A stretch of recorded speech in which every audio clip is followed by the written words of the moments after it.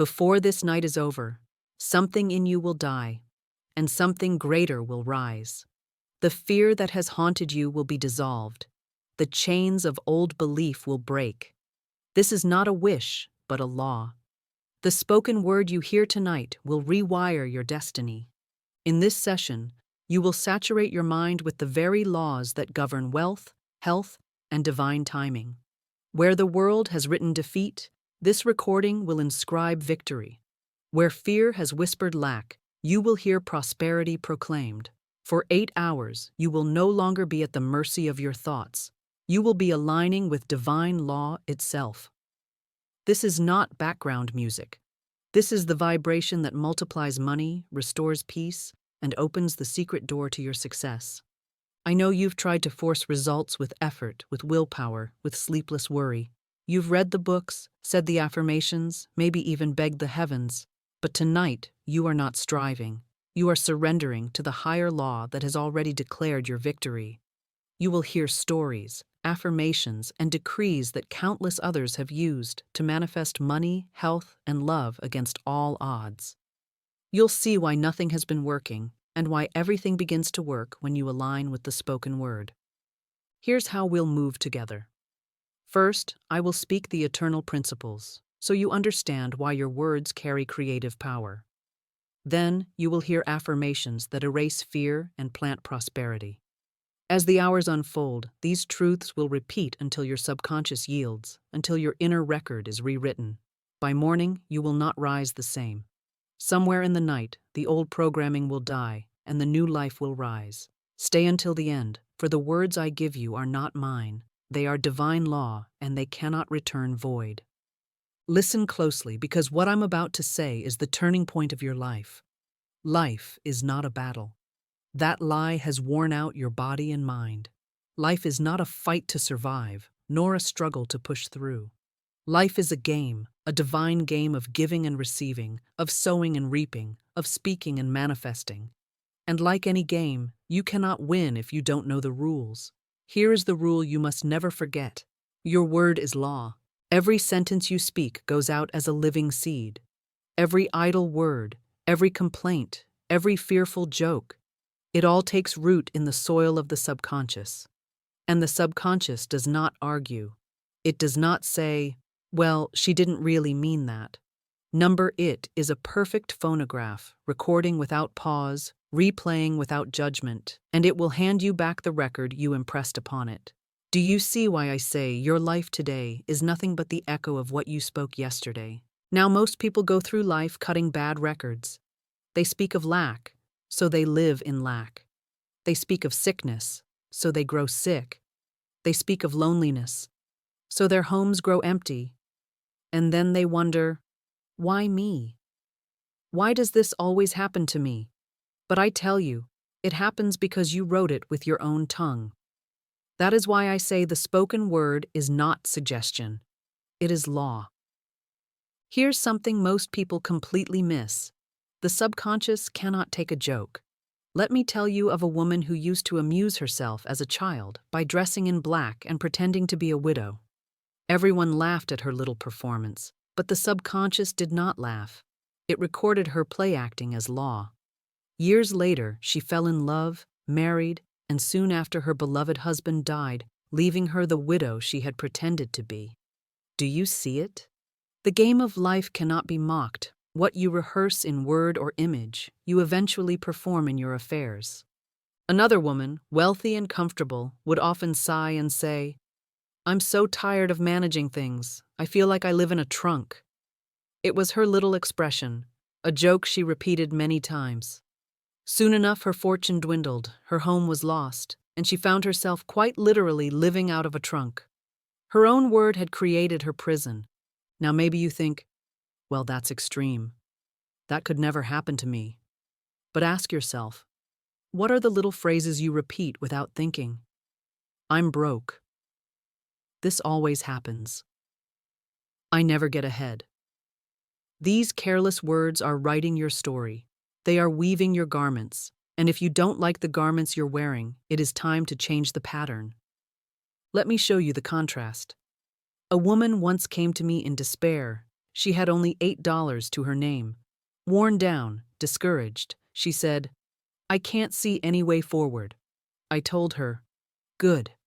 We will bless the $8 and we will multiply it." For Jesus Christ taught that each man has the power to bless and multiply, to heal and to prosper.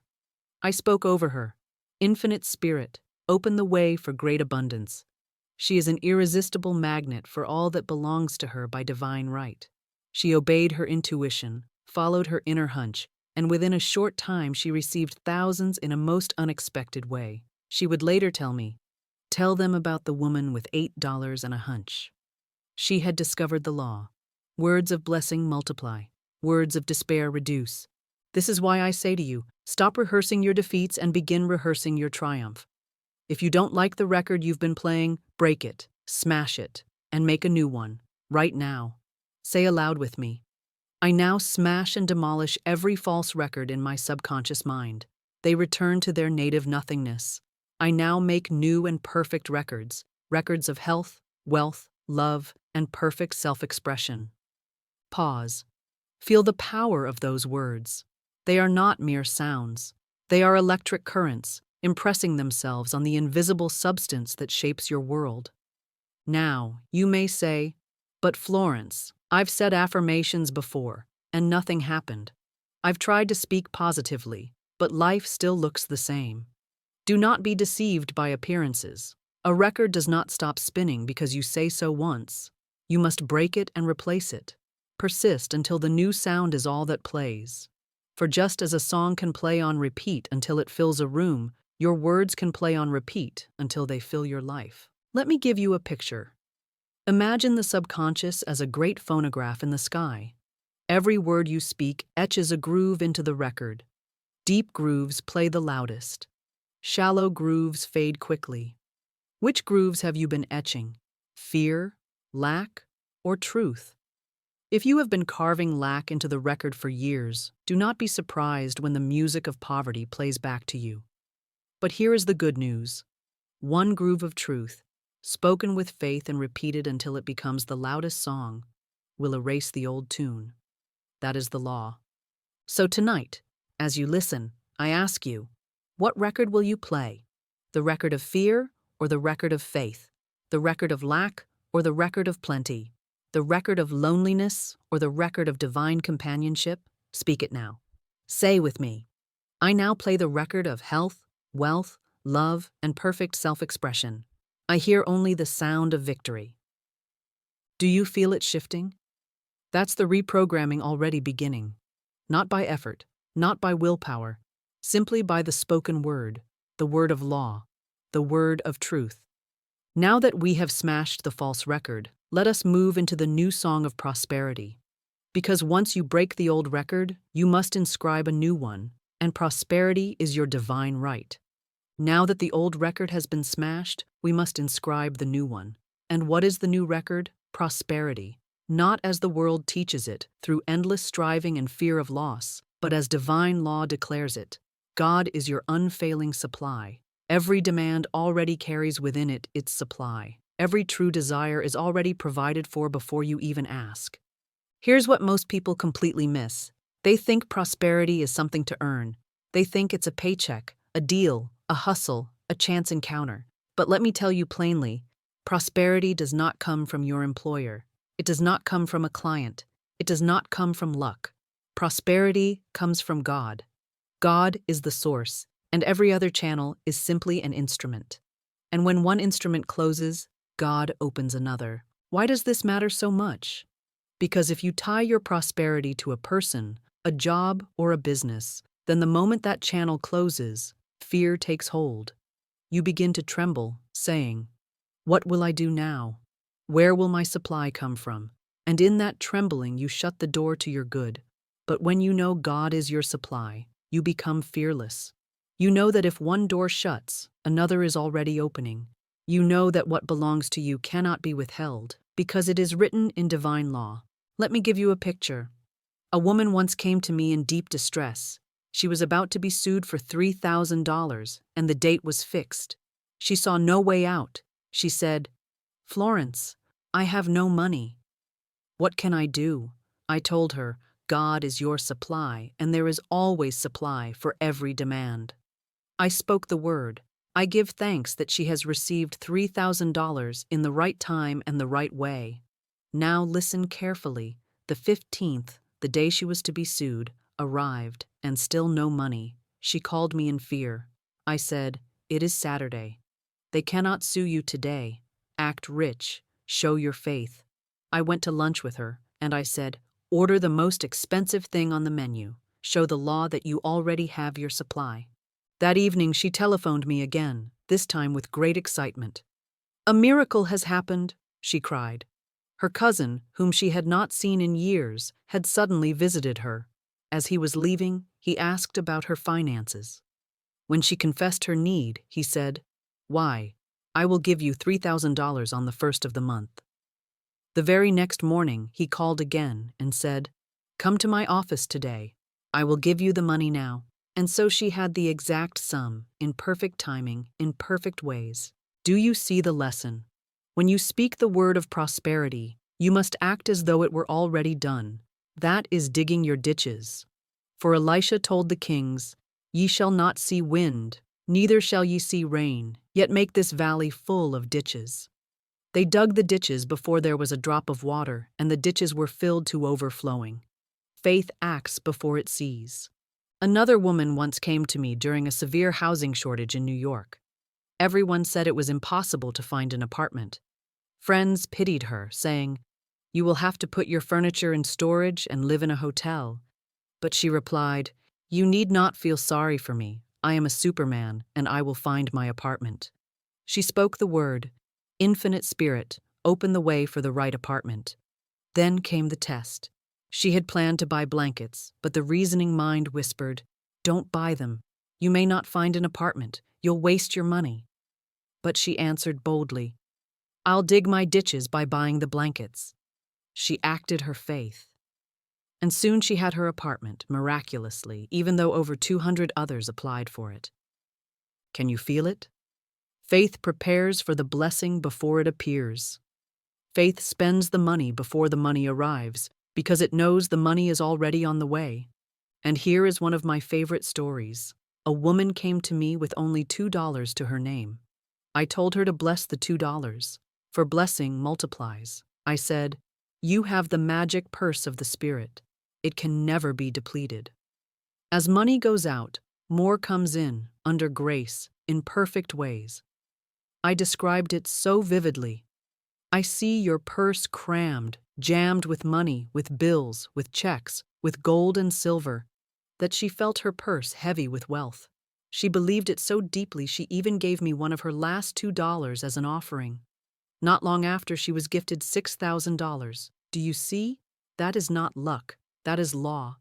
So I ask you now, how have you been speaking about money? Have you been calling it hard to get? Have you been telling stories of lack and struggle? If so, you are writing that into your record. But you can change it this very moment. Let us speak together. God is my unfailing supply, and large sums of money come to me quickly, under grace, in perfect ways. Say it until your bones know it. Say it until the walls of your home echo with it. For money is not your master, it is your servant. And when you bless it, it multiplies. Now you may be thinking, "But Florence, isn't it irresponsible to act rich when I have so little?" I tell you, it is more irresponsible to act poor when you are the child of a king. For the kingdom of heaven is within you, and that kingdom has no lack.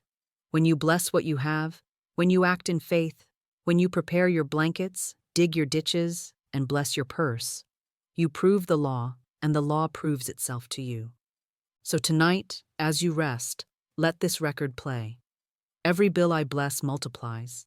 Every dollar I spend returns to me increased. I am an irresistible magnet for all that belongs to me by divine right. My ships come in over a calm sea. Money flows to me in avalanches of abundance, under grace, in perfect ways. That is powerful enough on its own, but combine it with what I'm about to show you next, and you will see why prosperity sometimes seems blocked. For prosperity cannot flow where fear dams the stream. Fear is the only enemy, and we must deal with it now. Now that you've spoken prosperity into being, let me tell you the truth that will keep it flowing. Fear is your only enemy. Not people, not circumstances, not lack, fear. For fear is nothing but faith turned upside down. It is faith in evil instead of good. And as surely as faith draws in supply, fear draws in disaster. Here's something most people completely miss. Every time you tremble over a bill, you are praying for lack. Every time you picture failure, you are rehearsing it into form. Every time you voice your fear, you are writing a command for it to appear. Jesus Christ said, "Why are ye fearful, O ye of little faith?" He knew the truth. Fear is inverted faith, and it is the only force that can keep you from your good. Let me show you how serious this is. I once knew a brilliant man who was plagued by worry. Every decision, every venture, he was tormented by the fear of what might go wrong. His mind was full of what-ifs. Then one day he read a simple sign on the wall. "Why worry? It will probably never happen." Those words pierced his subconscious. He stopped rehearsing disaster and began expecting good. From that day forward, his life turned. He said to me often, "Florence, that one sentence erased fear from my life, and when fear was gone, good rushed in." Let me give you another picture. Daniel was thrown into the lion's den. By all appearances, it was the end. But Daniel did not tremble. He did not cry, "What if they devour me?" He stood still in faith, and God shut the lions' mouths. They became as harmless as kittens. That is not just a Bible story, it is law. Your lions, whatever they may be, are only dangerous when you fear them. Walk up to them in faith, and you will find angels in armor. Now, let me tell you of a woman who learned this in a very practical way. She was traveling by sea when a thick fog set in. The ship was halted. The passengers grew restless. She remembered the truth. There are no fogs in divine mind. She declared it. There are no fogs in divine mind. I give thanks for the sun within a short time. The fog lifted, and the sun shone clear. What others called weather, she knew as consciousness. What others accepted as a problem, she dissolved with truth. Why does this matter for you?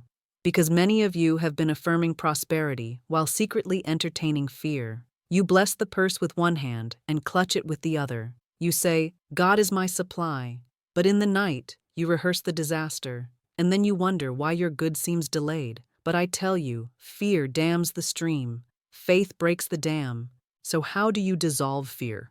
Not by wrestling with it, not by analyzing it, by replacing it. Replace it with praise.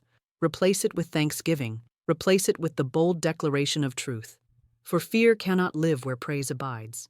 Say it with me now. I walk up to the lion and find an angel in armor. I am fearless, for God is with me. I stand still, and I see the salvation of the Lord. Do you feel it? The shift from trembling to triumph? That is not suggestion. That is law. And when you learn to hold your poise in the face of fear, the battle is already won. Now, you might be thinking, but Florence, what if I feel the fear anyway? What if it still rises in me? Then I say, act as though you were fearless, and the feeling will follow. Speak the word, even when your knees shake. For the word is the seed, and the seed will grow, even in trembling hands. Here is the secret. Fear is only the shadow of doubt. Shine the light of faith, and the shadow vanishes. Stand still, give thanks, and the victory is yours. That is powerful enough on its own, but combine it with what I am about to reveal, and you will see why some people live in constant breakthrough while others remain locked out. For when fear is gone, the walls of your Jericho must crumble, and behind those walls lies the secret door to your success. When fear is dissolved, the walls of your Jericho begin to tremble, and just behind those walls lies the treasure you've been seeking, your divine success. But here is the mystery. Everyone wants success, yet most never pass through the secret door. They push against it, they beg for it, they circle around it, but the door does not open. Why? Because the lock is not outside, it is inside, and the key is not effort, it is consciousness. Here's what most people completely miss. Success is not a matter of chance, talent, or hard work. It is a matter of alignment. For each one of you, there is already a divinely designed success, a place no one else can fill, a work no one else can do. But the entrance to it is often blocked by walls of resentment, envy, discouragement, or idle talk. You build your own Jericho and then wonder why you cannot enter. Let me give you a picture. I once knew a woman who was eaten up with envy because a friend had received a beautiful gift. She fumed, "Why her and not me?" That wall of resentment shut her out from her own good. I told her to speak this word: "What God has done for others, He now does for me and more." She obeyed, and soon after, she received the exact gift her friend had received, plus an additional present. Do you see it? Envy shuts the door, gratitude and praise open it. Another wall is discouragement. I remember meeting a young man selling programs outside a theater. Most people ignored him, and he was tempted to give up. But he looked at me and said, "You know, most people give up just before something big is coming. A successful man never gives up." Within weeks, he had moved into a new job he loved. His wall of Jericho crumbled because he refused to be discouraged. And sometimes, the wall is simply too much talking. I once knew a man of great ability who could never succeed. Why?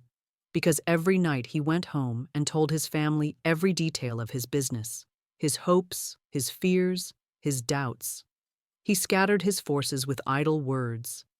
I told him, "Silence is golden. Don't discuss your affairs."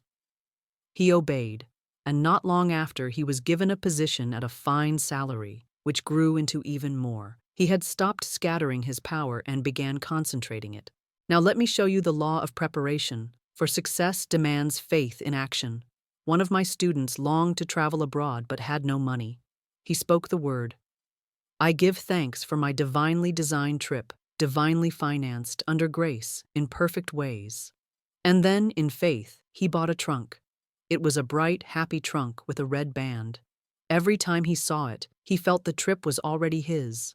Soon, the money arrived, and the trip came to pass, perfect in every detail. The trunk had been his act of faith, his oil in the lamp. That is why Jesus told the parable of the wise and foolish virgins. The foolish ones had lamps with no oil, no preparation, no faith in action. The wise ones carried oil, and when the bridegroom came, they were ready. So I ask you now, are you carrying oil in your lamp? Have you bought your trunk? Have you dug your ditches? Have you prepared your field? For only those who prepare in faith step through the secret door when it opens. Now, you may be wondering, but Florence, what if I don't know where my door is? What if I don't see any opportunity? That is the beauty of divine law. You don't have to see the door. You only have to shout down the wall. And what shout am I speaking of? The shout of faith. The children of Israel circled Jericho 7 days. On the 7th day they shouted, and the walls fell flat.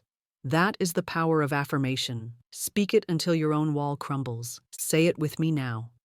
The walls of lack and delay now crumble away, and I enter my promised land under grace. Pause. Feel the wall falling. See yourself stepping over the rubble into the city of your good.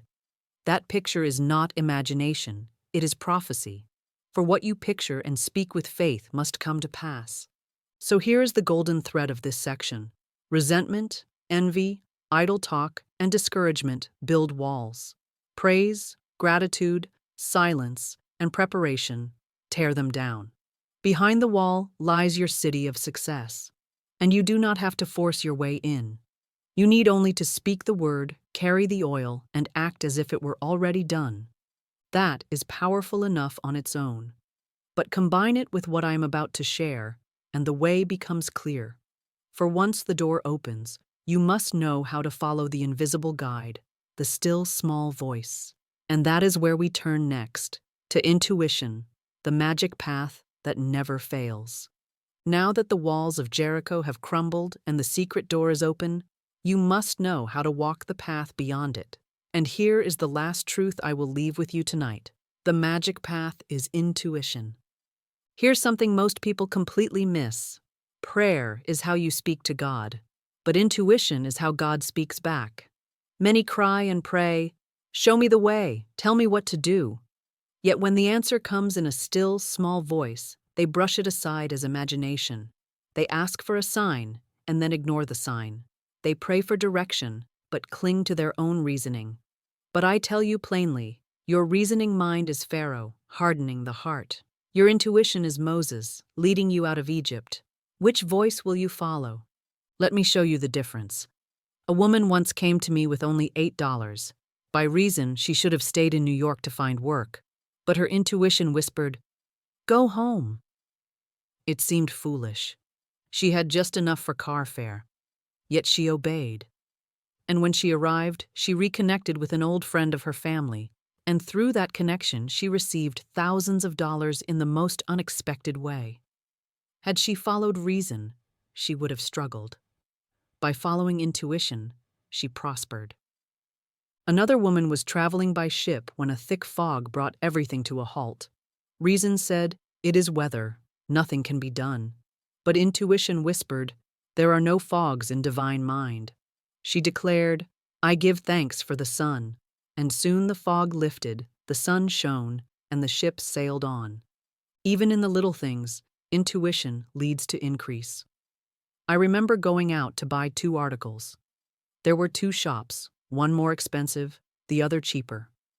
Reason said, "Go to the cheaper shop." Intuition whispered, "Go to the expensive one." I obeyed, and when I arrived, I found the 2 items were being sold for the price of one. If I had gone to the cheaper store, I would have paid twice as much. Do you see? Intuition always guides to the perfect outcome. Now, why does this matter? Because the world has trained you to mistrust your inner voice. You've been told to analyze, to reason, to plan, to calculate. But reason sees only appearances, while intuition sees the divine design. Reason builds bricks without straw, but intuition parts the Red Sea. Reason trembles before lions, but intuition shuts their mouths. Reason circles Jericho, but intuition knows when to shout. So how do you cultivate intuition? First, by asking and expecting. Before sleep declare, "When I wake, I shall know exactly what to do." And in the morning, act on the first clear hunch you receive.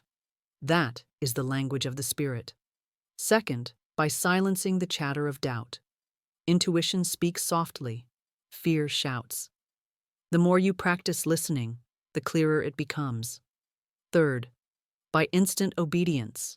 Do not argue, do not delay. When intuition speaks, move. Now you might be thinking, "But Florence, what if I mistake my own wishful thinking for intuition?" Here is the test. True intuition is calm, not anxious.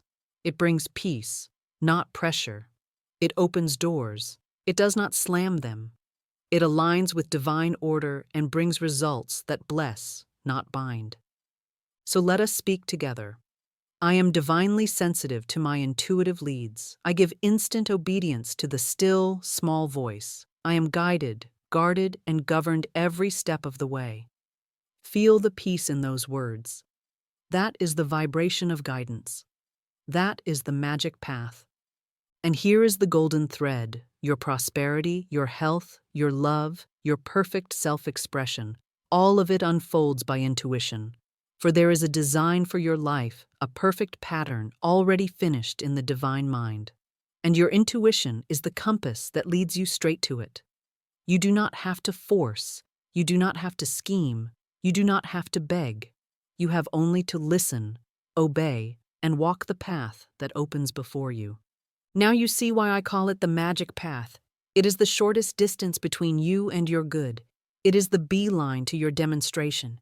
And once you step onto it, you will never go back to the long road of struggle. That is powerful enough on its own. But combine it with everything we have spoken tonight, smashing the false record, inscribing prosperity, dissolving fear, shouting down walls, and you will understand why I say you have been completely rewired. For now, you walk not by sight, but by truth, not by fear, but by faith, not by reason, but by intuition.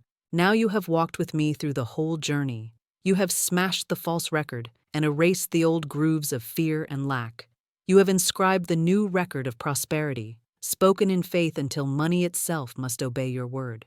You have dissolved fear, the only enemy, and stood fearless before lions, finding angels in armor.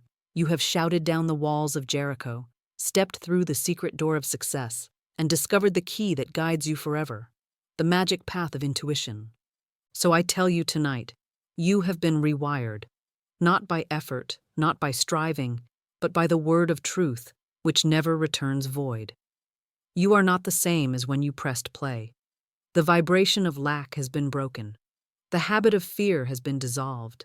The chains of discouragement have been shattered. A new record is playing now. The record of health, wealth, love, and perfect self-expression. Say it with me one last time. I now see clearly. I am fearless. I am prosperous. I am guided. My perfect life, my divine design, unfolds now, under grace, in perfect ways. Let that affirmation ring through your mind and body. Let it be the song you carry into sleep, the melody that wakes you in the morning. For the word you have heard tonight is not passing sound. It is law. And law fulfilled is demonstration. But before I go, I must warn you. There is one sentence even more dangerous than fear. One phrase that has locked more people out of their good than any other, and most speak it without even knowing.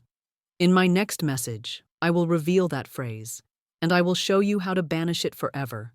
So do not stop here. Click now, and let us tear out the last root of limitation together, for your journey has only begun, and your good is waiting. If you are hearing my voice in this very moment, you have not stumbled upon these words by accident.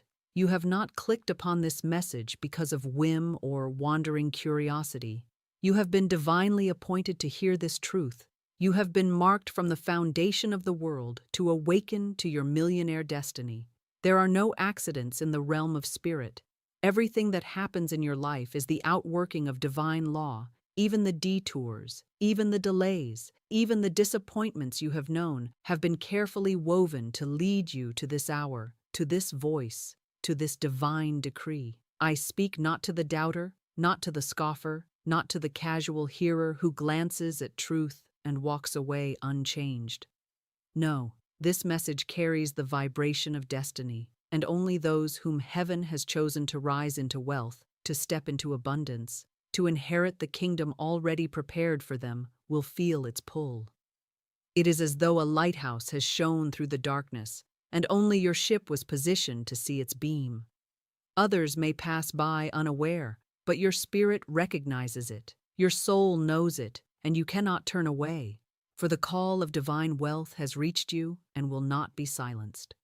The world has long told you a bitter lie wrapped in appearances and fear, a lie that says wealth is earned by endless toil, by ruthless competition, by scrambling up some fragile ladder built by men who fear lack as much as they chase riches. They told you that abundance belongs to others, that fortune favors a chosen few while you must settle for scraps, while you must labor, strive, hope, and perhaps never taste true freedom. But I tell you, by the authority of divine law, heaven does not forget its own. There is no wealth in the visible world that does not first exist in the unseen. There is no millionaire fortune that was not first spoken into substance by the word, no palace that was not first constructed in consciousness, no treasure that was not first claimed in spirit. What is yours cannot be stolen, what belongs to you by divine right cannot be lost, and the riches marked with your name cannot be given to another. Though appearances may have told you otherwise, though years may have passed without proof, though you may have felt hidden, overlooked, rejected, or denied, none of it has moved the eternal truth of your destiny. The scroll of heaven still holds your fortune complete, and no hand on earth can tear it away. Listen closely, for this is the law of life. You are already wealthy in divine mind. You already possess the fortune you seek. You already walk the halls of abundance in the unseen. Your task is not to become worthy. Your task is not to claw your way upward through fear and striving. Your task is to awaken, to recognize, to decree, and to allow heaven's perfect supply to manifest for you under grace in perfect ways. The beggar prays and waits and wonders why the answer does not come, but the awakened soul speaks with authority, decrees the thing, and it is established unto them. The subconscious mind, that faithful servant, takes every word you speak, every image you hold, and it builds your outer world according to your inner decree. If you have spoken lack, you have built walls of lack. If you have imagined delay, you have tied your own blessings in knots. But if you will speak wealth, if you will imagine fortune, if you will decree abundance as your present reality, nothing on earth or in heaven can withhold it from you. This is not wishful thinking. This is the spiritual science that governs all creation. Thou shalt also decree a thing, and it shall be established unto thee. So I speak now to the chosen ones, to the destined millionaires whom heaven has summoned to hear this voice. I tell you, your waiting is over, your wandering is ended. The walls of lack and limitation crumble even now, and the gates of your promised land swing wide. Your fortune is not ahead of you in some far-off day of striving. It is here, it is now, it is already complete in the realm of spirit. Say this with me as a decree, not as a plea. I am marked for wealth. My supply is unlimited. My fortune is established now. Divine riches rush to me in perfect ways, by perfect channels, through divine right action that no man can block. Say it and know it, for heaven moves on the word of faith, and your millionaire destiny begins the moment you dare to speak it as already yours. Divine timing is never late and never hurried. It is the unfolding of heaven's perfect pattern in your life, and because of that, you could not have found this message a moment too soon or a moment too late. Your human mind may have thought you have been delayed, that life has passed you by, that opportunities have closed their doors, but spiritual law declares that nothing has been lost, nothing has been stolen, and everything that belongs to you by divine right has been carefully preserved, waiting for the hour when you would awaken and receive it. In my years of teaching these truths, I have seen countless souls who thought they were finished, thought their window of blessing had closed, thought they had missed their chance for abundance, only to watch heaven sweep away the dust of defeat and bring forth rivers in the desert, miracles of provision that astonished every reasoning mind. I recall a woman who wandered into my studio weary and burdened with debt, convinced she had no hope. She told me she had tried every method, labored for years, yet life rewarded her only with lack. I said to her, "Your struggle has been but the shadow dance of fear. Divine supply needs no struggle. Heaven has not forgotten you, and heaven is never late." I spoke the word for her that day, and within weeks, money that had been locked away for years was released. Channels she had never imagined opened to her, and she found herself walking through doors of provision that had always been hers, but had been hidden until the appointed hour. This is how divine guidance works. It leads you without maps, without signs, without fanfare, yet perfectly, surely, inevitably to your good. Many of you have wondered why your path has wound through deserts and storms, why people have walked away, why ventures have failed, why your efforts seemed fruitless. But spiritual law shows us that every detour, every loss, every shut door was heaven's invisible hand steering you away from the counterfeit toward the true. We do not see the full design while we walk through its threads. We only see fragments that appear tangled, unjust, or cruel. But in the higher vision, every step has been a necessary chord in the symphony of your millionaire destiny. Nothing has been wasted. The rejection that wounded you drove you closer to your true fortune. The failures that shamed you broke the hold of false dependence and opened the space for divine supply to flow. Even your deepest valleys have been preparations for mountaintop abundance. All things work together for good to them that love God, and you, chosen one, have been carried along that current, even when you thought yourself lost. From this moment forward, you must abandon the belief that you are delayed, that you are behind, that wealth belongs to others while you are left out. Divine timing is precise, and divine guidance is unfailing. Begin to declare it. I am always in the right place at the right time. Nothing is withheld from me. My channels of supply are divinely selected and divinely timed.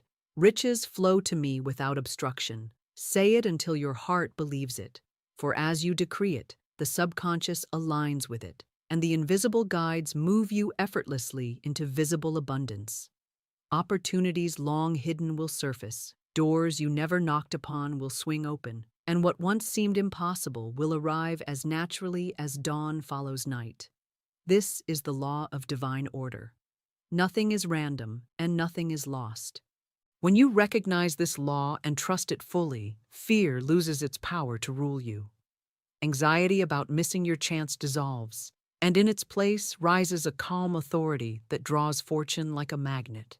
You begin to see that every so-called coincidence is heaven's arrangement, every meeting divinely appointed, every step ordered by unseen wisdom that knows the exact path to your wealth. You awaken to a new truth. My fortune is inevitable, my millionaire destiny certain, my supply already complete. No man, no system, no circumstance can rob me of it, for heaven is my source and divine timing delivers it perfectly. Speak it boldly now. I am led by spirit. I cannot miss my good. My wealth is divinely timed, divinely guided, divinely guaranteed. Hidden within you, beneath the layers of doubt that years of fear and struggle have draped upon your mind, beneath the stories that others have told you about who you are and what you may have, beneath every false belief that wealth is only for others and never for you, there exists an eternal identity that cannot be erased, an invisible millionaire self already alive in divine mind, waiting for you to awaken to it, waiting for you to recognize what heaven has already declared to be true about you, waiting for you to step into the garments of wealth, consciousness that were tailored for you before you ever drew breath upon this earth. This identity is not something you earn. It is not a rank you achieve through human labor. It is not granted by men who measure worth by coins and titles and fleeting applause. No, this identity is sealed by spirit. It is stamped with the authority of divine law. And though you may have walked for years in the rags of limitation, though you may have spoken the words of poverty and seen them reflected in your affairs, though you may have wandered as a stranger in foreign lands of debt and deprivation, you have never ceased to be the heir of riches, the possessor of an invisible fortune that even now surrounds you like an untapped mine of gold and silver waiting to be claimed. Understand this. The world hides your true inheritance not because heaven is cruel or withholding, but because spiritual law requires recognition before manifestation. It demands acknowledgement before release. It awaits your spoken decree to open the vaults of divine supply. Just as a king's son may be carried off as a child and raised in obscurity, never knowing his royal birthright until the appointed moment when the crown is revealed and the throne restored, so have you lived beneath your station, so have you walked as though fortune belonged to others while the kingdom of wealth has always been yours. It is your Father's good pleasure to give you the kingdom, said the Master, not merely the scraps of survival, not meager rations to keep you crawling through life, but the entire kingdom of abundance, the limitless treasures of divine provision, the boundless riches of heaven's storehouse. These are already yours, unseen perhaps, but not unreal, invisible to the doubting eye yet fully formed in spirit, awaiting only the moment when you awaken and declare, I am wealthy now, my supply is unlimited. I receive the riches prepared for me from the beginning of time. But herein lies the great deception that delays wealth for so many. They believe they must first become worthy. They believe they must prove themselves through sweat and striving and suffering. They believe that lack is a sign of unworthiness, and that only when they have repaid some unknown debt to fate will fortune finally smile upon them. This is the lie of poverty consciousness, the counterfeit law of struggle that has kept countless souls enslaved to fear. Divine law does not require toil, it does not require pleading, it does not require long seasons of deprivation to teach you how to receive. It requires only recognition. The seed of wealth is already planted within you, fully formed and perfect in the superconscious mind. And like every seed, it does not grow by force. It does not ripen because you worry over it or whip it into life. It grows because you recognize that it is already alive, already complete, already containing within itself the full harvest. The oak is not added to the acorn by labor. It is revealed as the acorn unfolds in the soil of recognition. So too is your millionaire identity revealed not by endless effort, but by speaking the word of truth, by seeing yourself as heaven sees you, by clothing your consciousness in wealth and refusing to speak lack another day of your life. Therefore, I tell you, stop striving to become a millionaire and begin decreeing that you already are one. Stop imagining yourself as one who must climb and claw toward abundance and begin imagining yourself as one who already possesses it. Stop allowing the world to name you poor, limited, overlooked, and begin naming yourself rich, abundant, irresistible to divine supply. Say it now with all authority. I am already wealthy in divine mind. I walk in the riches of heaven. My fortune is established and now manifests under grace in perfect ways. Speak it as a decree, for life and death are in the power of the tongue, and as you speak, so shall it be established unto you. The unseen forces of wealth respond not to longing or desperation, but to recognition and command. When you speak wealth as present reality, heaven hears its own voice echoed back and rushes to fulfill its word. Channels of provision open that no human effort could have forced. Opportunities appear that seemed impossible, and riches long prepared for you flow in avalanches of abundance. You do not become wealthy. You awaken to the wealth that has always been yours. And when you do, the world must bow to that unseen authority. People who once overlooked you will now be drawn to you. Doors that stood closed will open as though invisible hands turned the keys. Circumstances that resisted you will now obey you, for your outer world cannot defy the inner decree. You are the hidden millionaire unveiled, the royal heir restored to the throne, the child of divine riches stepping into the estate that no thief could steal, no judge could deny, no circumstance could revoke. This is your true self, and this is the hour to claim it.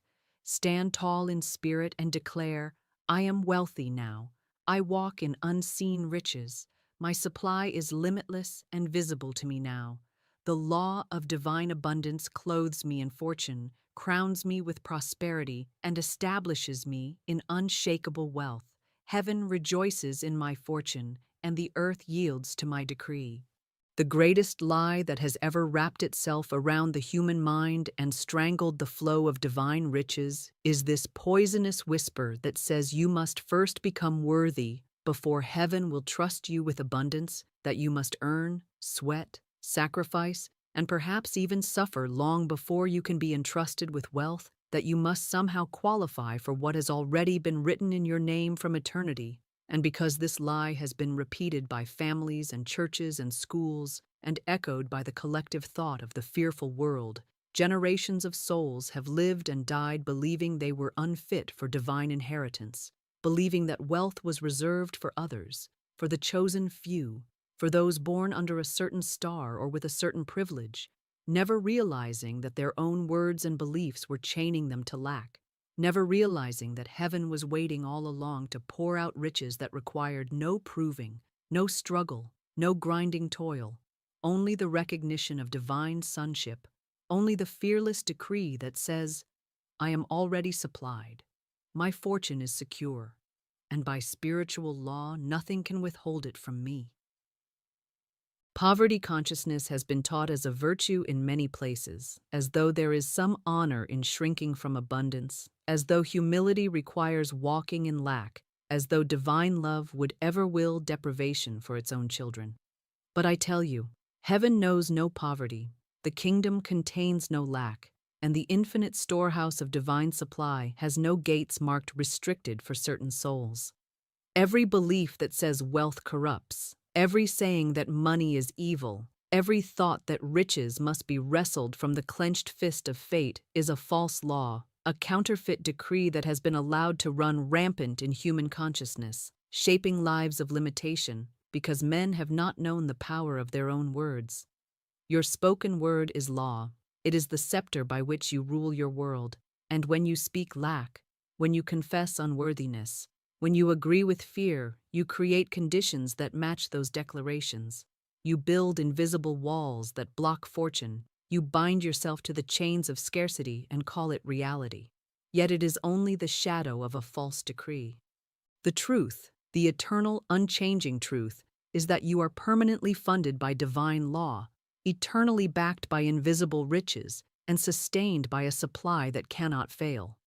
You were born fully financed by heaven, and nothing in time or space can cancel that cosmic endowment.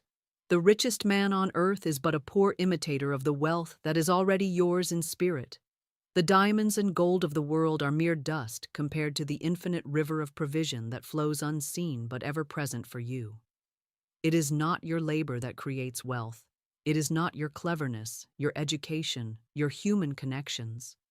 Wealth is spiritual substance, and it is released into your life by decree, by recognition, by the fearless word of faith that declares your millionaire destiny as a present and unshakable fact. All that the Father hath is mine, said the Master, and that same truth is spoken to you now.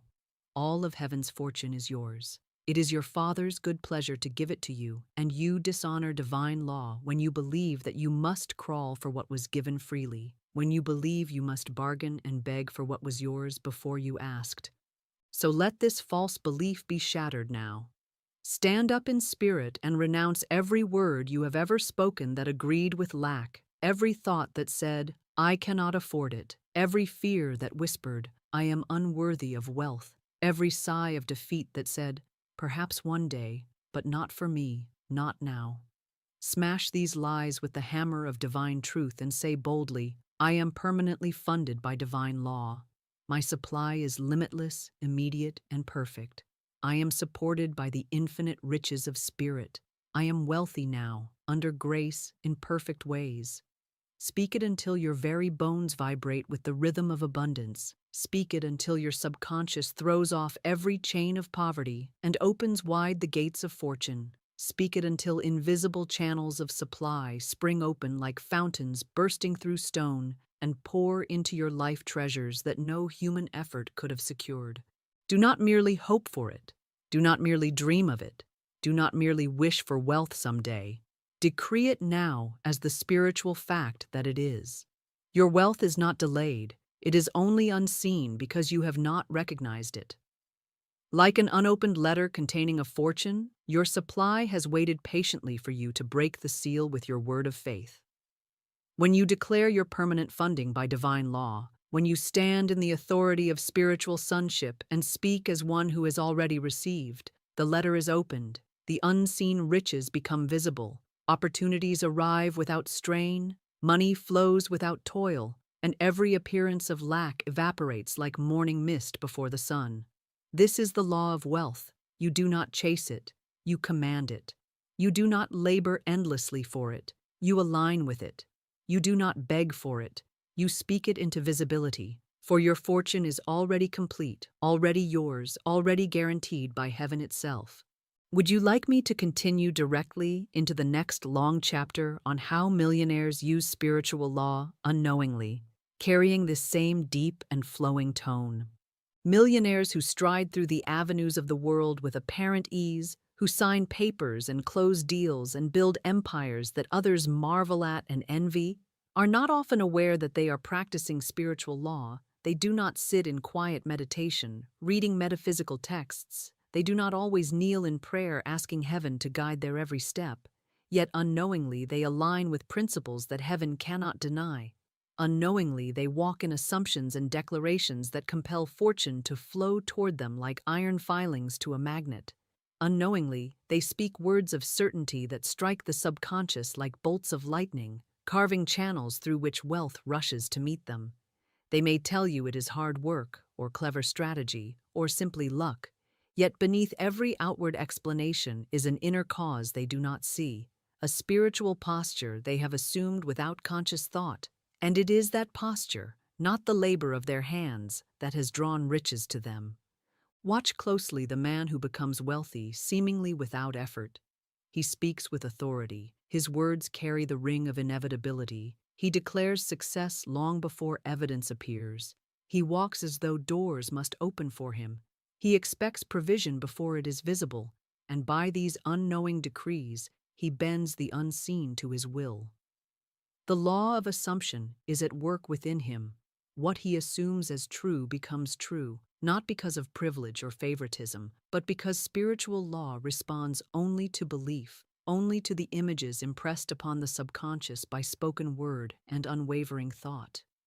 He may not know that every word is a wand, and every belief a seed that must bear fruit. He may not know that the invisible world rearranges itself to match the inner decree, yet he benefits all the same, for divine law operates whether we understand it or not. It is impartial. It is unchanging. It is as exact as mathematics, and it delivers abundance to the one who assumes abundance and decrees it as his rightful state. I recall a businessman who came to me, not as a student of truth, but seeking counsel for what he called uncanny good fortune. He told me that every venture he touched seemed to prosper.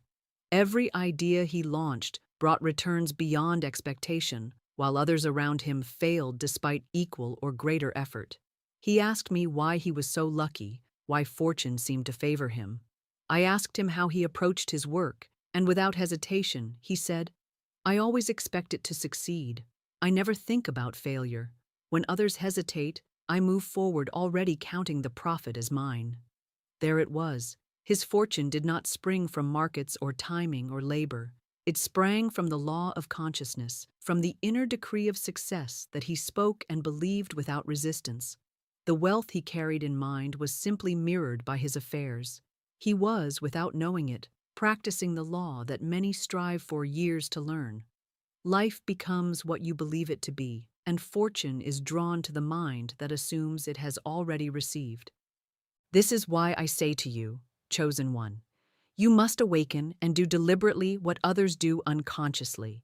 You must speak with greater authority than the unknowing millionaire. You must decree wealth with conscious faith rather than blind assumption. You must see yourself not merely as one hoping to join the ranks of abundance, but as one who already stands among the spiritually rich, whose fortune is not fragile or fleeting, but established on divine law that no market crash, no human opinion, no turn of fate can ever dismantle.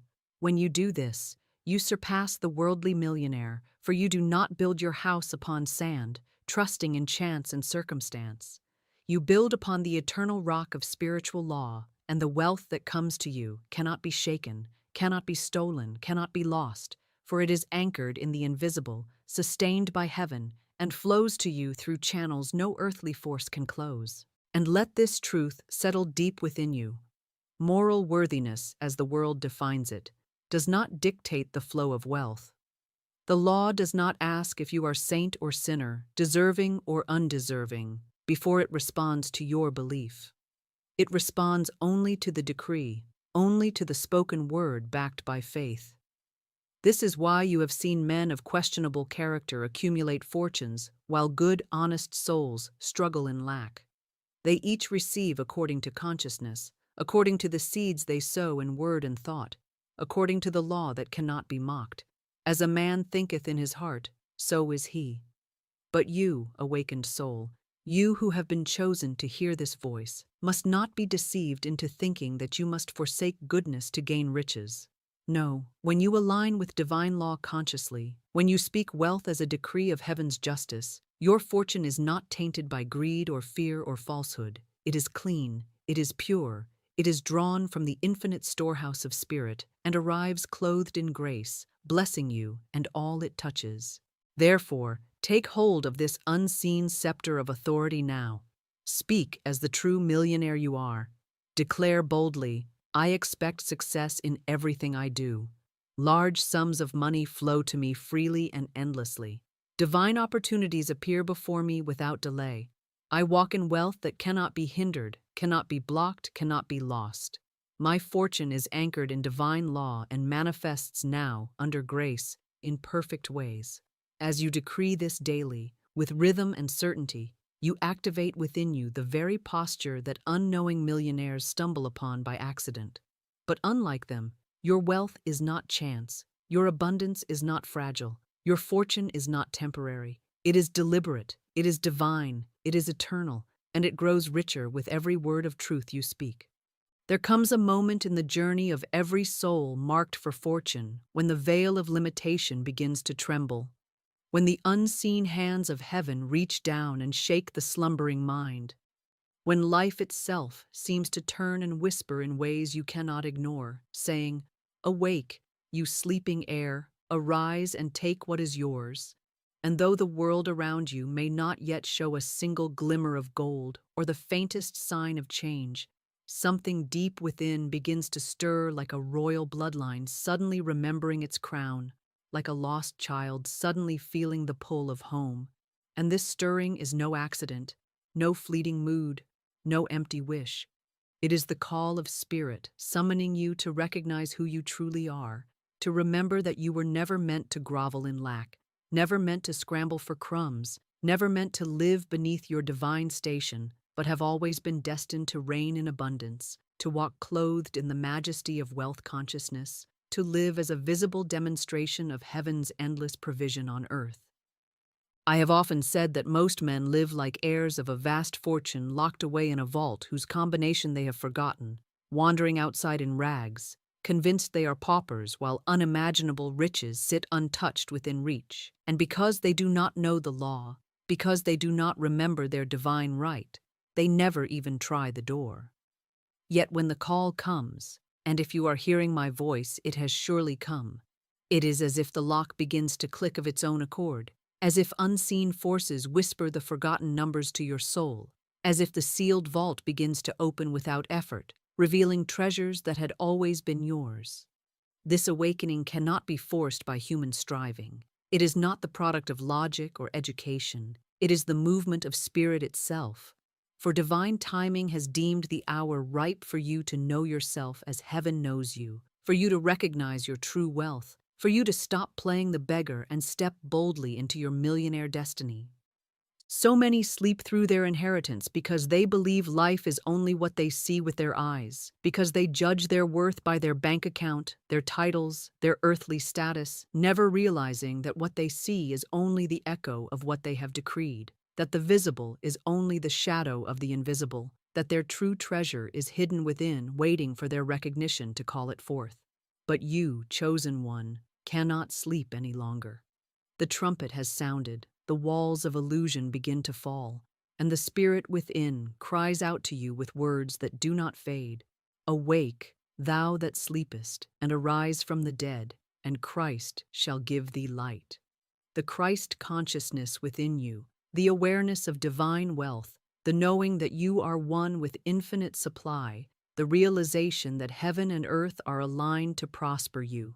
This is the light that dawns in awakening. This is the torch that reveals the riches long prepared for you. This is the power that shakes the chains of lack and calls you into dominion over your financial world. Many fear this awakening because it demands that they cast aside every excuse for lack, every identity tied to struggle, every habit of speaking words of defeat. It feels safer to remain in familiar poverty than to step into unknown abundance, for wealth. Consciousness requires courage, the courage to speak riches when appearances scream lack, the courage to walk as a king while the world still calls you common, the courage to decree prosperity while your hands are yet empty. Yet this is precisely how the sleeping heir rises into dominion. By answering the call, by aligning his word with heaven's word, by refusing to bow to appearances, and instead walking by the unseen law that says, "All that the Father hath is mine now." The moment you answer this call with faith, unseen legions move on your behalf. Channels of provision that lay dormant begin to open.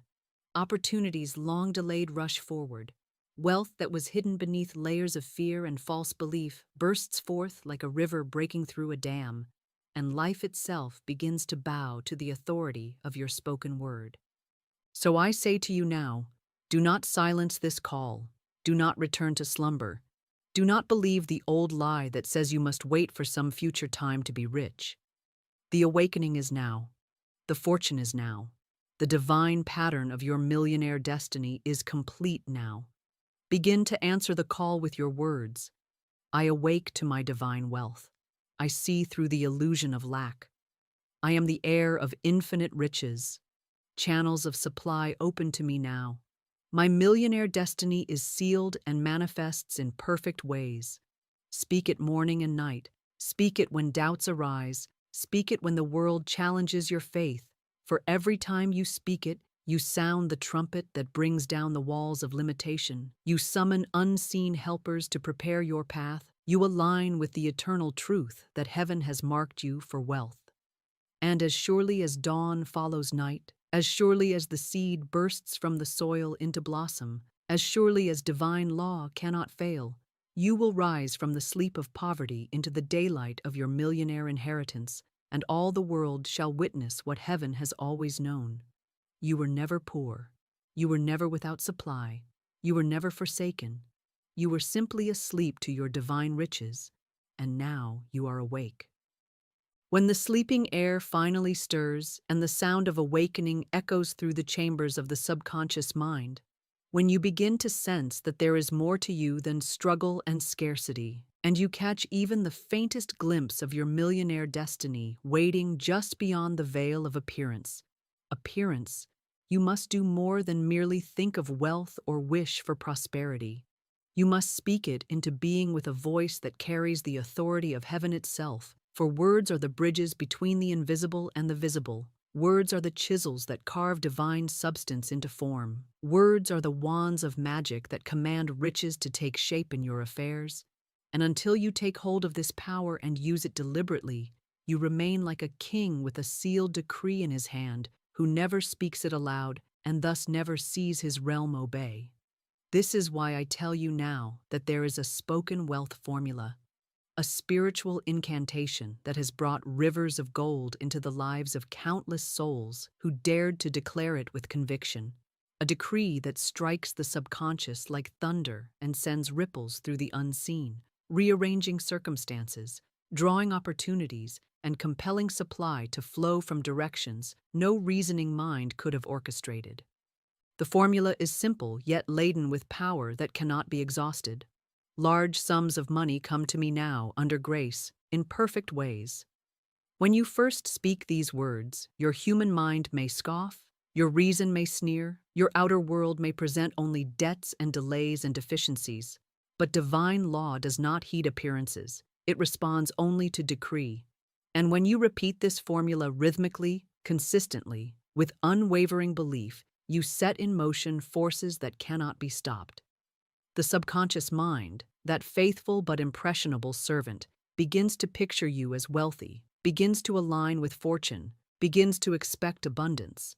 And because the subconscious is the bridge to the divine mind, what you impress upon it cannot fail to appear in your experience. It may arrive as sudden gifts, as unexpected opportunities, as contracts or inheritances or ideas that burst with golden potential, but arrive it must, for spiritual law is exact, and the spoken word never returns void. I recall the story of a man bound in chains of poverty for years, laboring long hours, yet never seeing more than enough to survive, until he learned this formula and, with desperate faith that burned brighter than his fear, began to declare it daily, not timidly, but as one who knew he was issuing commands to the universe itself. He walked the streets whispering it under his breath.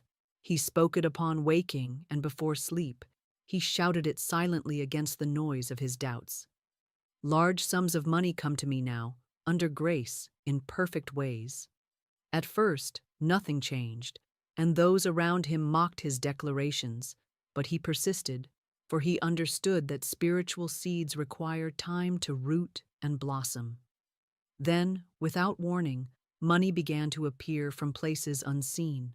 Old debts repaid, forgotten investments maturing, opportunities offered without solicitation, gifts flowing from unexpected quarters, until his life was transformed from hand-to-mouth survival into a steady stream of provision that seemed almost miraculous to those who watched. Yet there was no miracle in the sense of chance. It was divine law obeying a spoken command. It was heaven responding to a decree of faith. It was the invisible treasury of spirit opening its vaults, because a rightful heir had finally spoken the key. This formula works not because it is magic words strung together in superstition, but because it aligns perfectly with spiritual principles. It acknowledges abundance as present and available now. It releases the human impulse to force results and instead trusts the grace of divine timing. And it declares that the channels through which wealth arrives shall be perfect, harmonious, and free from harm. Every phrase carries vibration. Large sums of money impresses the mind with magnitude and possibility. Come to me now establishes immediacy and certainty. Under grace ensures that the flow is lawful, safe, and just, and in perfect ways guarantees that what arrives is fitting, beneficial, and aligned with the divine plan of your life. Speak these words as though you were a general commanding an army of unseen forces, as though you were a king issuing an unbreakable edict, as though you were heaven itself declaring truth into manifestation, and watch how swiftly life bends to obey the rhythm of your decree. But do not merely speak it once and return to the language of lack, for that is like planting a seed and then digging it up each day to see if it has sprouted.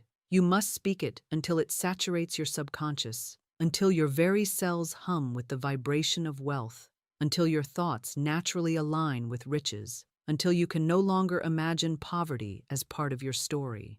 When fear whispers, answer with the formula.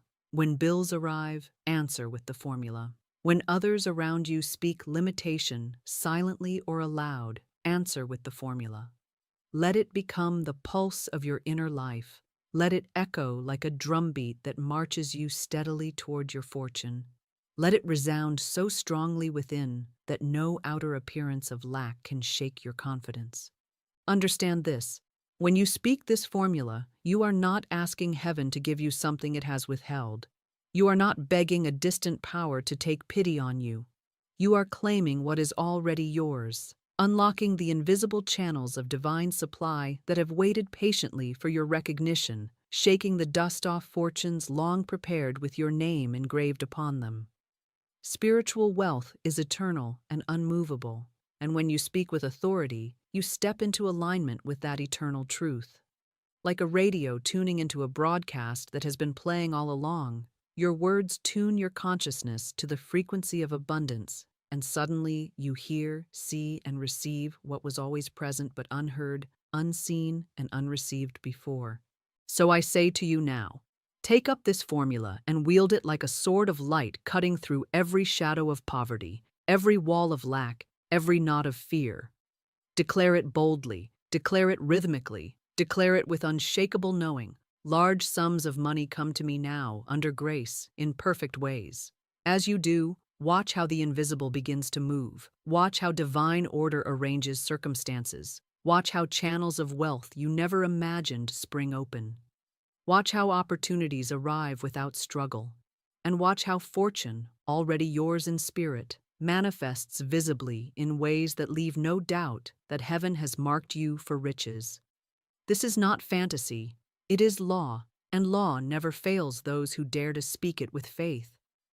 There was once a soul who lived as though wrapped in a heavy cloak of invisibility, moving through the world unseen, unheard, unnoticed by fortune, ignored by opportunity, shadowed by lack that clung like mist to every corner of life. And for years this soul believed the lie that some are destined for greatness, while others must remain hidden, that wealth flows only to those born under certain stars or blessed with rare advantage. And so each day was lived in quiet resignation, watching others rise while silently wondering why heaven seemed blind to their existence. But heaven is never blind, spirit is never deaf, divine law is never unjust. And though outward appearances spoke only of delay and denial, deep within this soul the seed of millionaire destiny lay dormant but intact, eternal and uncorrupted, waiting for the hour when light would pierce the darkness of self-doubt, and the voice of truth would awaken remembrance of who they truly were.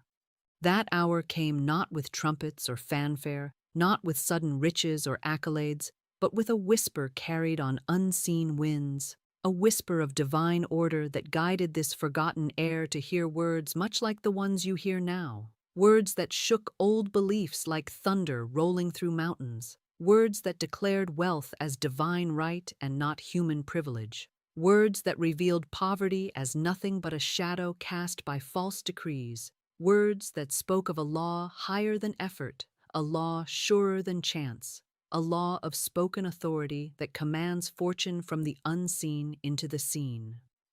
And as these words entered the heart of this long invisible soul, something ancient and powerful stirred, a memory, a knowing, a flicker of light in the deepest darkness, and for the first time they dared to believe that perhaps they had been chosen all along, that perhaps their invisibility was but the veil before revelation, that perhaps wealth had not forgotten them but was waiting, patiently, silently, for their recognition.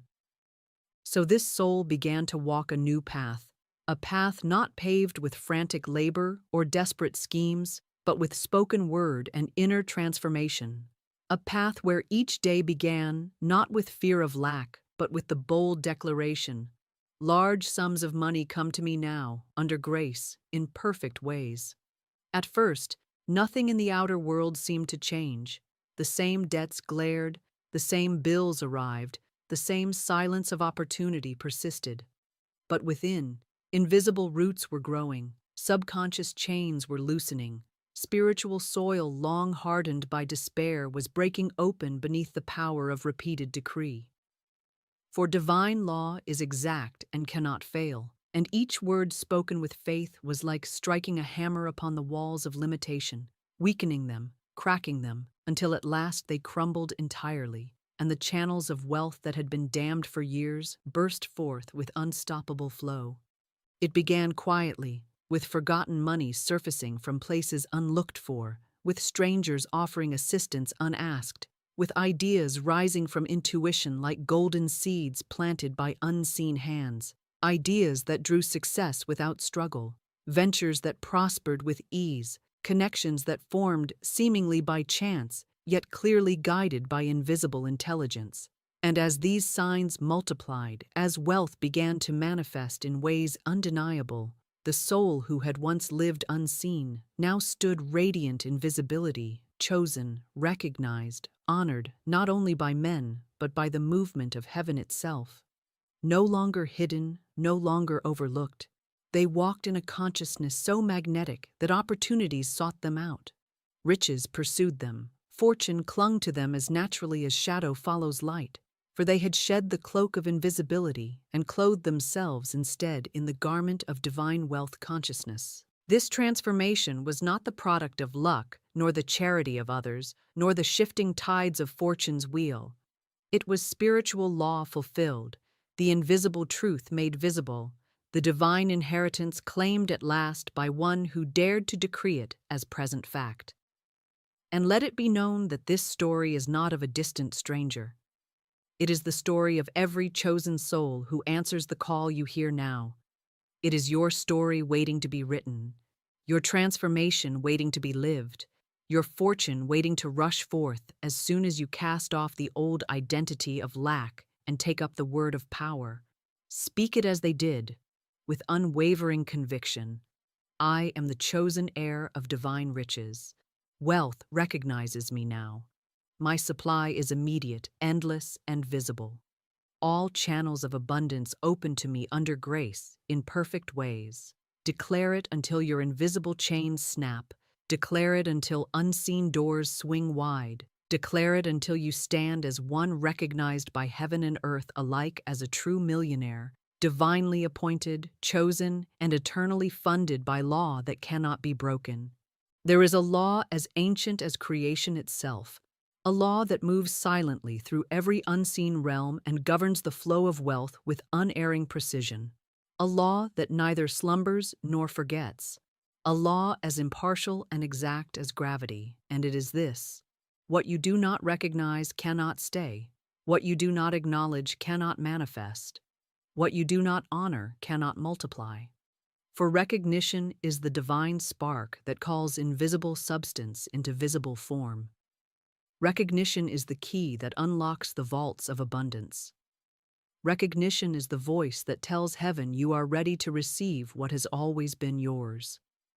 Many souls wander through life like beggars in a royal court, surrounded by riches they cannot see, brushing past opportunities they do not grasp, crying for supply while divine treasure chests sit unopened at their feet because they have not yet recognized their own wealth consciousness. They have not yet said to themselves with authority, "This fortune is mine now, this kingdom is mine now, this river of gold flows for me now."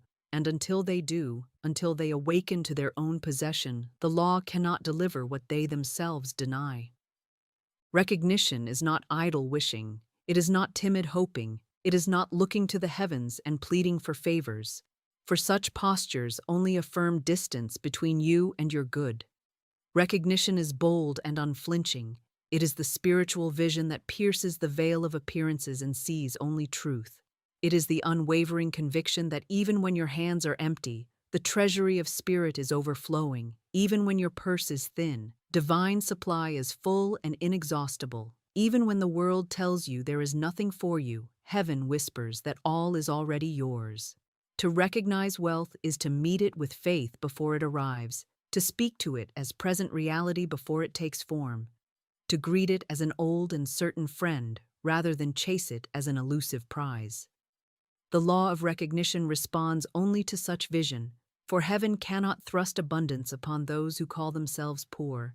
Divine supply cannot pour itself into vessels labeled unworthy. Riches cannot rest in hands that continually wave them away with words of fear and disbelief. I have seen many who sought tirelessly to change their conditions, working without end, striving for promotions, scheming for gain, only to see every opportunity slip away. And when they came to me and I looked beneath the surface of their lives, I saw not lack of ability nor scarcity of opportunity, but simply this: they had not recognized their own wealth. They carried the image of limitation in their hearts. They spoke the language of poverty. They believed fortune belonged elsewhere, and so every channel of supply remained closed, every path to abundance blocked, not by fate, nor by enemies, nor by circumstance, but by their own refusal to see themselves as rich. When I taught them to speak words of recognition, when I taught them to look upon their own lives and say, "I am surrounded by wealth, I am filled with abundance, I am rich in spirit, and my riches are now manifest," when I gave them affirmations like divine keys to fit the locks they themselves had fastened, suddenly channels burst open, opportunities appeared as if summoned from thin air, long-lost fortunes returned as though drawn by magnetic pull, because recognition had at last made them visible to their own wealth. Recognition had aligned their consciousness with what heaven had been holding for them all along. Understand this clearly. Wealth cannot recognize you until you recognize it. Money cannot attach itself to those who continually disown it with words of lack. Divine channels cannot release supply to those who deny being its rightful recipients. Recognition is not arrogance, it is alignment with divine law. When you say, "I am wealthy now," you are not boasting in human pride, you are harmonizing with spiritual truth. When you say, "My supply is unlimited and immediate," you are not imagining fantasy, you are speaking the eternal fact of divine provision. When you declare, "I am rich in every aspect of life," you are not deceiving yourself, you are awakening from deception into reality. For heaven has never known you as poor, divine mind has never seen you as lacking, and the universe has never withdrawn supply from you. Only your recognition has slept, and now it must awaken. This is why I give you now a practice as vital as breath itself, a ritual of recognition that will dissolve the fog of poverty consciousness and reveal the glowing treasures of spirit standing all around you even now. Each morning, before you rise to meet the world, before you touch a coin, or think upon a bill, or step into the labors of the day, speak aloud with unshakable faith, "I recognize my wealth. I see divine riches surrounding me now. I honor the fortune prepared for me, and I claim it as mine today. The vaults of heaven are open and pour into my life every perfect form of supply under grace in miraculous ways." Speak it slowly. Speak it boldly. Speak it until you feel the shift in your spirit, until the image of wealth burns so bright in your mind that lack can no longer find a foothold, until you know with absolute certainty that unseen forces are arranging themselves to deliver everything you have recognized as yours. As you continue this ritual, you will notice that wealth begins to acknowledge you in return. Money that once slipped away begins to linger and multiply. Opportunities that passed you by now stop and bow before you. People who ignored your value now recognize your worth and offer compensation that matches it. Doors that seemed bolted shut swing wide, as though welcoming home a rightful heir.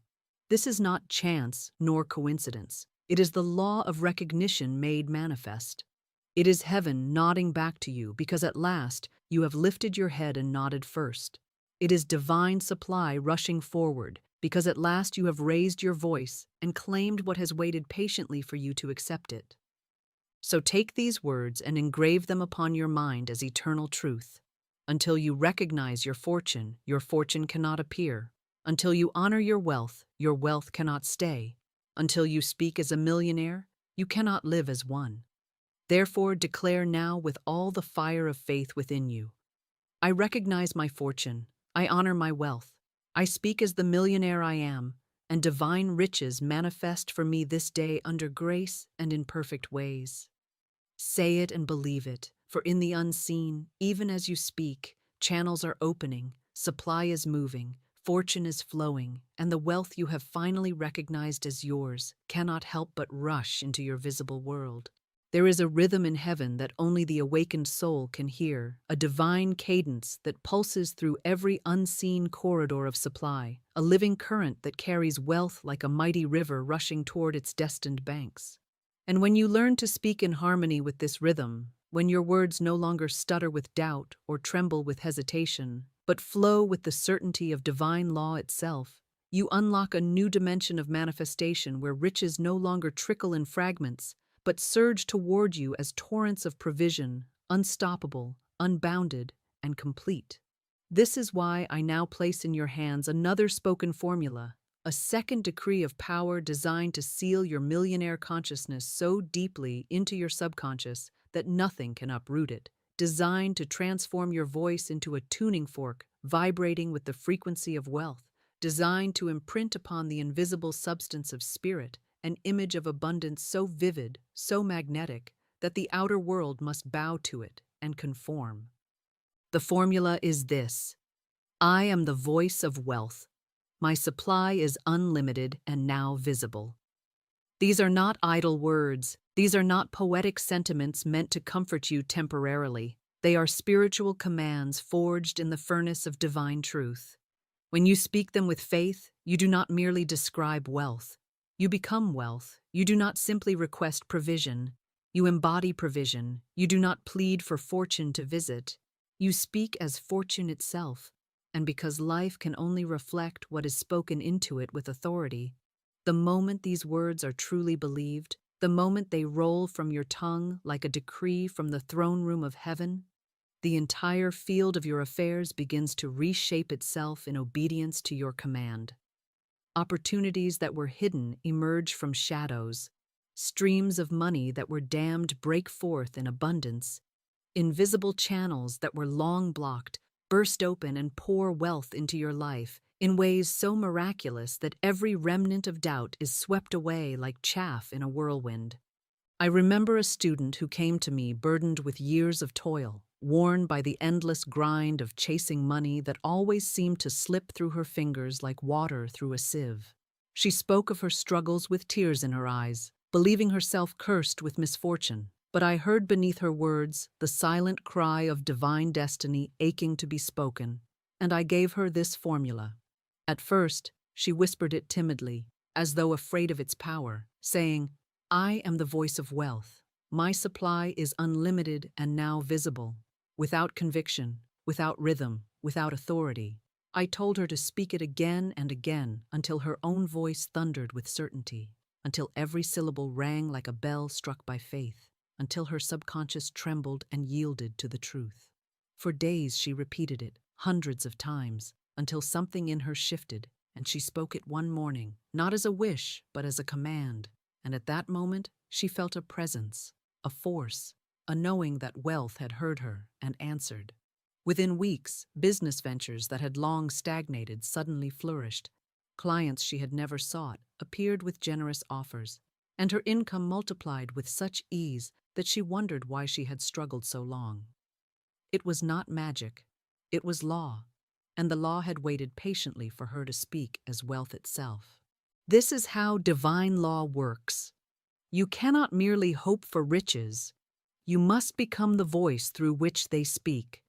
You cannot simply long for fortune, you must decree it as your own. You cannot walk timidly toward abundance, you must stand as one who embodies it now. The spoken word is the bridge, the key, the wand, the invisible hand that draws the unseen into the seen. And when you align your words with the vibration of wealth itself, you become irresistible to fortune. The world cannot deny what heaven has already affirmed. Banks, contracts, investments, gifts, inheritances, ideas, all these channels are mere servants of the decree that issues from your lips. When you say, "I am the voice of wealth. My supply is unlimited and now visible," you summon these channels into perfect obedience. You summon money from hidden places. You summon opportunities that have wandered lost in the wilderness of delay. You summon every perfect form of supply into your sphere of visibility, for the law cannot resist its own echo spoken through you. But you must speak it rhythmically.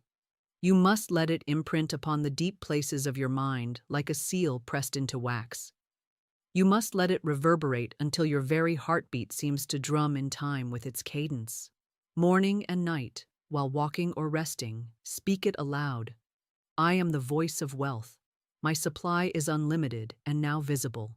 Speak it until fear has no room to whisper. Speak it until poverty consciousness crumbles to dust. Speak it until your eyes begin to see provision where once they saw only lack. Speak it until every word you utter carries the fragrance of riches, until even your silent thoughts vibrate with prosperity, until you no longer merely believe you will be rich, but know beyond all appearance that you already are. When you reach this point, wealth cannot help but pour into your life, for you and wealth will no longer be separate. You will be one, and oneness with fortune is the final key that transforms unseen riches into overflowing manifestation. Declare it now with the authority of divine law. Speak it as one who knows heaven listens and earth obeys. I am the voice of wealth. My supply is unlimited and now visible. Every channel of abundance is open. Every river of riches flows to me now. Under grace, in perfect ways, I walk as divine wealth made visible. Let these words become the living language of your soul, and watch as they call forth treasures that no human effort could secure. Opportunities that no reasoning could predict, fortunes that no circumstance can delay. For when you speak as wealth, you are no longer seeking riches. You are creating them, commanding them, and releasing them into form through the law that never fails. Comparison is a silent curse, a creeping thief of wealth and joy, an invisible chain that binds the soul to a false identity of lack and insufficiency. And it operates so subtly, so quietly, that many do not even realize how deeply it has entwined itself around their consciousness, strangling their faith, dimming their vision, and delaying the manifestation of their divine fortune. From the earliest moments of life, the world trains the mind to look sideways instead of upward, to measure one's worth by the shadows of others rather than the light of divine purpose, to seek validation in rankings and opinions and fleeting signs of success, rather than in the eternal truth of spiritual identity. You have been told to watch what others have achieved, to feel smaller if they rise higher, to feel behind if they seem ahead, to doubt your own destiny because another appears to flourish more quickly. This is a lie so poisonous that it has crippled the manifestation of countless souls, and until it is broken, until this curse is cast out by divine decree, the full measure of your wealth cannot flow unimpeded into your life. For comparison is a denial of divine individuality, and divine law cannot pour abundance into a vessel that denies its own unique design. Every soul is crafted with a perfect spiritual blueprint, an unrepeatable expression of divine supply, a pattern of wealth and success unlike any other in heaven or earth, and when you compare yourself to another, You abandon your own blueprint and attempt to live by theirs. You silence your own divine song and echo another's melody. You walk paths that are not yours to walk, and in doing so, you block the channels of abundance that were designed solely for you. No two souls are given the same channels of supply. No two destinies are meant to unfold in identical ways. No two fortunes are woven from the same threads. For spirit delights in infinite variety, in endless diversity of expression, and to compare is to resist this divine variety, to reject the wealth that only you can manifest.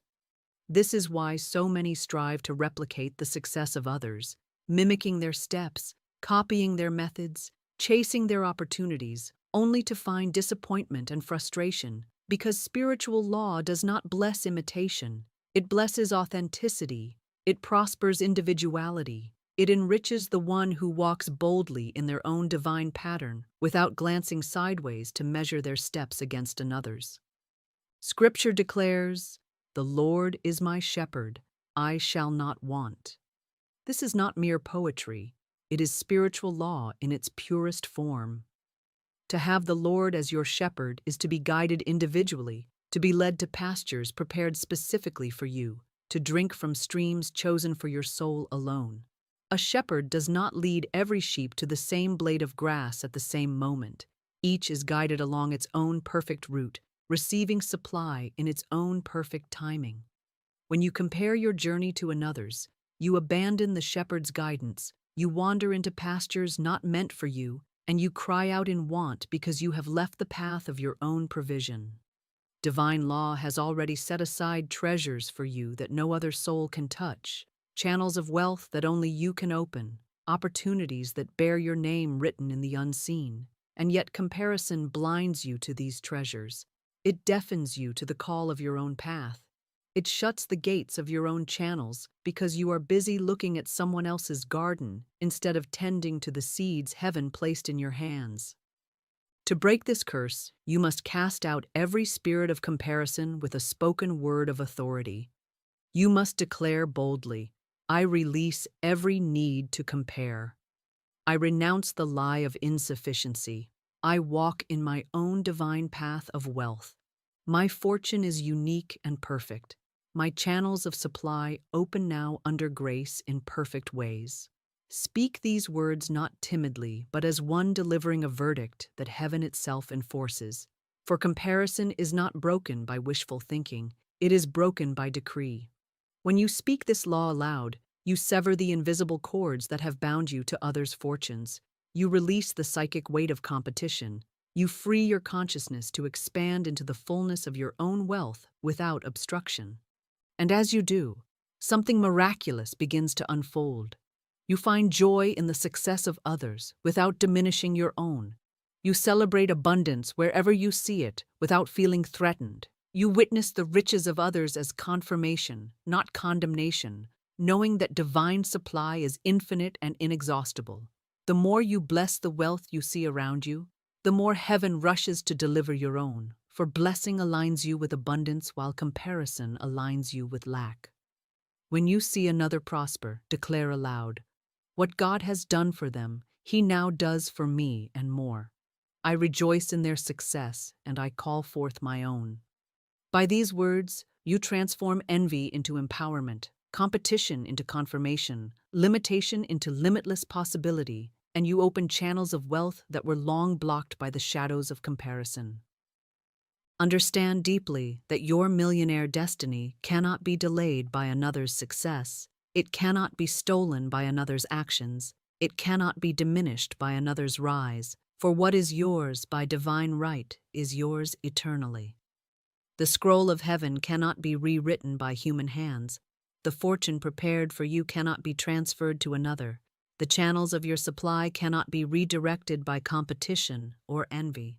The only force that can obscure your wealth is your own refusal to see it, your own belief that you are less because another appears more, your own abandonment of the divine blueprint that marks you as unique. Cast off this curse now, stand tall in your individuality, and decree with finality, "I walk free from all comparison. I am rich in my own perfect way. My millionaire destiny is secure. I shall not want, for heaven's fortune is mine now, visible, tangible, and overflowing under grace in perfect ways. Speak it until your soul knows it. Speak it until comparison dies root and branch. Speak it until every channel of abundance unique to you bursts wide open, and wealth flows into your life like rivers freed from ancient dams, unstoppable and undeniable, bearing witness to the truth that there is no competition in divine supply, for every child of spirit holds an infinite inheritance that none can take away. Faith is not a fragile wish whispered into silence and hoped to be heard. It is not a trembling hope that maybe someday something good might come to pass if fortune is kind and others permit it. Faith is a living magnetic force, a power unseen yet undeniable, an invisible law of attraction that draws to you every good, every opportunity, every sum of money, every channel of provision that belongs to you by divine right. And until this faith is awakened, until it is stirred from dormancy into blazing certainty, you may speak words and utter affirmations and attempt to decree wealth, but they will float like hollow sounds through empty air, lacking the fire that compels the universe to obey. Magnetic faith does not ask, it commands. Magnetic faith does not hope, it knows. Magnetic faith does not strain, it attracts. And once this force is activated in you, wealth cannot remain distant, abundance cannot be withheld, fortune cannot be delayed, because the unseen currents of spirit are drawn to it with irresistible pull, just as surely as iron filings rush to a magnet's touch. Imagine the air around you filled with golden dust, particles of wealth swirling invisibly in every direction. Fortunes already prepared, hovering like luminous treasures awaiting release. Opportunities circling like radiant birds, seeking a resting place.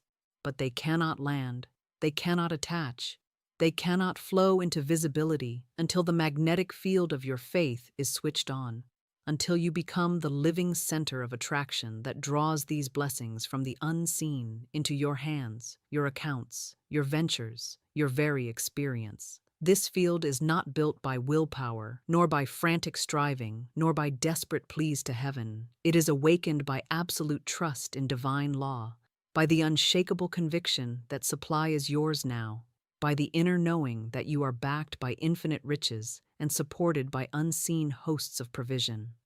When this knowing fills you completely, when it saturates your subconscious and radiates from your spoken words, you no longer chase money. You no longer beg opportunities to find you. Money begins to seek you out. Opportunities begin to pursue you. Fortune begins to surround you, drawn by the magnetic current of your faith like rivers converging into a mighty ocean. I recall a man who had struggled for years, chasing every new idea, every promise of quick wealth, every method the world offered, yet each one dissolved into disappointment until he arrived at my teaching broken and exhausted. I told him, "You are not attracting because you are not believing. You are moving outward in desperation instead of inward in faith. You are pushing away wealth because you do not trust divine law to deliver it without struggle." I gave him an affirmation to speak with rhythm and conviction. I am magnetized by divine faith. Infinite riches are drawn to me now. Wealth clings to me like light to the sun. My fortune manifests by spiritual law under grace in perfect ways. At first, he recited it mechanically, but day by day, as he persisted, something within him shifted. His voice grew stronger, his posture straightened, his mind stopped racing with fear. One morning he woke with an unexplainable certainty that he was permanently funded by heaven, that wealth was his by divine inheritance, that nothing could prevent it. From that day forward, without chasing or pleading, opportunities flowed to him with astonishing ease. Investors sought him out. Ventures that had lain dormant blossomed overnight, and he himself said, "It feels as though the world has been magnetized to bring me wealth." But the world had not changed. His faith had, and faith drew everything into alignment. To activate this magnetic faith in your own life, you must first strip away every word of doubt, every thought of fear, every vibration of lack that has clung to your subconscious like chains of lead. You must wash your mind in declarations of divine certainty until your entire being hums with the energy of absolute trust. Morning and night, speak these words. My faith is a living magnet. I am aligned with infinite riches. Every channel of abundance is drawn to me now. Wealth cannot resist my faith. Fortune is attached to me permanently, under grace and in perfect ways. Do not speak them weakly as though you hope they might be true. Speak them as law. Speak them as a verdict. Heaven has already issued. Speak them as the undeniable reality of your millionaire identity. With every repetition, the field of your faith grows stronger. Unseen particles of provision begin to swirl closer. Channels of money begin to shift and flow toward you until the magnetic force is so potent that nothing can stand in its way. And once this faith is fully alive, you will no longer look outward for signs to believe, for you will know within that wealth is already yours, that it cannot be lost, that it cannot pass you by. You will walk into every room as a magnet of abundance, attracting favor, drawing opportunities, pulling forth riches without effort. People will feel it and not know why they are compelled to offer you business, gifts, support. Circumstances will align as though invisible hands have moved them into place. Money will stream to you in ways that defy logic but obey spiritual law perfectly. And you will stand as a living testament to divine provision, not by grasping, not by chasing, but by the power of magnetic faith that has made you irresistible to wealth itself. Declare now with full authority, my faith is magnetic. Wealth clings to me now. I attract abundance without effort. My millionaire destiny is secured by spiritual law, and fortune is permanently drawn to me under grace and in perfect ways. Speak it, believe it, feel it, until the very air around you vibrates with attraction. And watch how heaven and earth conspire to deliver riches that cannot be delayed, cannot be denied, cannot be measured. For when faith becomes magnetic, abundance has no choice but to obey. Would you like me to continue directly into the case study? Instant channel opening chapter with this same long, uninterrupted Villalon rhythm? There was a man who came to me with desperation etched into every line of his face. A man who had tried for years to force open the channels of his prosperity through human will, through endless striving, through sleepless nights of planning and worrying and straining. Yet every attempt left him weaker, poorer, and more defeated than before. And he arrived before me with a trembling voice, asking why heaven seemed silent while his cries for provision went unanswered. I looked at him not with pity, but with spiritual certainty, for I could see beneath the rags of his appearance the glowing signature of divine inheritance. I could see that he was not forsaken, but only tangled in the nets of fear and disbelief. And I told him plainly that the channels of his wealth were not closed by circumstance, nor by fate, nor by the hands of others. They were bound only by his own words of doubt, sealed only by his own belief that he must fight and bleed for every morsel of supply, chained only by his refusal to let spiritual law deliver his good without resistance. I instructed him to lay down every thought of struggle, to release every image of blocked pathways and vanished opportunities, to stop speaking words that painted his fortune as distant and elusive, and instead to affirm with unwavering rhythm that every channel of his supply was now wide open, that nothing could obstruct the flow of divine riches prepared for him from the beginning of time. I gave him a decree to speak until it pierced through the walls of limitation he had built around himself. Divine channels of wealth are now open. I give thanks that my fortune rushes to me now, under grace and in perfect ways. Nothing can close the paths heaven has prepared. My supply is instant, my riches are visible, and my millionaire destiny is fully manifest. At first, his voice shook with unbelief, for the outer world seemed to mock these words, showing him only locked doors and unpaid debts. But I urged him to continue, to let faith carve its imprint upon the deep places of his subconscious, until the truth within him thundered louder than the lies of appearance. For several days, he repeated the decree, morning and night, while walking, while eating, even in moments of despair when all seemed hopeless. Slowly, the chains of fear began to loosen. He felt an unseen weight lifting from his chest. He sensed currents moving through nothing visible had yet changed, and he said it felt as though an invisible river of gold was pressing against a dam inside his mind. Then, without warning and without effort on his part, the first channel broke open. A forgotten investment matured far beyond expectation, delivering a sum of money that cleared his most pressing debts. As he gave thanks and continued speaking his decree, another channel burst forth. An old business partner, silent for years, appeared with a proposal that required none of his money yet promised great returns. A proposal that prospered instantly and opened doors to further ventures. Within weeks, what had seemed impossible, the rebuilding of his fortune, the opening of opportunity, the restoration of his confidence, was accomplished with such ease that he himself admitted it felt miraculous. But there was no miracle of chance. It was spiritual law responding to spoken command. It was invisible supply rushing through channels that had always existed but had been dammed by fear until faith dissolved every barrier and opened the floodgates of wealth.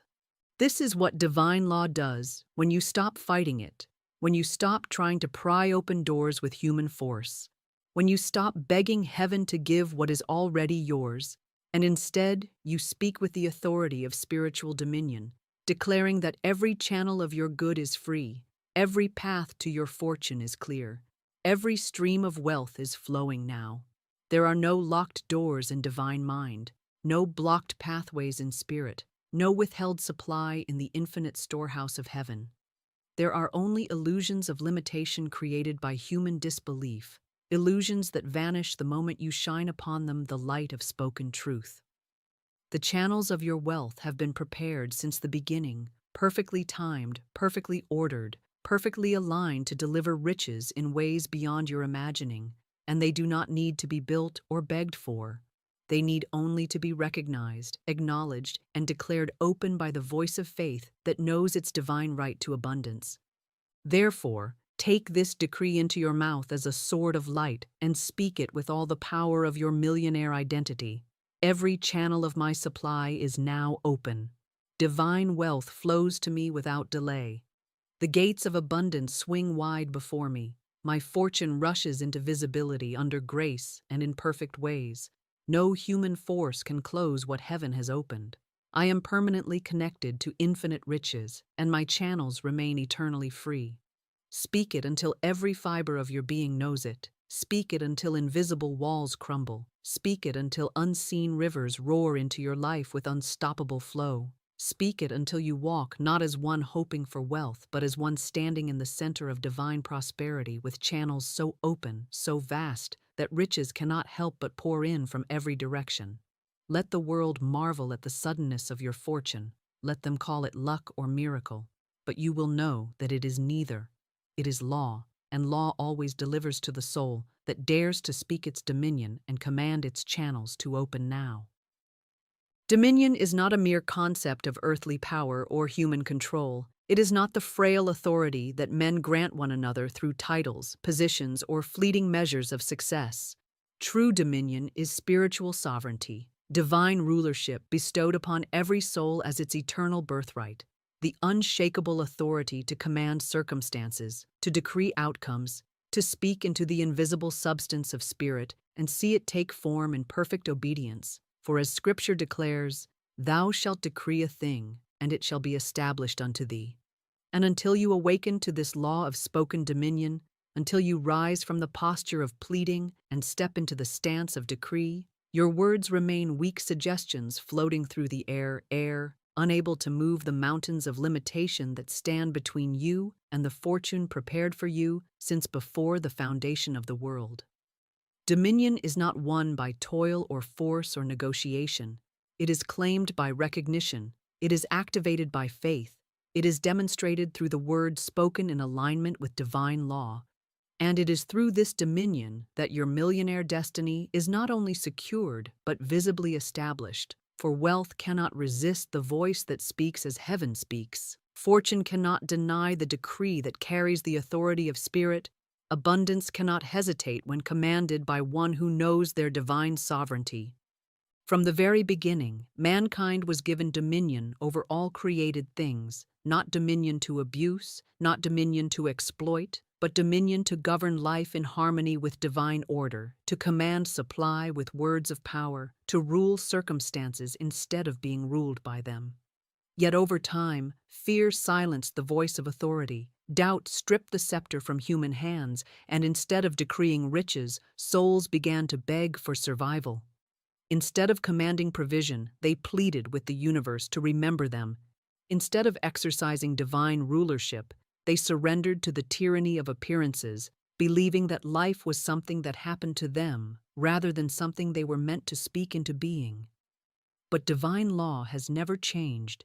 Heaven has never revoked the gift of dominion, and in every moment, the power to decree and establish remains within you, like a sleeping giant waiting to awaken.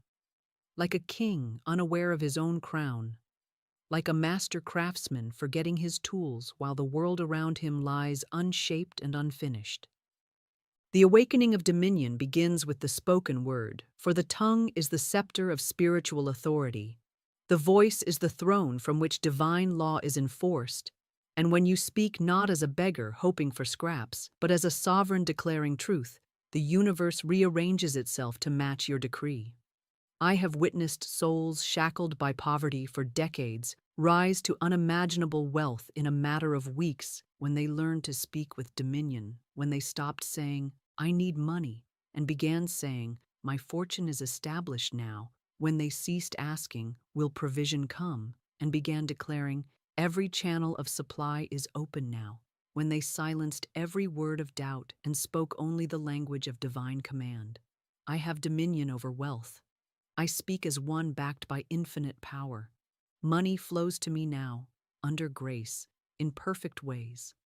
My decree cannot be denied, for heaven itself has authorized it, and what I speak is established without delay. Understand that dominion does not fight appearances, it ignores them. Dominion does not reason with lack, it commands abundance. Dominion does not argue with impossibility, it decrees possibility into existence. To walk in dominion is to see through every visible wall of limitation into the invisible realm of divine supply, to stand unmoved by temporary setbacks because you know your word holds eternal authority, to look upon a desert of emptiness and say, "Rivers of wealth burst forth here now," to gaze at closed doors and say, "These gates are lifted, and I enter my fortune freely." The one who speaks with dominion does not wait for evidence to believe. They know their decree creates evidence. They know their word carves channels unseen by human eyes. They know their spoken command shakes invisible realms until circumstances yield in perfect obedience. You believe that money comes from men, from labor, from a world that measures worth by sweat and struggle. You believe that coins are minted in banks, that wealth is locked behind vault doors, handed out by employers, withheld by fate. Yet I tell you the truth, money does not come from man at all. It does not fall from chance, nor does it respond to pleading prayers of fear. Money is spirit in visible form. It is divine substance, obedient to the spoken word, answering faith like lightning obeys the rod. You were never meant to live beneath the tyranny of lack, to bow before bills and debts, to cower in fear of tomorrow's need. You were created to command supply, to speak and see it appear. For you are the rich child of a rich father, heir to the boundless treasury of God. Imagine a treasure chest overflowing with gold and silver, yet hidden beneath a veil of unbelief. The key has always been in your hand, yet the shadow of fear has made you blind to its glimmer. The world has whispered to you that you must toil without end, grasp, compete, and beg for your portion. Religion has told you that wealth is sin, that humility is lack, that suffering is holy. And so you have wandered in deserts of scarcity while the rivers of abundance rushed unseen beneath your feet. But today the veil is torn. Today the chest is unlocked. Today the rivers of living supply break forth from hidden places to flood your life with visible, undeniable riches. The blessing of the Lord, it maketh rich, and he addeth no sorrow with it. These are not idle words from ancient scrolls, but eternal laws that govern every dollar in your purse, every coin that ever changed hands. If there is lack in your life, it is not because heaven is closed, but because you have believed a lie. You have believed that wealth is earned by human will alone, that it must be stolen from another or denied you by fate. But Spirit gives without measure to those who understand divine law. There are laws that open doors no man can shut, that release gold from unseen vaults, that turn debts into paid-in-full testimonies, that cause unexpected money to rush to you from every direction, under grace and in perfect ways. Hear me now. 3 divine laws govern supply. They do not bend for kings or merchants, nor do they crumble beneath economic storms. They are eternal as God Himself, unseen yet omnipotent. To know them is to unlock the secret gates of abundance. To speak them is to command money to appear without toil, without struggle, without delay. These laws do not belong to mystics or the chosen few. They belong to you, for you were made in the image of the Creator, endowed with power to call forth substance as surely as light was called from darkness. And so I declare to you, every appearance of lack in your life is a lie. Every unpaid bill is dust and shadow. Every voice of fear that says, "There is not enough," is a serpent whispering in vain. Today you awaken to your rightful dominion. Today you stand as master, not servant, of money. Today you learn to speak with divine authority and watch substance obey. For the storehouses of heaven are open, and the law of God cannot be broken. 3 laws stand ready to serve you now. Laws that command money to appear when spoken in faith, laws that cannot fail when aligned with Spirit. I will show you these laws, one by one, until every chain of poverty falls from your hands, until every shadow of fear is dissolved, until you walk in the radiant light of your inheritance, knowing beyond doubt that supply is yours now, forever, abundantly. Let every fearful thought be still, for the voice of truth speaks. As you hear and receive it, your purse fills, your debts vanish, your home overflows with good, and you live as the royal child of a royal kingdom. These 3 laws shall set you free. Money answers not to toil alone, nor to silent yearning, but to the command of the spoken word. From the dawn of creation, the Spirit moved upon the waters, and nothing existed until the word was spoken. Let there be light, and light obeyed. From that moment, every form, every sound, every river of gold that has ever crossed this earth has been called into visibility by the vibration of speech flowing from divine authority. The tongue is not a common muscle. It is the scepter of a king, a rod of power placed by infinite intelligence into the heart and mouth of every man and woman born of Spirit. When you speak, you do not release idle breath. You command substance itself, summoning unseen forces that shape the coins in your hand, the abundance in your home, the unexpected streams of prosperity that rise like springs in the desert. This is why the Scripture declares with holy certainty, "Death and life are in the power of the tongue." These words are not poetic metaphor, they are spiritual law. Your tongue is a seed planter in the soil of the unseen. Every utterance falls like living grain into the subconscious mind, which is only power, pure and obedient, knowing nothing but to grow what you plant. Speak of lack, and you command the earth to bear weeds of poverty. Speak of riches, anchored in faith, and you summon the rain of plenty to water every field of your life. It is the law of cause and effect made audible, a force that bends even gold and silver to obey. You have been told that money is hard to earn, that it is scarce, that wealth comes only to the cunning or the fortunate few. And in repeating these beliefs, perhaps even in jest, you have forged invisible chains around your own supply. The subconscious mind does not laugh at jokes of poverty. It records them like solemn decrees, etching every careless phrase of, "I can't afford it," "Money is hard to come by," "I'll never be rich," into the walls of your inner temple. and as you speak, so you create. Your words go forth as living servants, shaping circumstances to prove your tongue true. If you declare lack, lack answers as a faithful messenger. If you speak wealth, wealth marches toward you with footsteps of thunder. Understand this: the universe is not deaf. Every syllable you utter sends ripples through the unseen ethers, drawing to you every condition that matches your word. Spirit does not choose for you.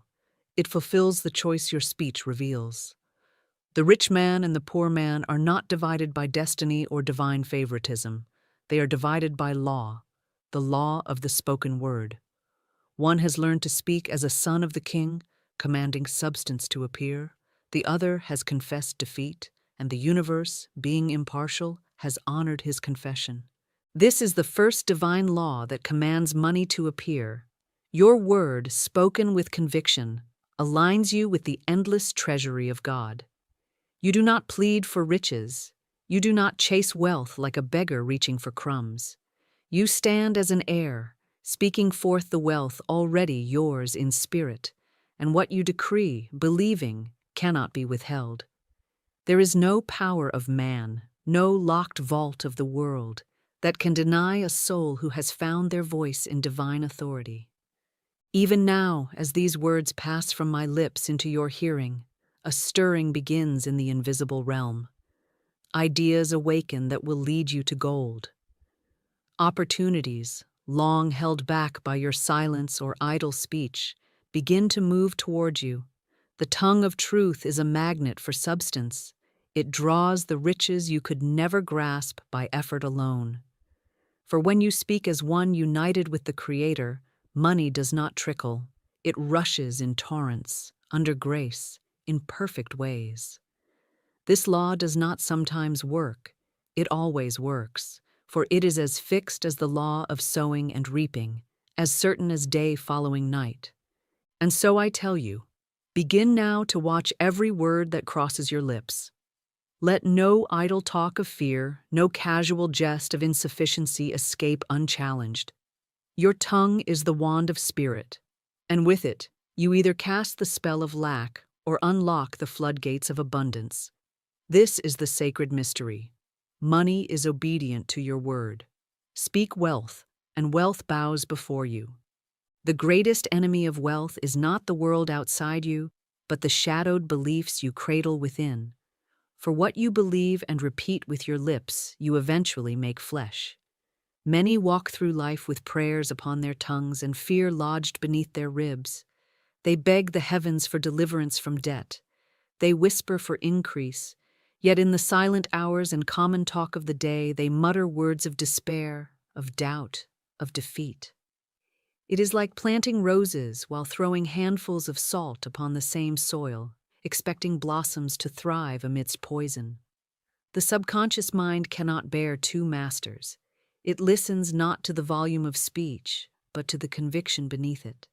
A man may plead for wealth by night, but by day declare to his friends that money is tight, opportunities are scarce, riches belong to others, not me. And thus his tongue speaks twice against itself, sowing weeds where he prayed for harvest. This is the illusion that blinds the children of God to their inheritance, the belief that words spoken in prayer matter while idle words do not, that only deliberate affirmations shape life while mutterings and fearful conversations are harmless. Yet Spirit makes no such distinction. Every word, even those tossed out thoughtlessly, carries the vibration of command. The invisible realm does not pause to ask if you meant what you said. It hears the decree and begins arranging substance to obey it. How many have ruined their own demonstrations by joking of ruin? How many have begged for success while confessing failure to their own souls? The subconscious, faithful servant that it is, must bring into form what is impressed upon it most deeply, and impressions are carved not only by conscious affirmations, but by the ceaseless chatter of daily thought and speech.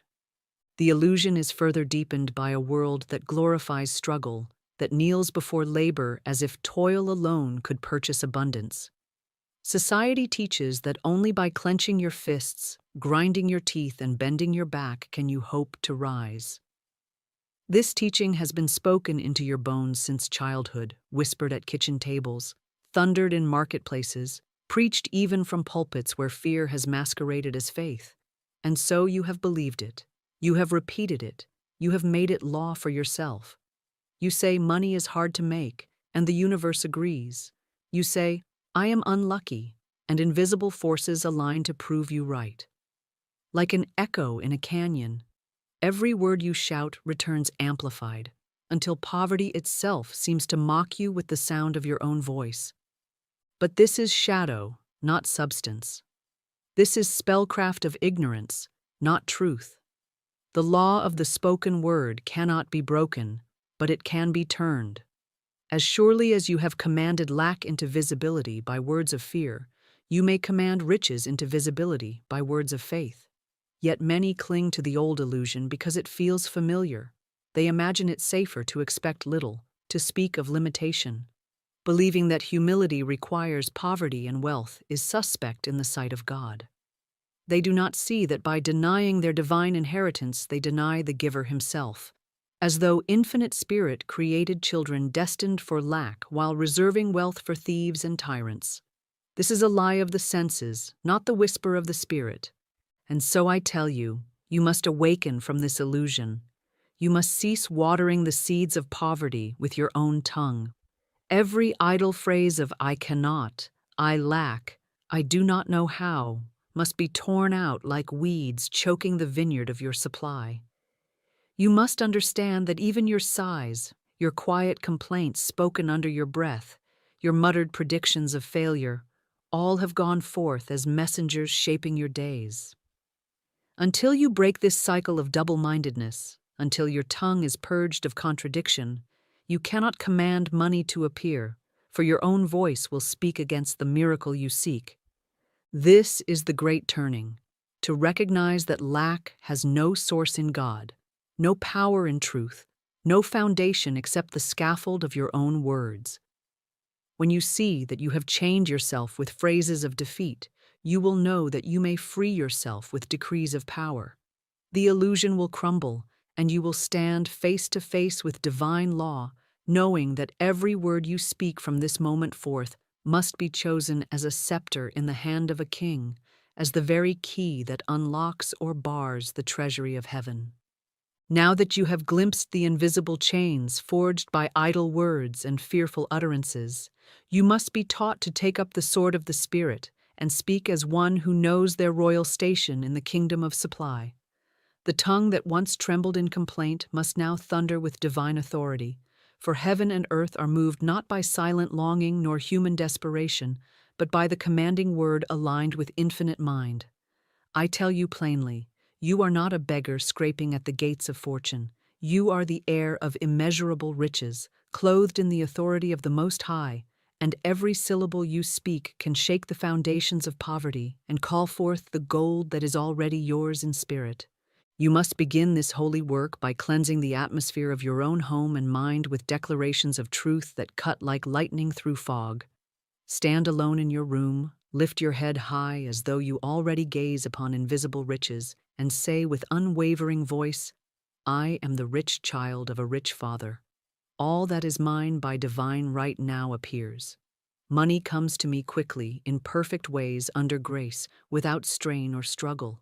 The storehouses of heaven are open. Wealth floods my life this day.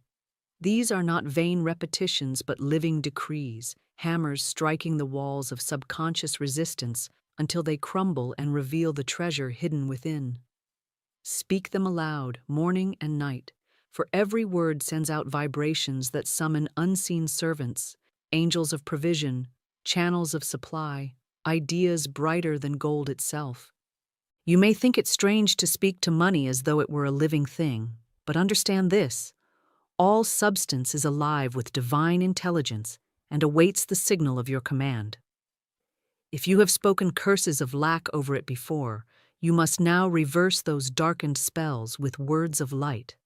Take your wallet, even if empty, and declare, you are always full, bursting with large bills and overflowing checks. You cannot be depleted, for the Spirit of God is my unfailing supply. Hold every coin as though it were a seed that multiplies, saying, "This grows and returns 1,000-fold, for I am rooted in the abundance of heaven." Such speech does not merely comfort the mind, it impresses the subconscious and stirs invisible forces that hasten to fulfill your decree. There must be no hesitancy, no timid whispering of truth as though you fear to disturb the silence. Speak boldly, for divine law responds to certainty as the earth responds to spring rain. When Jesus stood before the tomb of Lazarus, he did not plead with God for power. He commanded, "Lazarus, come forth," and death itself bowed before the word. So must you speak to your finances, your debts, your empty accounts. Money, appear now. Opportunities manifest this instant. Every door closed is now swung wide, every withheld payment released under grace.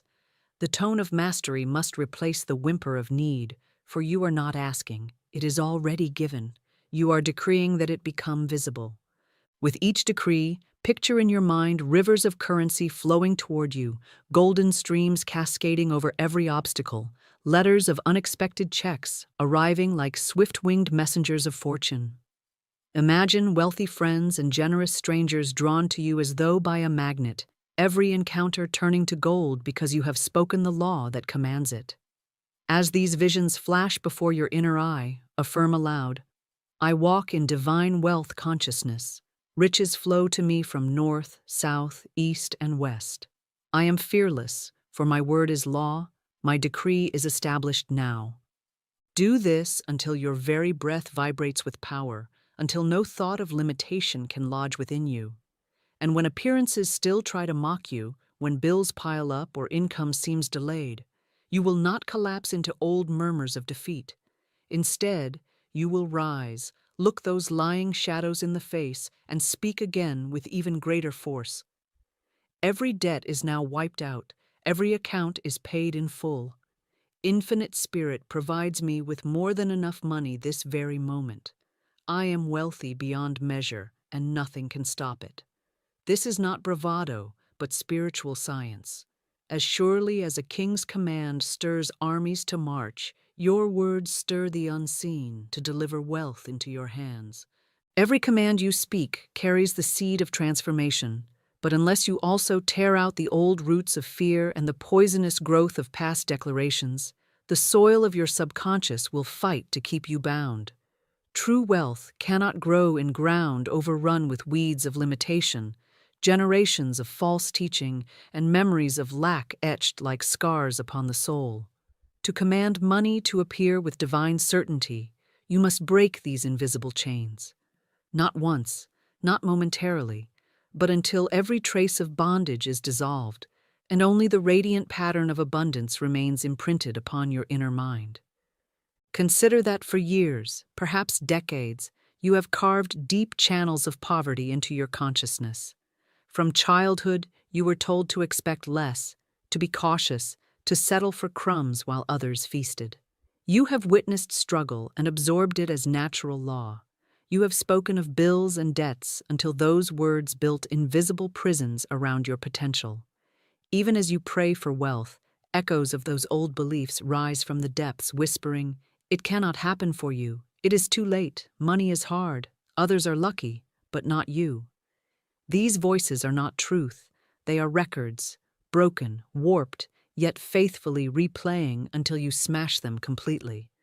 To reprogram the mind is to destroy every untrue record and inscribe new music of divine harmony. Each spoken affirmation is like a chisel striking stone, each denial of fear like fire burning away dross. You must become relentless, for every day the old thoughts try to resurrect themselves, clawing to maintain their rule. When they rise, you will not argue with them, nor will you beg them to leave. You will stand in the authority of spirit and declare, "I smash and demolish every false belief of poverty and lack." These lies return to their native nothingness, for they never had power over me. I now record only the truth of wealth, success, and divine abundance within my subconscious mind. This is not imagination alone, it is scientific law of mind. The subconscious, once filled with fear, must obey new impressions given with feeling and faith. As you repeat declarations of wealth, picture them sinking deep like glowing seeds, radiating light into dark corners, replacing despair with visions of gold. Imagine your entire being flooded with divine substance, every cell and thought vibrating with certainty that you are rich. You have always been rich, and nothing can take this truth from you. The more vividly you imagine and the more passionately you speak, the quicker the subconscious erases old patterns and aligns itself with the infinite storehouse. Understand that this transformation is not slow when done in faith. Many think habits require months or years to break, but spiritual law operates beyond time. A single decree, spoken with the power of revelation, can burn away years of mental chains in an instant. I have seen a man, trapped in cycles of debt for decades, awaken to this law and speak daily. I am surrounded by plenty, immersed in divine supply, and large sums of money now come to me quickly and easily. In a matter of weeks, unexpected inheritances, forgiven debts, and opportunities multiplied until he could no longer recognize the life of lack he had once known. The subconscious mind, reprogrammed by spoken word and faith, created new circumstances as swiftly as a sunrise banishes night. Let this truth be carved into your heart. Mental reprogramming is the foundation upon which every spoken command rests. Without it, your decrees are scattered seeds falling on stone. With it, every word you speak plants itself in fertile soil and produces a harvest of overflowing supply. Therefore, from this moment forward, deny every appearance of lack, reject every whisper of fear, and affirm constantly that your inner records now play only the music of prosperity. Speak aloud. My subconscious mind is cleared of all false limitations. I now record the truth. God is my unfailing supply. Wealth is my divine birthright, and my mind is permanently fixed in abundance consciousness. Continue this until you feel the shift within, until old anxieties lose their sting, until money no longer feels distant but near, obedient, inevitable.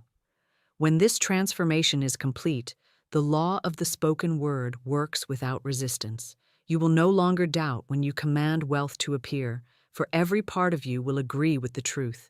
In that holy agreement, mountains of debt will crumble, rivers of supply will rush forth, and money will appear as naturally as dawn breaks the dark horizon. Now that you have grasped the power of the spoken word and begun the holy work of cleansing and commanding the currents of supply through speech, you must understand that words alone, though mighty, move most swiftly when they ride upon the river of divine right action. There is a law deeper than mere activity or human striving, a law that governs movement and opportunity, directing every step of those who align with infinite intelligence. This is the law of divine right action, and it is as exact and unfailing as the turning of the stars in their silent courses. Many people speak truth but remain bound because they move against the current of spirit, laboring in paths that are not theirs to walk, chasing doors not meant for them to open, and ignoring the golden hunches whispered by divine guidance. The universe is ordered. It is not chaos. Every soul has a path carved by infinite wisdom before their birth, a royal road leading to their destined good. When you walk upon this path, wealth flows to you as effortlessly as rivers run to the sea. When you resist it, no amount of toil or planning can produce lasting prosperity. Think of a river dammed by man's ignorance. The waters of supply are pressing, pushing, ready to burst forth and flood your fields with bounty. Yet through disobedience to inner guidance or clinging to human will, you have built barriers against the very flow you crave. You remain in jobs that suffocate your spirit, cling to ventures conceived in fear, and follow opportunities driven by desperation rather than divine prompting. And still you pray for abundance, not realizing that abundance has been standing at your very gate, unable to enter, because you have locked yourself upon a crooked path that does not belong to you. divine right action is not frantic effort. It is effortless alignment with the will of God, where every move you make is carried by unseen hands, and every step you take opens treasure houses hidden from worldly sight. Scripture declares, "In all thy ways acknowledge him, and he shall direct thy paths." These words are not vague advice, but precise spiritual law. To acknowledge God is to quiet the noise of human reasoning, to silence the clamor of fear, and to listen for the still small voice of intuition, the direct guidance of infinite mind within you. This voice does not shout, nor does it explain in lengthy arguments. It speaks in flashes of knowing, in hunches that tug gently yet unmistakably at your heart. When obeyed without hesitation, these prompts lead you to opportunities that human planning could never conceive, bringing forth money and supply through channels so miraculous they bear the fingerprints of God. I have witnessed countless souls struggle for years in barren fields because they trusted only in intellect or followed the guidance of those blinded by worldly logic. Yet the moment they learned to still their minds and acknowledge divine wisdom, an inner nudge led them to the right people, the right places, and the right work that opened the floodgates of prosperity. One woman, weighed down by poverty and rejection, heard within her a persistent urging to step into a new line of service far removed from her current labor. Though friends ridiculed her, she obeyed. Within weeks, unexpected patrons appeared, and wealth flowed to her through channels no mortal could have arranged. This is divine right action, not merely doing, but doing what Spirit has ordained, at the time Spirit ordains it, without fear, without resistance. When you unite this law with the spoken word, every command for money to appear is carried upon wings of action chosen not by anxiety, but by divine decree. You may speak wealth with power, but if you then march in directions Spirit has not sanctioned, you choke your own demonstration. Right action is not frantic motion or overwork. It is the graceful dance of obedience, where each step is in harmony with heavenly rhythm. You will know you are moving in divine right action because peace attends you, doors open without force, and resources gather around you as though drawn by magnetism. This is why some toil endlessly and remain poor, while others, seemingly with little effort, draw vast fortunes. One is moving against divine current, the other is borne effortlessly upon it. Therefore, to command money to appear, you must do more than speak. It is required that you walk in the path prepared for you by infinite intelligence, a path where every act is divinely right and every motion is blessed. When you live in this alignment, your work becomes magnetic, your presence draws wealth, and even idle moments become fruitful because the entire universe is working on your behalf. The law of divine right action ensures that what you do and where you go are already rich fields prepared for harvest. There is no waste, no wandering, only perfect steps that lead to perfect supply. When you acknowledge Spirit in all your ways, heaven and earth conspire to bring your wealth swiftly into form, and what once seemed difficult now unfolds with effortless grace, for you are no longer striving, you are carried. The most cunning snare that keeps multitudes poor even as they pray for riches is not merely ignorance of divine guidance, but the glittering deception that human will, untempered by Spirit, can secure lasting prosperity. Men and women have been taught to believe that wealth is earned solely by grinding labor, by bending circumstances to their will, by running faster and pushing harder than the next soul. They believe that by clinging with desperate hands to every opportunity that appears before them, whether or not it carries the fragrance of divine order, they can force fortune to favor them. This belief is a shadow, a half-truth, a cruel mirage that has enslaved minds for generations.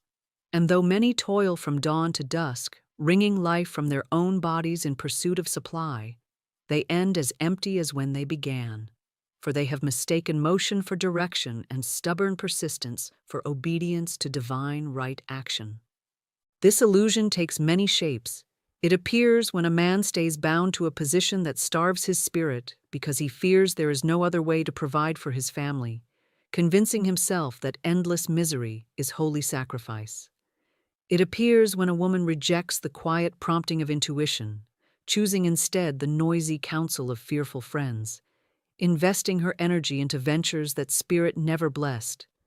It appears when hearts chase every glittering promise of gain, without first seeking divine direction, moving like ships without compass or stars to guide them.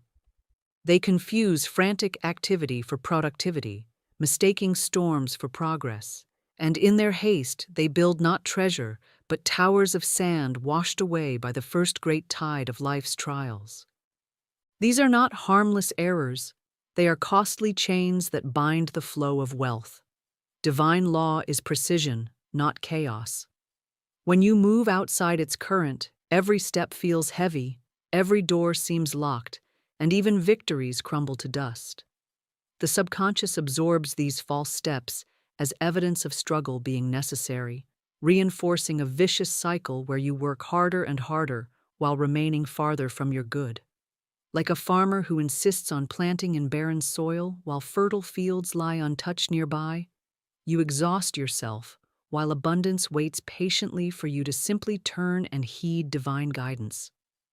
There is another form of this illusion, more subtle yet just as destructive: the belief that you must control every outcome, manipulating events and people to ensure provision.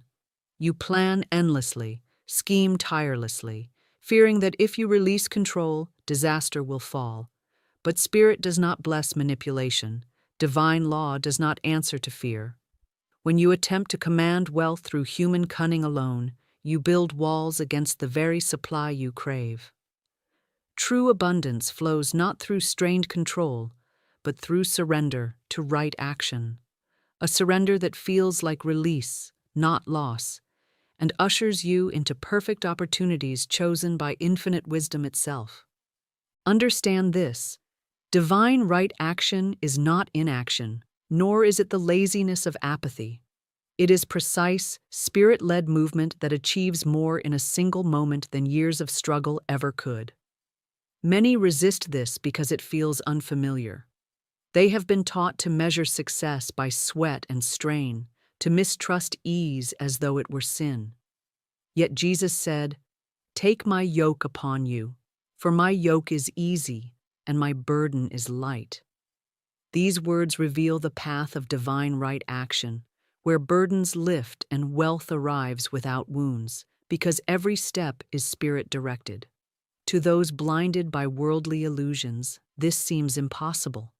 They cannot imagine prosperity without toil, because their minds are chained to falsehoods taught by fear, pride, and the worship of human will.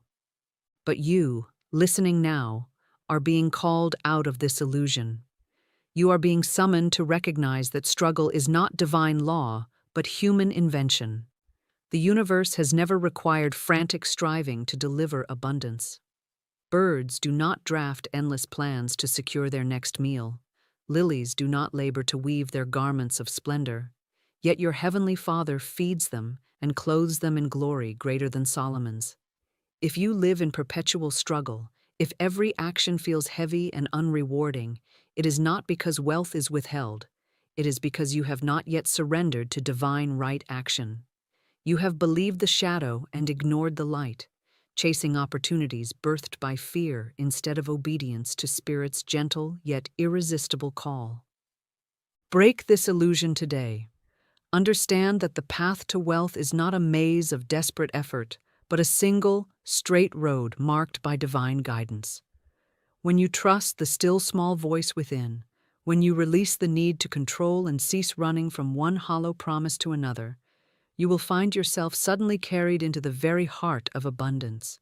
Doors will open without force, helpers will appear without your summoning, and opportunities dripping with gold will lay themselves at your feet. Not because you clawed for them, but because divine right action, once obeyed, moves mountains to deliver your good. Now that you see the illusion that binds humanity to struggle and frantic motion, you must learn how to shift from that crooked and exhausting path into the straight and royal road of divine right action, where every step is carried by unseen hands, and every motion you make is like a golden key turning in the locks of abundance. You cannot stumble into right action by force of will or by repeating old patterns of planning and manipulation. You enter it only when you still the noise of human reasoning and surrender your feet to be guided by the infinite intelligence that formed you. Divine right action is not discovered by calculation, but by revelation. It is a light that dawns in the silent sanctuary of intuition, whispering the perfect next step that the intellect could never devise. To walk in this law, you must first still your mind from the endless chatter of fear and the shrill counsel of others who do not know the secret things of spirit. Each morning, before you lift a finger toward any task, enter into the silence of prayer and say aloud with a steady voice, "Infinite Spirit, open the way for my immediate and perfect supply.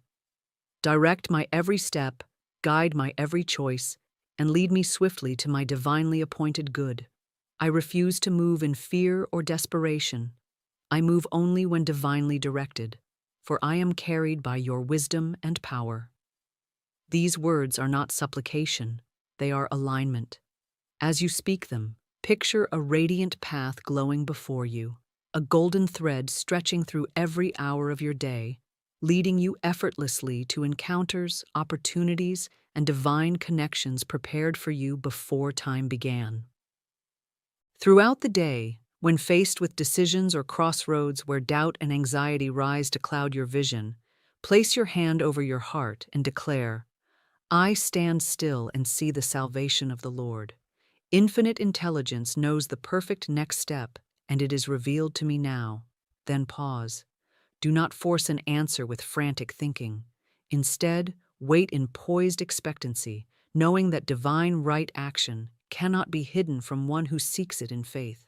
A quiet hunch may stir within you, a sudden inner nudge to make a call, visit a certain place, or consider a path you have long ignored. Do not dismiss these flashes of guidance as imagination. They are the language of spirit, and to obey them without hesitation is to step into fields white with harvest. When you move according to this guidance, affirm as you take each step, "Every action I take is divinely right. I am led by the Spirit into perfect opportunities. My way is made clear, and my supply is assured." These decrees set into motion currents of power far greater than human logic could command. Invisible forces arrange meetings with the right people, align circumstances to favor your good, and bring resources into your hands with a speed that leaves worldly effort staggering in disbelief. What once required endless struggle now unfolds with grace and precision, because you have surrendered to the perfect choreography of divine wisdom. Even when obstacles appear, do not rush to knock them down by human strength. Stand still and affirm, "Every hindrance now dissolves. The Spirit of God goes before me, making clear and successful my way. Nothing can block or delay my divinely appointed supply." Speak it until you feel the peace of heaven settle over your mind. This peace is your signal that divine right action is already at work behind the scenes, clearing paths you cannot yet see and arranging outcomes you could never design on your own. With each day you practice these commands, you will notice a shift within. The heavy burden of forcing life begins to lift. The frantic need to control gives way to trust, and a calm confidence grows in its place. In this new consciousness, every task you perform feels effortless and perfectly timed, as though you are no longer struggling uphill, but being carried downstream by a river of divine power. The doors that were once sealed against you will swing open of their own accord, for divine right action never leads you to knock on walls. It takes you only to gates that heaven itself has unlocked. And as you walk this path, speaking these truths, money and abundance will flow to you naturally and irresistibly because you are no longer chasing your good. You are walking straight into it by the hand of God. To truly live in divine right action, it is not enough to speak the decrees of alignment in fleeting moments of faith. You must utterly transform the very landscape of your mind, for years of fear-driven movement, habitual struggle, and self-directed will have carved deep grooves into your consciousness. And until these grooves are filled and replaced with the smooth, golden highway of trust in divine guidance, you will find yourself continually sliding back into old, frantic ways. The subconscious, as I have told you, is a faithful servant. It obeys whatever is impressed upon it with feeling and repetition, whether truth or lie. If for decades it has been taught to believe that money can only come through endless toil, that one must fight tooth and nail for every opportunity, that to rest or to wait for guidance is laziness that leads to ruin, then even as you speak words of faith, an inner tide will pull you back toward the old pattern of struggle, sabotaging your demonstration before it has time to blossom. To reprogram the mind for divine right action, you must first bring every false belief about effort and control into the clear light of truth and dissolve them completely. Begin by affirming with power, I release forever the belief that I must force my own good or wrestle with life to prosper. I deny every lie that wealth is born of fear or frantic striving. These beliefs are shadows only, powerless illusions, and they return now to nothingness.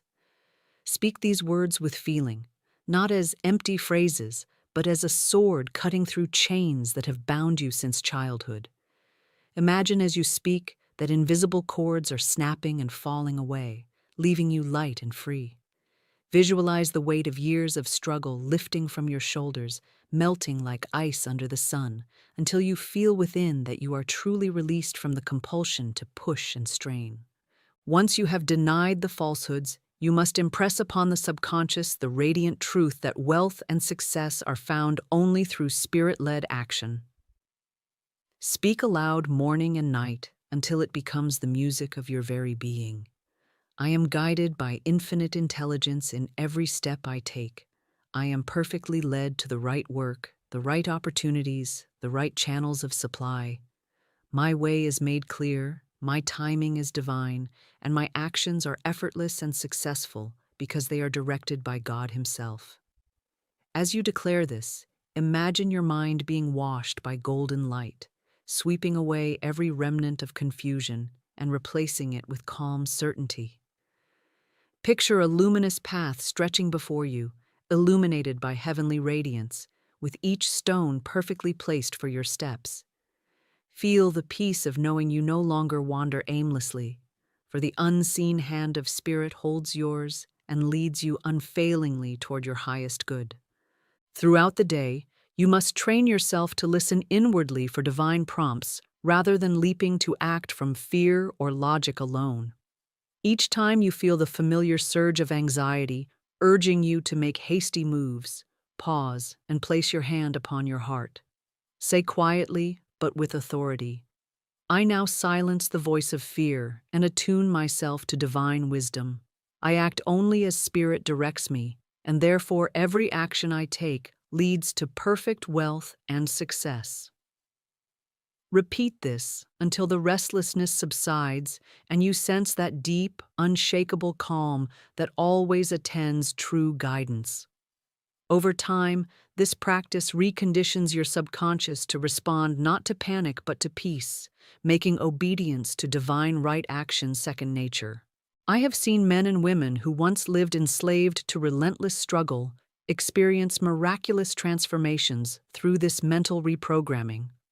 A man who believed he could never succeed without exhausting labor began to practice these decrees. In mere weeks, his frantic energy softened, intuitive ideas came to him in dreams, and he was led to a new line of work that produced more wealth with a fraction of the effort. Another, who had clung desperately to failing ventures out of fear of losing everything, finally released them and affirmed daily that Spirit would guide her to her true place. Doors opened swiftly, opportunities poured in from directions she could not have planned, and prosperity flowed in greater measure than years of struggle had ever produced.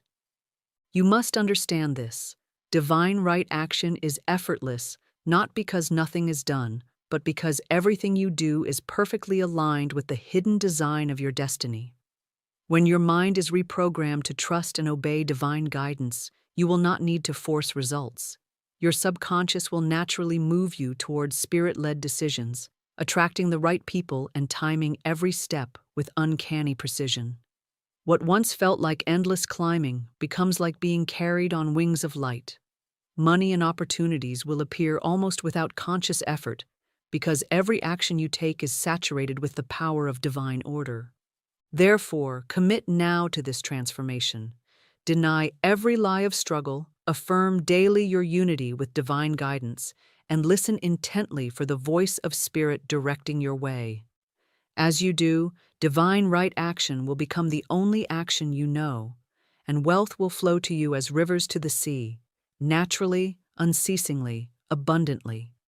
The burden will fall away, and you will walk as one who knows that heaven itself charts your course, and nothing can keep you from your rich, radiant destiny.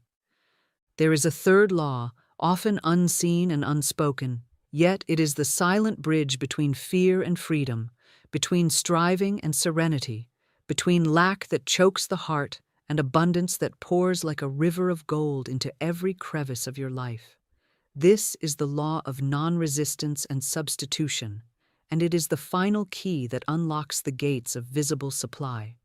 Without it, even the power of your spoken word and the grace of divine right action may falter under the weight of inner tension and grasping desperation.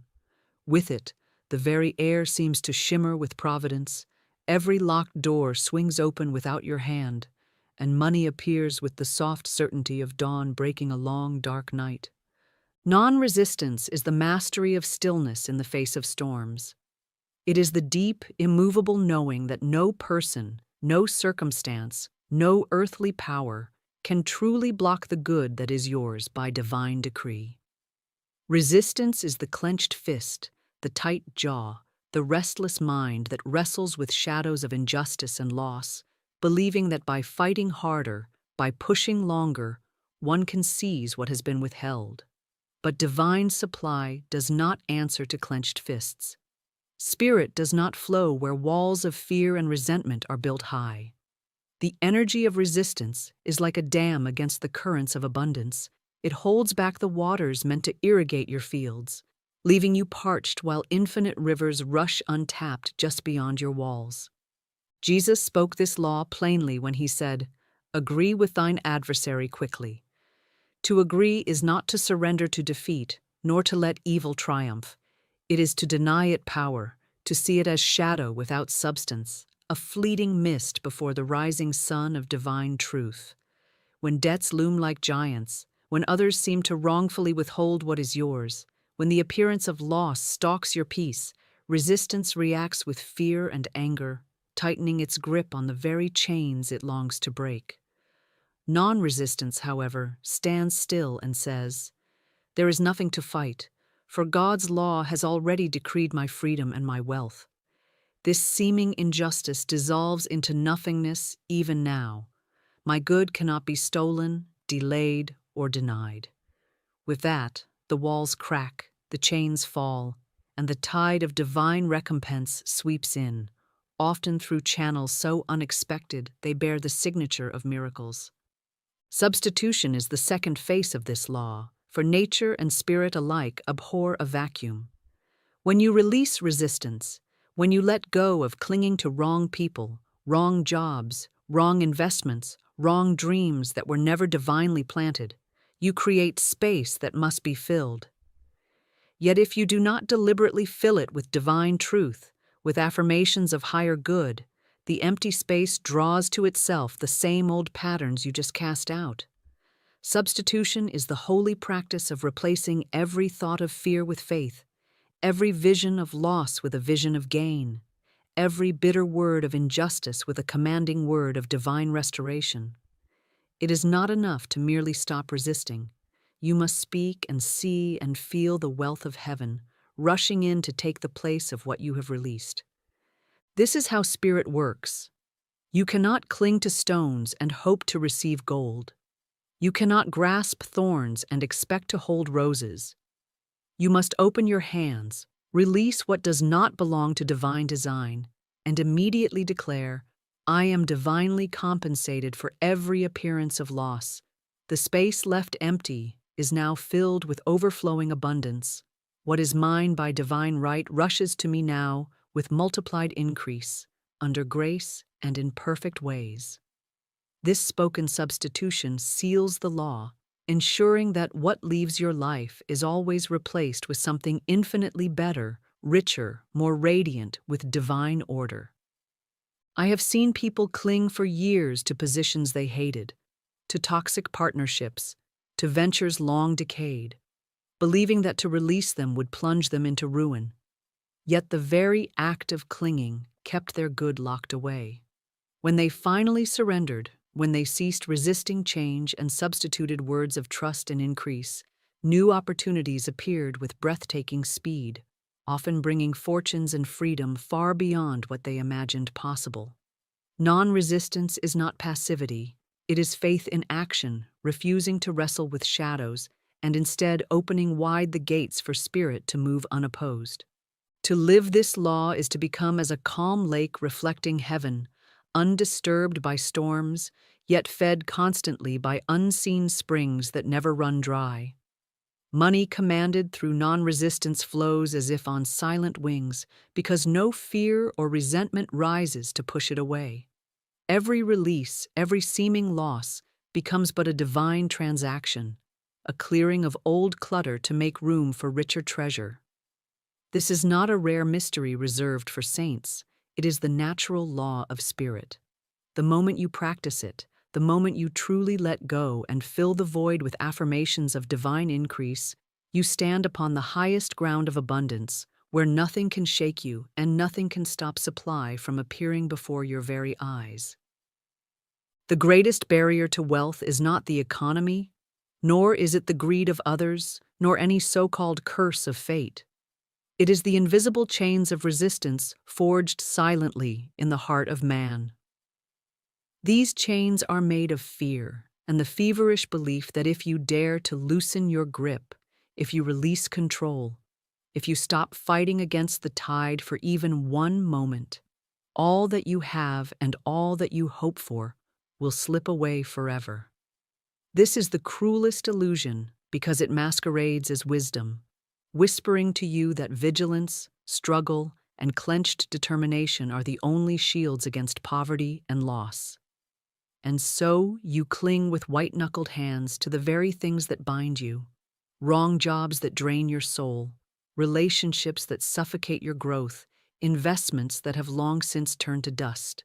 You build fortress walls around your little pile of scarcity, terrified that to open a gate is to invite ruin, never knowing that these walls have locked out the divine rivers of abundance rushing toward you. This illusion also tells you that every wrong done to you must be fought tooth and nail, that you must avenge yourself upon every injustice and wrestle back what was taken. How many souls have wasted years and fortunes in endless legal battles, feuds, and bitter pursuits of vindication, only to find themselves poorer, sicker, and more broken than when they began? They believed that if they did not resist, if they did not fight for every coin and every scrap of recognition, they would be trampled underfoot and cast aside. Yet divine law has never required such torment. It has never asked its children to grovel in courts of men or spill their peace in ceaseless wars of pride. Spirit has promised that vengeance is mine, I will repay. But resistance cannot trust this promise. It demands proof of strength through struggle, blind to the silent power of divine recompense that would have restored all loss 100-fold had they only released their grip. Even in their seeking of wealth, this illusion of resistance hides in subtle ways. One may speak affirmations of abundance while secretly dreading failure, clutching to the process with anxiety, measuring every hour for results, fearing that if they relax their hold for even a moment, the miracle will flee. This is not faith. It is resistance cloaked in the garments of prayer. True wealth does not flow through clenched hearts and minds. It is repelled by them. Spirit cannot deliver gold to hands already full of stones, cannot pour wine into cups tightly covered by trembling fingers. It waits, ever patient, for the moment you release the fight, the grasping, the need to control, and in that holy surrender, abundance finally has room to enter. There is another layer to this illusion, the refusal to let go of what no longer belongs to divine design. The soul longs for increase, for higher expression of wealth and freedom, yet it clings to the old out of habit and fear of the unknown. One remains in failing enterprises because, at least it's familiar, or refuses to release possessions that no longer serve, believing that to give away or to lose is to diminish oneself. But divine law cannot fill a vessel already stuffed with yesterday's stale bread. To cling to what is dying is to refuse the banquet of the living Spirit. Many who claim to desire prosperity are unwilling to release what blocks its arrival, holding fast to crumbs while heaven prepares a feast. Substitution becomes impossible when this illusion reigns. The law demands that every vacuum be filled, yet resistance will neither empty its hands nor allow Spirit to place better gifts within them. And so, wealth is delayed, opportunities are missed, and life becomes a repeating cycle of loss and grasping. Only when you recognize the falsehood, that letting go is not losing, that surrender is not weakness, that non-resistance is not defeat, does the cycle shatter. For the truth is this: whatever you release in faith is never lost but transmuted and returned to you pressed down, shaken together, and running over. Divine substance cannot leave you poorer, it can only lift you higher. This is why so many who finally surrender and practice non-resistance speak of sudden, almost magical breakthroughs. Debts erased without effort, inheritances arriving unlooked for, wrongs righted without struggle, and money appearing through channels they could never have imagined. They were never truly lacking in supply.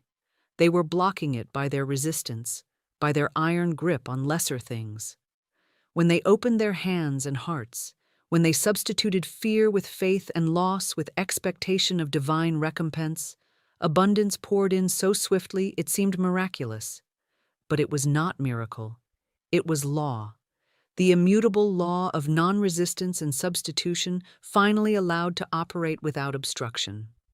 And so I tell you, recognize this illusion for what it is: a shadow with no substance, a chain made only of vapor that dissolves the moment you stop grasping at it.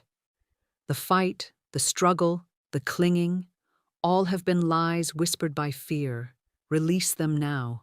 Trust the divine law that never robs but always restores.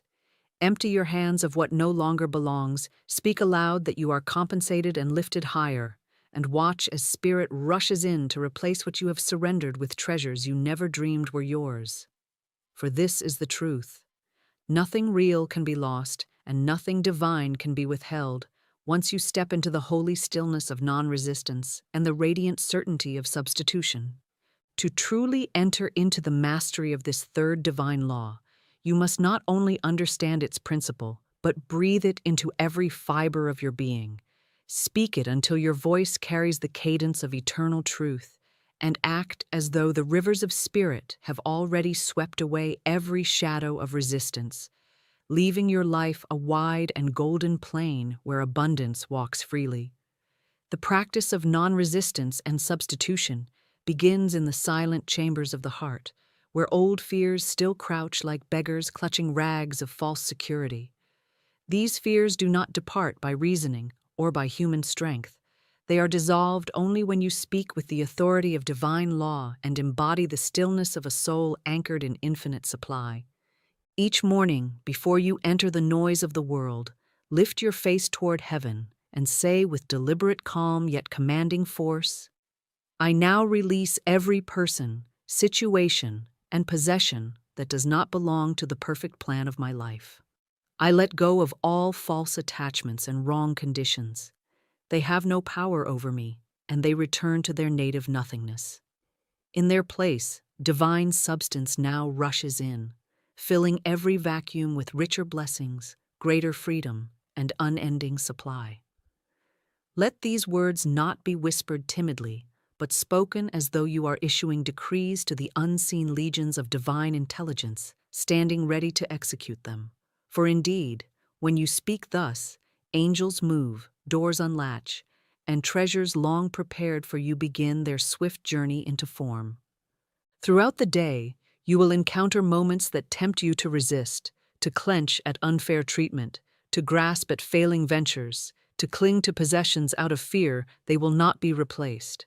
In these moments, pause, Still your breath and proclaim with unwavering faith, I do not fight shadows. I do not grasp for what does not belong. Infinite Spirit is my source and supply. Every seeming loss is immediately transmuted into divine gain. Every vacuum is filled with overflowing abundance. I let go freely, joyously, and I receive richly, effortlessly. Feel the chains of tension melt from your shoulders as you speak this truth. Imagine the invisible dams within you crumbling to dust, and see golden streams of provision flooding every area of your life with quiet power. To practice substitution is to become a sculptor of your own experience. Each time fear suggests loss, you immediately carve its opposite in thought and speech. This loss is only appearance. I am instantly compensated. Greater riches now take its place. When anxiety whispers that releasing something will leave you empty, you counter with, I release in faith, and heaven fills my hands with treasures greater than before. When anger rises at those who wrong you, transform it by declaring, there are no enemies in divine mind. Every seeming injustice is now dissolved and replaced with divine justice and recompense. All is well. These declarations do not merely soothe the mind, they command the unseen forces of spirit to reshape reality itself, turning ashes to beauty and restoring sevenfold everything that once appeared lost. Begin to practice letting go in tangible ways. Clear your home of objects that no longer serve or inspire, giving them freely without fear of lack. As you do, affirm, I release these things in love, and divine substance rushes in to fill this space with new blessings. Watch as opportunities, gifts, and unexpected streams of money arrive to occupy the space you have opened. In relationships or work that drain your spirit and resist divine order, dare to speak. This plan, not planted by my Father, now dissolves. I am free and lifted into perfect alignment with my true good. Then step aside and allow Spirit to remove or transform the situation swiftly and peacefully, often delivering new partnerships or work that overflow with both joy and prosperity. Know this: every release, when coupled with spoken substitution, is a magnetic act that draws divine increase without delay. Nothing you surrender in faith is ever truly lost. It is multiplied and returned to you in higher form. As you live these decrees, practicing non-resistance and substitution in thought, word, and deed, you will find yourself no longer striving to command money. It will appear of its own accord. Opportunities will flow toward you effortlessly. Wealth will gather from unseen directions, and you will walk as one who knows the silent power of letting go and receiving without struggle. The law cannot fail, for it is the very rhythm of spirit itself, and when you align your speech and actions with it, abundance becomes as natural and unstoppable as the turning of the earth beneath your feet. To fully embody this divine law and walk as one who effortlessly receives abundance, you must go beyond single moments of surrender and substitution. You must reforge the entire pattern of your inner being until non-resistance becomes your natural state and substitution your automatic response. For as long as your subconscious mind clings to the old reflex of grasping, fearing loss, and wrestling with appearances, you will find yourself returning to the same narrow prisons of lack, no matter how often you speak words of release. Mental reprogramming is therefore essential, for it transforms not only your speech, but the deep and hidden convictions that drive your every reaction to life. Until this transformation is complete, you will speak of letting go while secretly bracing for ruin. You will affirm substitution, yet quietly doubt that anything better will truly take the place of what you have surrendered. The subconscious is a faithful servant, but it cannot create beyond what it has been taught. If it has been nourished for years on fear, convinced by early experiences that losing something is a tragedy, that releasing control means chaos, that those who do not fight for every coin are doomed to poverty, then even as you consciously declare non-resistance, the subconscious will sabotage your freedom. It will whisper to you at night, hold on tighter. It will stir anxiety when you try to step away from conflict. It will fill your heart with dread at the thought of giving away possessions or leaving old, lifeless ventures behind. Like a vine twisting around a tree, these old impressions must be untangled and replaced with radiant, living truths that root you permanently in the effortless law of divine compensation. Begin this reprogramming with deliberate and repetitive declarations, spoken with emotion until they sink beneath the surface of awareness and become unshakable convictions. Stand before a mirror each day and look deeply into your own eyes, speaking as though addressing the eternal spirit within you. I am now permanently released from every false belief in loss or deprivation. I know with certainty that nothing real can ever be taken from me. Every release makes me richer. Every vacuum is instantly filled with greater good, and every appearance of loss is divinely transformed into multiplied increase.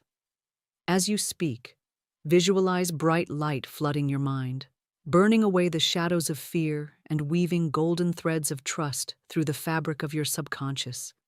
Imagine old memories of loss or betrayal dissolving into mist, replaced by scenes of restoration, of treasures returned sevenfold, of peace and freedom reigning where chaos once dwelt.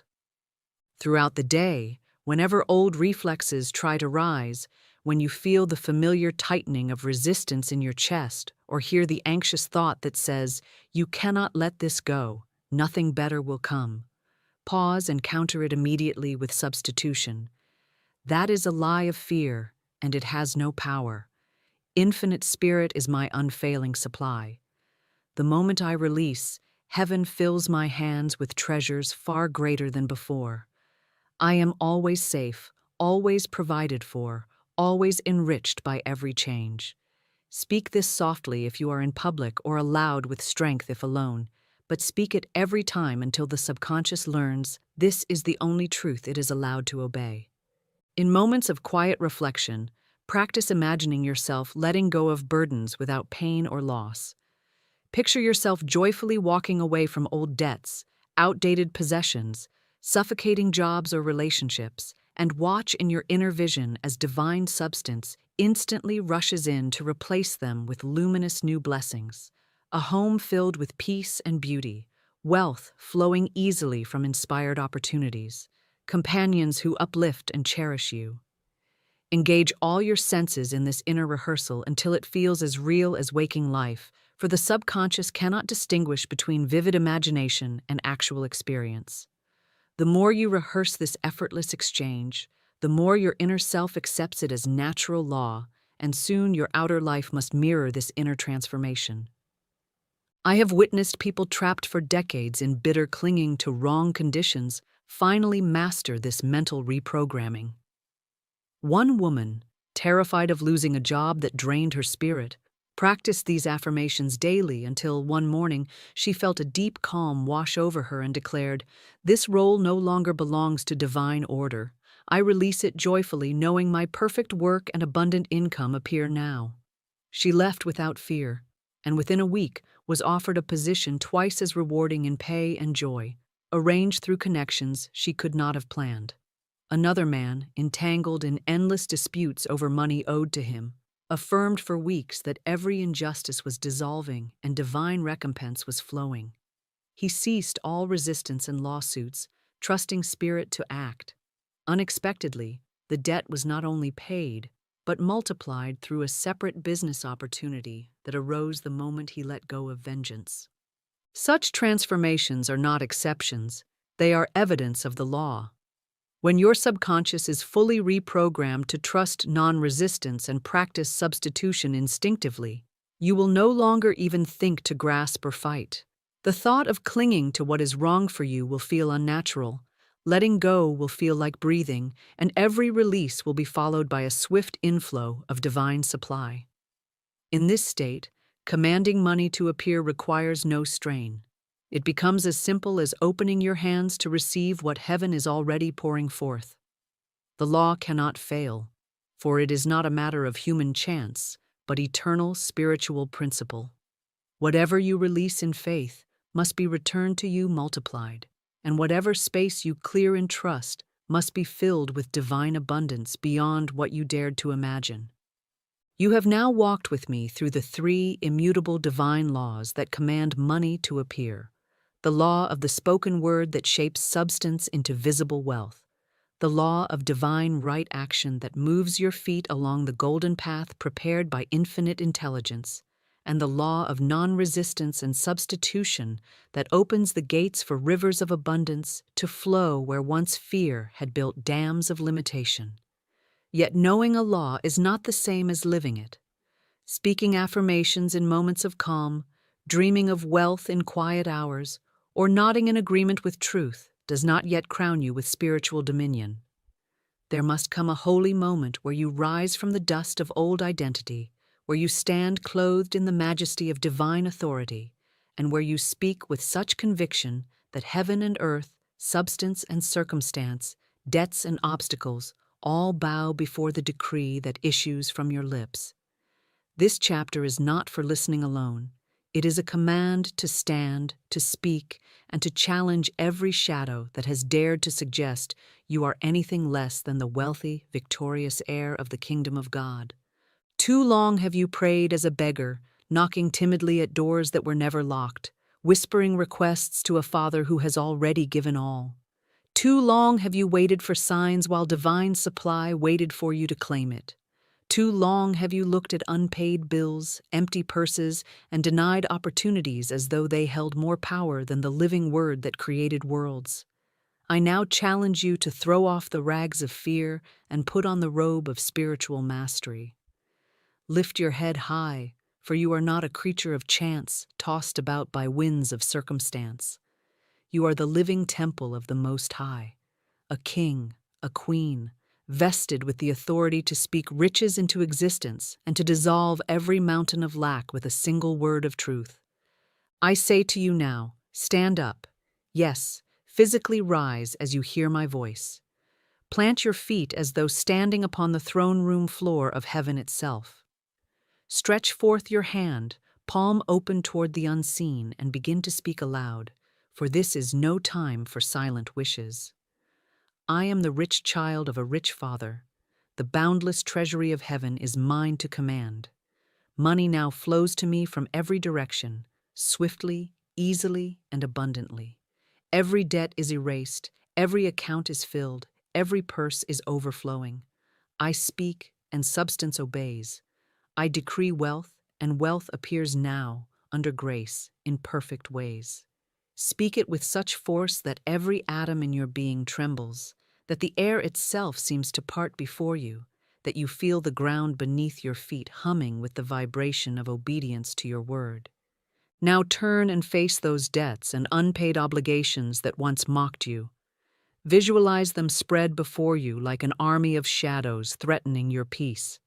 Lift your hand again and say, "You have no power over me. I do not owe you anything but love, and love has already paid every account in full." Infinite Spirit now wipes away every trace of debt. Checks, payments, and divine provision rush to me this instant. I am free, prosperous, and lavishly supplied.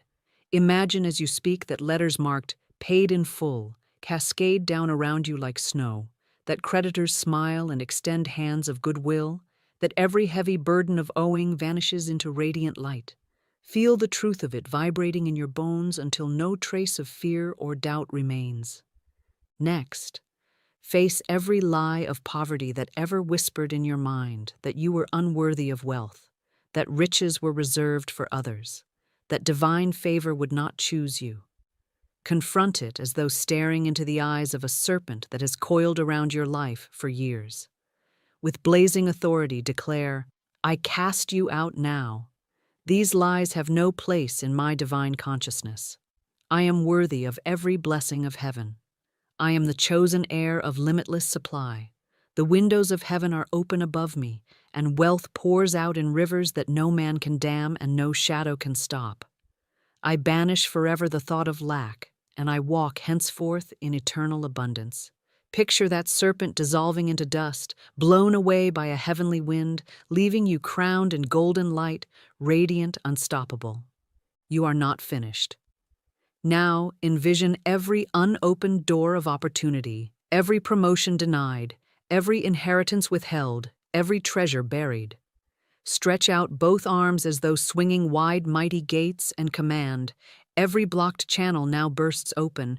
Opportunities that belong to me by divine right are revealed and delivered this very moment. Wealth that was delayed is now multiplied and flows to me unhindered. No man can shut the doors that God has nailed open for me. I walk through them now into vast, unending prosperity. In your mind's eye, see doors flying from their hinges, safes unlocking, streams of gold and silver rushing toward you, and multitudes of divine helpers ushering you into halls of riches prepared since the beginning of time. This is the moment where you stop hoping and start knowing.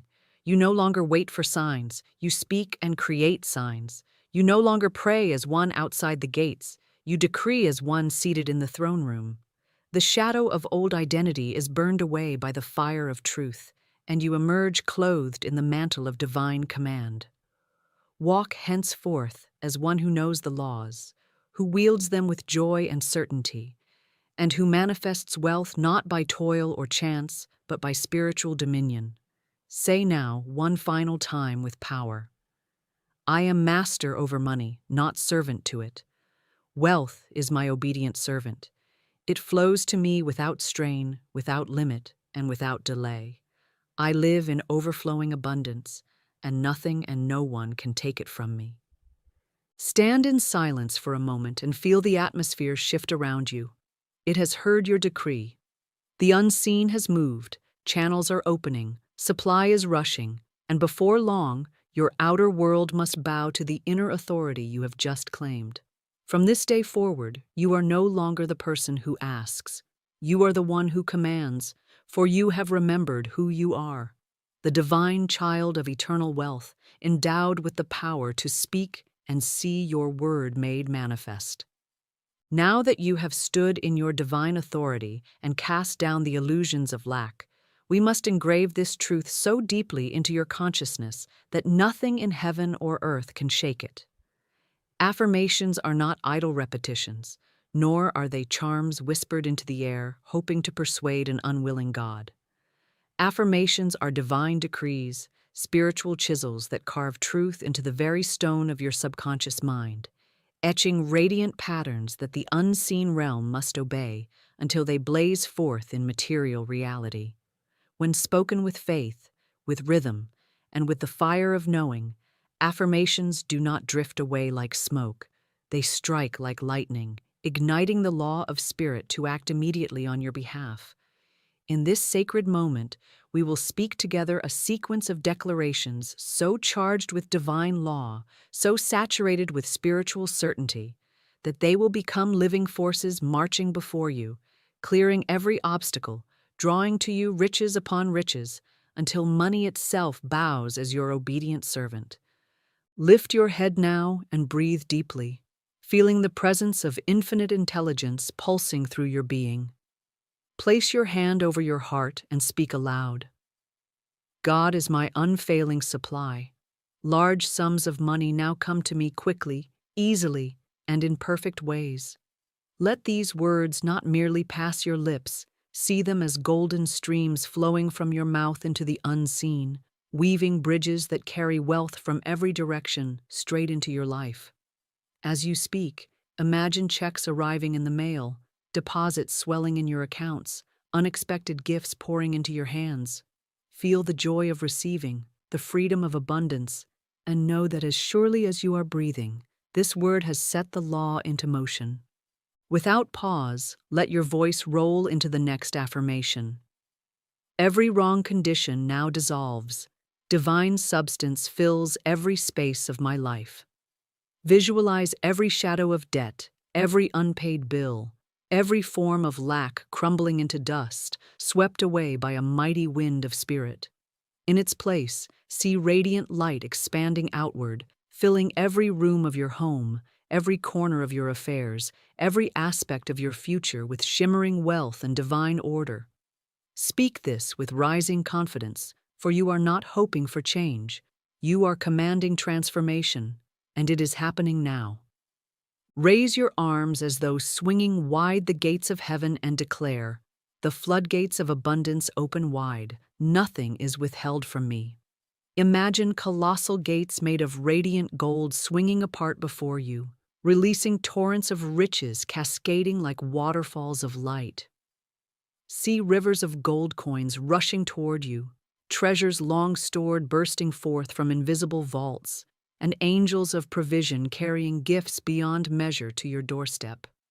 Feel the force of it, unstoppable and overflowing, sweeping away every trace of limitation as you stand triumphant in the center of this divine flood. Step forward boldly and speak with unshakable poise. I walk in divine order. The Spirit directs my every step to endless riches. Picture a luminous path stretching before you, each stone glowing with divine light, each step magnetically drawing you closer to treasures predestined for your hands. See doors swinging open of their own accord, opportunities aligning in perfect harmony, and unseen guides leading you effortlessly into realms of wealth you never dared to imagine. As you affirm this, let peace wash over you, knowing that you can no longer miss your good. It is already guiding you, carrying you, lifting you higher with every step you take. Clench your fist with renewed determination and decree, "No man takes from me. What is mine by divine right now appears." Speak it with the authority of a royal decree. Visualize every attempt to rob you of your good, every withheld payment, every delayed inheritance dissolving under the blazing power of divine justice. See your rightful blessings, properties, wealth, positions of influence, breaking free from the grip of obstruction and flying to you as though borne by wings of light. Know that nothing and no one can steal what heaven has already written in your name, and as you say these words, feel it being delivered to you in full measure, unstoppable and sure. Finally, place both hands upon your heart and proclaim with fierce joy, "I stand fearless in wealth consciousness. Money is my obedient servant." As you utter this, see yourself crowned in golden radiance, sitting upon the throne of spiritual mastery. Visualize money flowing toward you in endless streams, bending and swirling at your command, serving every divine purpose of your life. Feel every trace of fear or doubt vanish, replaced by a serene, immovable knowing that abundance is not fleeting or fragile. It is eternal, and you are its rightful master. Let these affirmations roll from you again and again, each repetition louder, more certain, more alive with divine energy. Speak until your voice feels like a trumpet blast echoing through unseen realms, until you feel currents of power rushing through your body like fire, until you sense that something monumental has shifted in the invisible. For it has. Angels have taken flight at your command. Wealth has been stirred from hidden places, and every word you have spoken now walks before you like an army of light, ensuring that money, opportunities, and treasures will manifest without delay. Stand now in silence for a few moments, breathing deeply. Feel the change in the atmosphere around you, as though reality itself has bent to your word. Know that from this moment on, your subconscious mind is permanently sealed with wealth consciousness. It cannot return to fear, it cannot replay the old records of lack. It now vibrates only with certainty, magnetizing endless prosperity into your life. The affirmation sequence has written a new destiny upon your soul, one where abundance is no longer pursued but possessed, commanded, and expressed in every corner of your existence. Now that you have walked with me through the sacred gates of divine law, spoken the words that command wealth, aligned your steps with heavenly guidance, released every chain of resistance, and declared with royal authority that money is your obedient servant, you must not allow this transformation to flicker and fade like a candle left in the wind. This is not a momentary spark meant to warm you for a night and leave you wandering in darkness again. This is the dawn of a new life, a life where you walk perpetually clothed in divine abundance, where every breath you take carries the rhythm of wealth consciousness, and where every word you speak bends unseen substance to obey. The work we have done together must be sealed, strengthened, and shared, for truth, when spoken and embodied, multiplies like loaves and fishes and nourishes countless souls hungering for freedom. I invite you, beloved child of infinite riches, to take this message into your daily walk as a living practice. Do not let the world's noise or the shadows of old beliefs pull you back into the smallness you have now outgrown. Each morning when you rise, declare with the same fire that has been lit within you, I am the rich child of a rich Father. This day divine supply flows to me without limit. I am led in perfect steps, and every action I take manifests greater wealth and freedom. As you go about your day, continue to speak to money as a faithful servant, directing it to your good works, your dreams, your divine assignments, knowing that Spirit has already prepared overflowing channels of provision for you. In the evening, before sleep, give thanks aloud. Infinite Spirit, I rejoice and give thanks for the abundant blessings of this day and for even greater riches rushing toward me now. These practices are not rituals of desperation, but seals of dominion, hammering truth deeper into your subconscious until it becomes the only law by which you live. I urge you also to share your journey here, not as empty testimony, but as a living monument to the glory of Spirit's unfailing law. Write your affirmations and revelations below this message. Let your voice be heard by others who are still wandering in deserts of lack, unsure that divine abundance could ever reach them. Your words will be seeds, planted in the soil of their spirits, awakening them to the same power that now burns within you. Comment with bold declarations of wealth and freedom, not only to claim them for yourself, but to send ripples of truth across unseen waters, guiding others to these eternal laws that cannot fail. If this message has shattered chains and opened gates for you, and you know that it has, then walk with me further. Return to these teachings often. Let your mind be washed again and again by the rivers of divine law until there is not a trace of old poverty consciousness left in you. Let this voice be a companion on your journey, a reminder that you are never again to kneel before lack or bow to fear. And if you wish to remain in this fellowship of faith, where daily we speak, decree, and walk together in Spirit-led prosperity, join this circle fully. Let us continue building a realm on earth where divine law rules, where wealth is no longer chained by human limitations, and where every child of God remembers and lives their rich inheritance. And now, as this sacred time together draws to its gentle close, I speak one final decree over your life. Silver and gold are mine, saith the Lord of hosts, and I share my treasury with my children now. Feel these words sink into your very bones, vibrating in every cell, rewriting every thought of limitation until it is obliterated by eternal truth. Imagine a heavenly vault swinging wide above you, radiant light cascading down as endless streams of money, resources, and opportunities flow directly into your life. Know that this is not a promise for tomorrow, but a reality for today.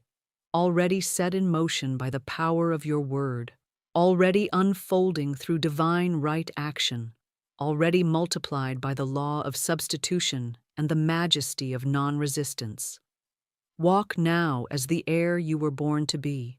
Speak daily as master over money, and let your abundance be a shining testimony to the unfailing, unstoppable, unbreakable laws of Spirit that command wealth to appear without delay, under grace, and in perfect ways. Now, before we move forward, I want you to fully grasp the law that governs this reality shift you are about to experience.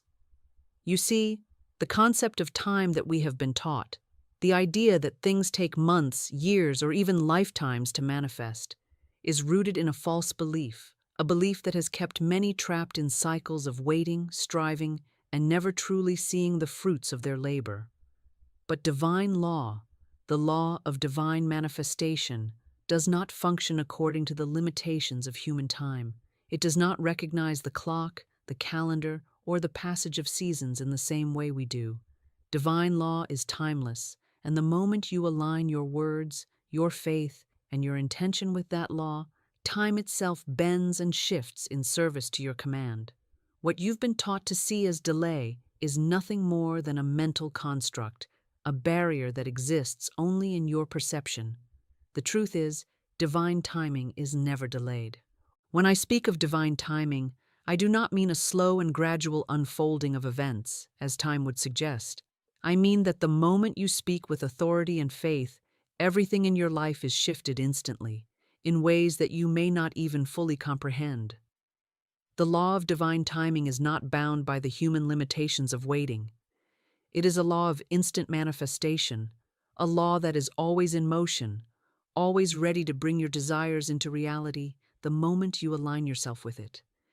You may have been taught that things must be earned or worked for, but I am here to tell you that the universe, in all its abundance, is already prepared for your every need. It has always been waiting for you to recognize your own divine authority, your own ability to command the flow of good into your life. Let me give you an example from Scripture, one that perfectly illustrates how divine law transcends the passage of time and the limitations we place on ourselves. In 1 Peter 1:25 it is written, "But the word of the Lord endureth forever." This is the power of the word, the divine word, which has the ability to manifest and create. The word of the Lord does not grow old, does not wither with time, and does not lose its power. It is timeless. Similarly, in Luke 1:37, we are reminded that, with God, nothing shall be impossible. There is no situation, no delay, no limitation that can withstand the power of the spoken word in alignment with divine law. You see, this law operates outside of the boundaries that we typically associate with time. When divine law is called upon, it breaks through those boundaries, and the manifestation you've been waiting for comes into your life not in months, not in years, but immediately. And this is where the shift begins. When you speak, you invoke this divine law of timeless manifestation. Your spoken word, aligned with the divine truth of who you are, is the key to unlocking the floodgates of the universe. The moment you align yourself with the eternal, unchanging power of the divine, time no longer has a hold over your reality. This is why, when you speak with authority, your life shifts in an instant. The law bends time, collapsing the very thing that has kept your good from you. Imagine, for a moment, that time itself is a fabric, stretching before you, woven with threads of your past, present, and future. When you speak the divine word, it is like taking a scissors of divine law and cutting through that fabric, creating a pathway where only your highest good can enter. This is what divine timing does. It collapses the space between where you are now and where you desire to be, pulling your manifestation from the future into the present. This is the magic of divine law. And when you speak in alignment with divine law, heaven responds immediately, just as the walls of Jericho fell the moment the people of Israel spoke their words of command. This story from the Bible, Joshua 6:20, illustrates the power of faith-filled words spoken in divine authority. The Israelites did not have to wait for the perfect conditions. They did not have to wait for the right time to be ready. They spoke, and the walls came down. So too will the walls of delay and limitation in your life come down when you align your words with divine law. Time will no longer hinder your progress. It will bend, it will fold, and it will yield to the divine truth that your good is already prepared for you. The only thing left to do is speak. Now let me share with you a story that illustrates the tremendous power that comes when you speak the divine word, the transformative word, and allow divine law to reset your destiny, just as it can for you today. There is a woman I know, someone who, like many of you, had spent countless years struggling with seemingly endless setbacks. She struggled with her finances, she struggled with her health, and she struggled in her relationships. No matter how hard she worked, no matter how much effort she put in, the results were always just out of her reach. Her financial situation seemed to deteriorate with every passing month. Her body was plagued with illness that no doctor could cure, and her relationships seemed to fall apart no matter how hard she tried to hold them together. She was like so many people, living in the shadows of frustration and waiting for the world to change, waiting for her circumstances to finally shift. She felt as though everything she tried had no real impact. Her faith wavered, her hope began to fade, and she thought to herself, "What is the point of trying? I've done everything I know to do. What else is there? What am I missing?" But here is where the story changes. One day, in a moment of deep desperation, she decided to take a step of faith, a bold step in alignment with divine law. She decided that she would no longer allow her reality to dictate the terms of her life. She decided that she would stop waiting for something to happen and start commanding it to happen. She called upon the divine law and she spoke, "I am now in alignment with my divine destiny. I command the floodgates of abundance, health, and love to open, and within 48 hours, I see the manifestation of my good." These words, spoken with authority, faith, and absolute conviction, were the catalyst for the most incredible transformation in her life that I have ever witnessed. It didn't take weeks. It didn't take months. It didn't even take a full day. Within 48 hours, everything in her life began to change. She received a financial breakthrough that came from a completely unexpected source. An opportunity that had been out of her reach for years suddenly materialized, and money she had long given up on receiving showed up in her bank account. She experienced a miraculous healing in her body, as symptoms that had plagued her for years simply faded away, never to return. And her relationships, once fractured and strained, began to heal and align in the most beautiful ways, bringing her a peace she had longed for but never thought would come. The change was not the result of years of hard work or battling with the world. It was the result of one thing, and one thing alone: the spoken word. One divine word spoken in faith set into motion a cascade of miracles, transforming her reality in less than 2 days. And this, my friends, is the power you hold in your own hands.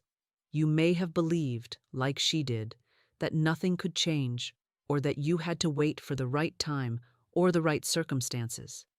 You may have believed that your good was always just beyond your reach. But I am telling you now, this moment is the right moment, and this word is the key to unlocking the floodgates of your divine inheritance. You may be wondering, how did this happen? How did one spoken word bring about such dramatic change? The answer is simple. Divine law responds to faith-filled words. It's not about effort. It's not about struggle. It's about recognizing the authority you have as a co-creator with God and speaking the word with conviction, knowing that divine law will always respond. This is not some wishful thinking. This is the power of faith in action. Divine law obeys the word, and when you speak it, the universe aligns with your declaration. And let me make this absolutely clear. This is not just her story. It can be your story. What happened for her can happen for you, and it will happen in the exact same way. The process is the same. Speak the word. Speak it with authority. Speak it with unwavering faith, and watch as your life begins to transform before your eyes. Time, as you have known it, will no longer be a barrier. It will no longer keep you from what is rightfully yours. It will bend to the power of the divine law, and in the next 48 hours, you will see your life reset. I want you to take a moment right now and ask yourself, what have I been waiting for? What good have I been hoping for, but have not yet seen manifest? Now, I want you to realize this truth. It is already yours. It has been waiting for you to speak it into being.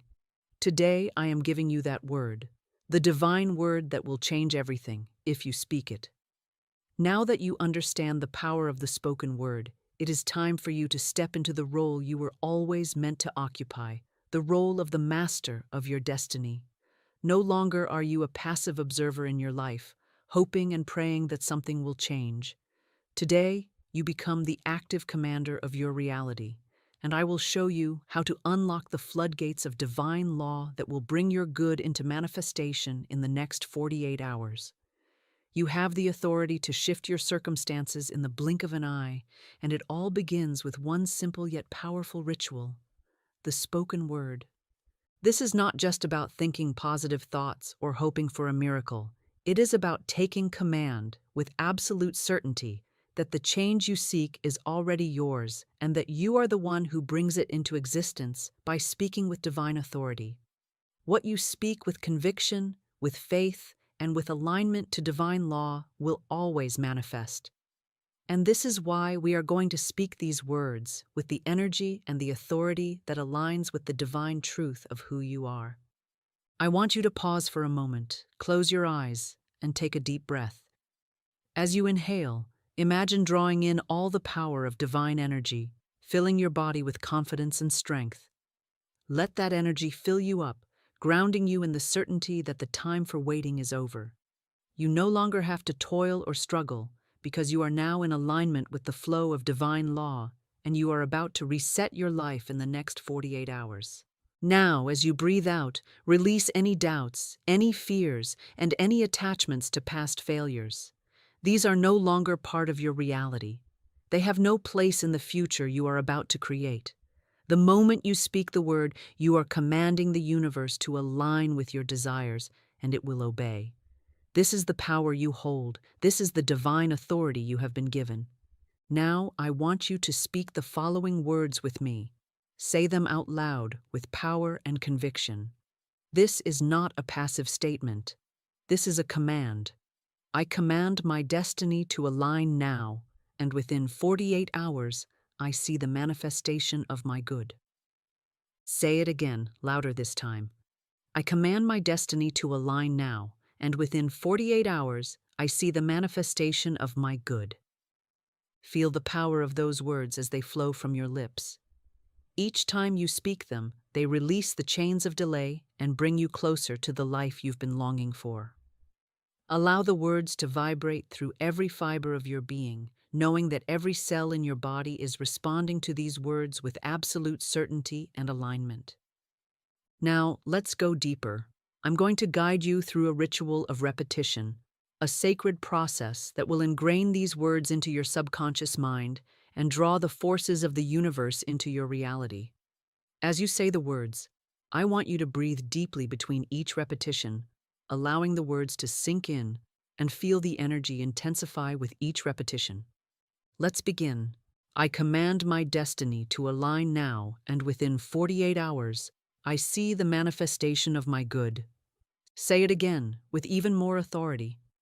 I command my destiny to align now, and within 48 hours, I see the manifestation of my good.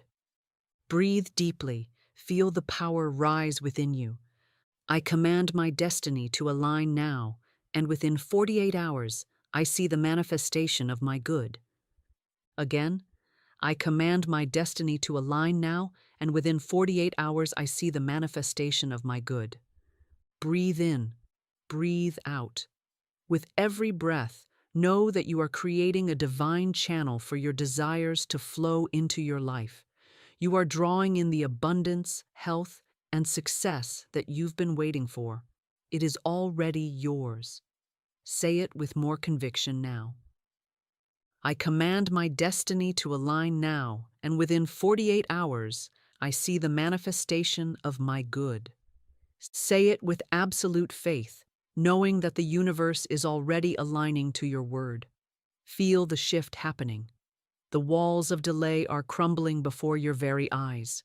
Time itself is bending to accommodate your divine command. Continue this rhythm. Feel the energy building. Each word you speak brings you closer to the reality that is already yours. This is the divine law at work. This is your word, setting the course of your future. Speak it again, louder and with even more belief. I command my destiny to align now, and within 48 hours, I see the manifestation of my good. Feel the shift. Breathe deeply and feel your body respond to the command. The power is in your hands. The change is happening right now. This is your moment. You have taken the first step in shifting your destiny, and with every word you speak, you are creating a new reality.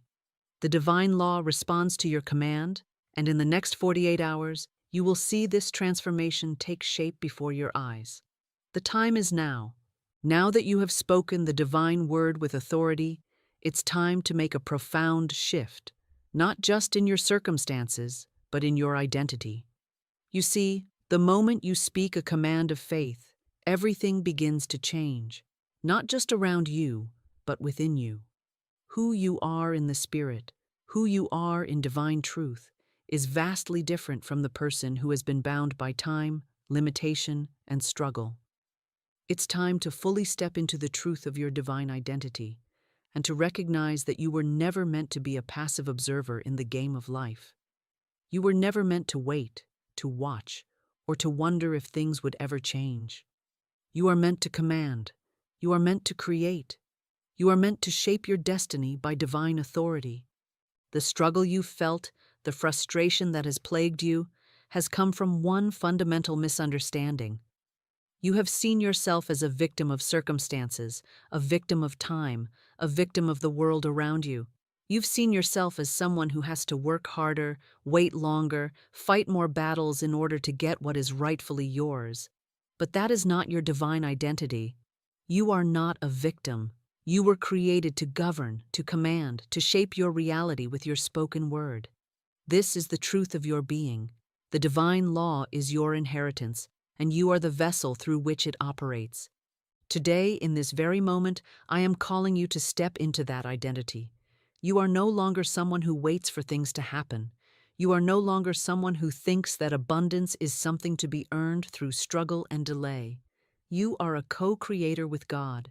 You were born to bring forth the good that is already waiting for you. All you need to do is speak it into being, and the universe will respond. Take a deep breath right now and close your eyes for a moment. Picture yourself as the master of your life, not as a person caught in the whirlwind of time, but as the governor of divine law, standing firm and confident, knowing that your words are irresistible, your commands are absolute, and the world must align with your divine will. This is who you are. This is the truth of your identity. It is time to claim it. Now, I want you to say this with me, out loud, with every fiber of your being. I am no longer bound by time. I command the time to manifest now. I am the master of my destiny. I operate in divine timing, and my word is my wand. Say it again, and let it sink deep into your soul. I am no longer bound by time. I command the time to manifest now. I am the master of my destiny. I operate in divine timing, and my word is my wand. Feel the power of those words. Let them wash over you. This is who you are now. You are no longer the one who waits for a miracle. You are the one who creates miracles with every word that leaves your mouth. You are the master of your reality. You have divine authority, and you are stepping into that power today. I want you to repeat this again, but this time, say it with even more conviction. I am the master of my destiny. I operate in divine timing, and my word is my wand. These words are shifting your inner world, and as you shift internally, the external world begins to shift as well. As you declare this new identity, you are laying the foundation for the life you were always meant to live. A life of ease, a life of abundance, a life of divine manifestation. Time no longer governs you. You govern time. It's time to erase the old identity, the identity of someone who is stuck, the identity of someone who struggles, the identity of someone who has been waiting for change. That identity is gone. You are no longer that person. You are now the person who speaks with authority, the person who declares their reality, the person who commands their destiny. This is who you are. Now, say it one more time with me, for it is done. I am no longer bound by time. I command the time to manifest now. I am the master of my destiny. I operate in divine timing, and my word is my wand. This is your new identity. Embrace it, own it, live it. Now that you have reclaimed your rightful identity as the master of your destiny, we must seal this transformation in your spirit. This is the moment where you solidify your new reality, where you impress upon your subconscious mind the truth of who you are and the power you now wield. You have spoken the divine word with authority, you have stepped into your role as the governor of your own reality, and now it is time to reaffirm this truth through powerful, life-affirming declarations that will rewire every part of your being. These affirmations are not mere words, they are the keys to unlocking your destiny, and they will act as constant reminders of your divine authority. As you repeat each affirmation, let it resonate deeply within you. Feel every word sink into your very being, reaching into the depths of your soul where transformation occurs. Let these words become truth in every part of your being, body, mind, and spirit. Know that as you speak these words, you are not just repeating phrases, you are shaping your reality. You are aligning yourself with the divine flow of the universe, and you are giving permission for the floodgates of abundance, prosperity, and healing to pour into your life. These words are not just about the future, they are about what is happening right now. Right now, divine law is aligning itself with your word, and everything is beginning to shift. I want you to say these words with conviction, with certainty, and with the knowledge that what you are declaring is already coming into existence. These affirmations are powerful beyond measure, and as you speak them, they become a part of you. They rewrite the story you've been living, and they set into motion a new path, one where everything you desire is already on its way to you. Let's begin. Repeat after me and feel the power of each word as you speak. I am aligned with divine timing. I operate in the flow of God's perfect timing, and all things come to me with ease and grace. Say it again, this time feeling the truth of those words deep in your soul. I am aligned with divine timing. I operate in the flow of God's perfect timing, and all things come to me with ease and grace.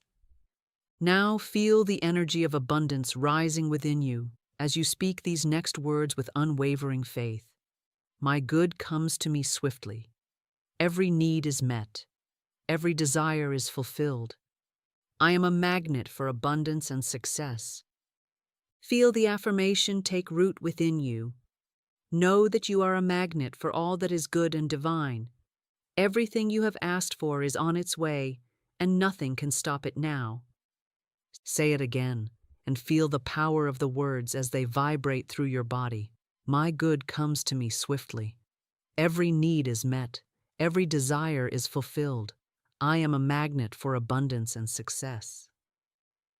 As you speak this next affirmation, visualize your good already in your life. See the abundance, the peace, the health, and the success. See it in vivid detail. Speak it from the place of certainty that it is already yours. I am the master of time. I command all things to align with my divine good. Nothing is impossible for me. I create my reality with my words. Feel the shift within you as you claim your power. You have the ability to create and shape your destiny through the spoken word. You are the one who holds the keys to your future, and the moment you speak, the universe listens and responds. Let the following affirmation be an anchor for you. Repeat it with all your heart. My word is my wand, and it brings my desires into reality. Every word I speak manifests in perfect time. I am in control of my destiny, and nothing can stop my good from flowing to me. Feel the power of these words echoing throughout your life, setting into motion everything you have asked for. These affirmations are planting the seeds of your transformation, and with each repetition, you are reaffirming that this is your truth. Speak it once more and own it with every fiber of your being. My word is my wand, and it brings my desires into reality. Every word I speak manifests in perfect time. I am in control of my destiny, and nothing can stop my good from flowing to me. Now, we will take this even further. Let these words of truth solidify your new reality as you speak them with unshakable faith and power. Let the words flow freely, and allow them to penetrate every part of your consciousness, releasing any doubts or limiting beliefs. I am divinely guided. Every decision I make leads me to my highest good. My life is filled with abundance, health, love, and success. All things are working together for my good. I am in perfect alignment with divine law. Feel the affirmation of divine alignment settle within you. This is your truth. You are a co-creator with God. You are aligned with divine law, and you are stepping into a reality where everything you desire manifests swiftly. Let the final affirmation be one of total empowerment and confidence. Speak these words as a declaration of who you are now, knowing that this is the truth of your being. I am the divine master of my reality. I speak the word, and it is done. I command my destiny, and it manifests perfectly in divine timing. This is my truth, and nothing can change it. Now take a moment to breathe deeply and feel the power of these affirmations as they settle into every part of you. Know that these words are rewriting your destiny right now. Everything you have spoken is already beginning to manifest. Divine law is responding to your words, and you are in alignment with the flow of your highest good. As you continue to speak these words, they will continue to transform your life. You have activated divine law, and the universe is now working on your behalf to bring all your desires into reality. It is already done. Now that you have spoken the affirmations that have already begun the miraculous transformation in your life, we come to the final, decisive command, the one that seals your new reality, the one that finalizes your shift into the full expression of divine law. This is not a mere suggestion, nor is it a hopeful wish. This is the moment where divine authority becomes a permanent fixture in your life, where you establish your dominion over your circumstances and step fully into your divine role as a creator, as a commander of time, space, and all that is in your life. As you speak this command, know that the universe cannot deny the word spoken in divine authority. You are not just wishing for change or asking for permission. You are demanding the universe to align with your divine decree. The law of the universe responds immediately to such a command because, in truth, the universe is not just waiting for your word, it is waiting for you to speak it. Your word, spoken in alignment with divine truth, is the most powerful force in existence. This is not hyperbole. It is the foundational reality of how divine law operates. When you speak, the universe must respond. It has no choice but to align with the divine authority you claim in your words. Your spoken word is not merely a sound. It is a force that activates change. So now, with deep conviction and unshakable faith, I want you to declare these words with the full power of your soul. Feel the truth of them as you say them, deeply, powerfully, and authoritatively. You are not just saying these words, you are commanding them. As you speak them, let them resonate not only with your voice, but with every cell in your body. Let the truth of these words activate every dormant possibility in your life, opening doors, removing barriers, and bringing about the manifestation of all that is yours by divine right. Repeat after me, and let your voice carry the full weight of divine authority. In the name of divine law, I now declare my destiny has been reset. It is done. It is already done. My good is flowing to me now, without delay. My word is my wand, and it is powerful beyond measure. I speak the truth of my reality, and the universe responds to my command. It is done. Spirit performs it now. My reality is shifting, and there is nothing that can stop it. I now step into the fullness of my destiny, and it is here. It is done. Feel the power of these words as they reverberate throughout your entire being. Feel the walls of limitation fall. Feel the flow of divine law rush into your life. Feel the gates of abundance swing open wide, and let the manifestation of your desires begin to pour into your life. Do you feel that? That's divine law in motion.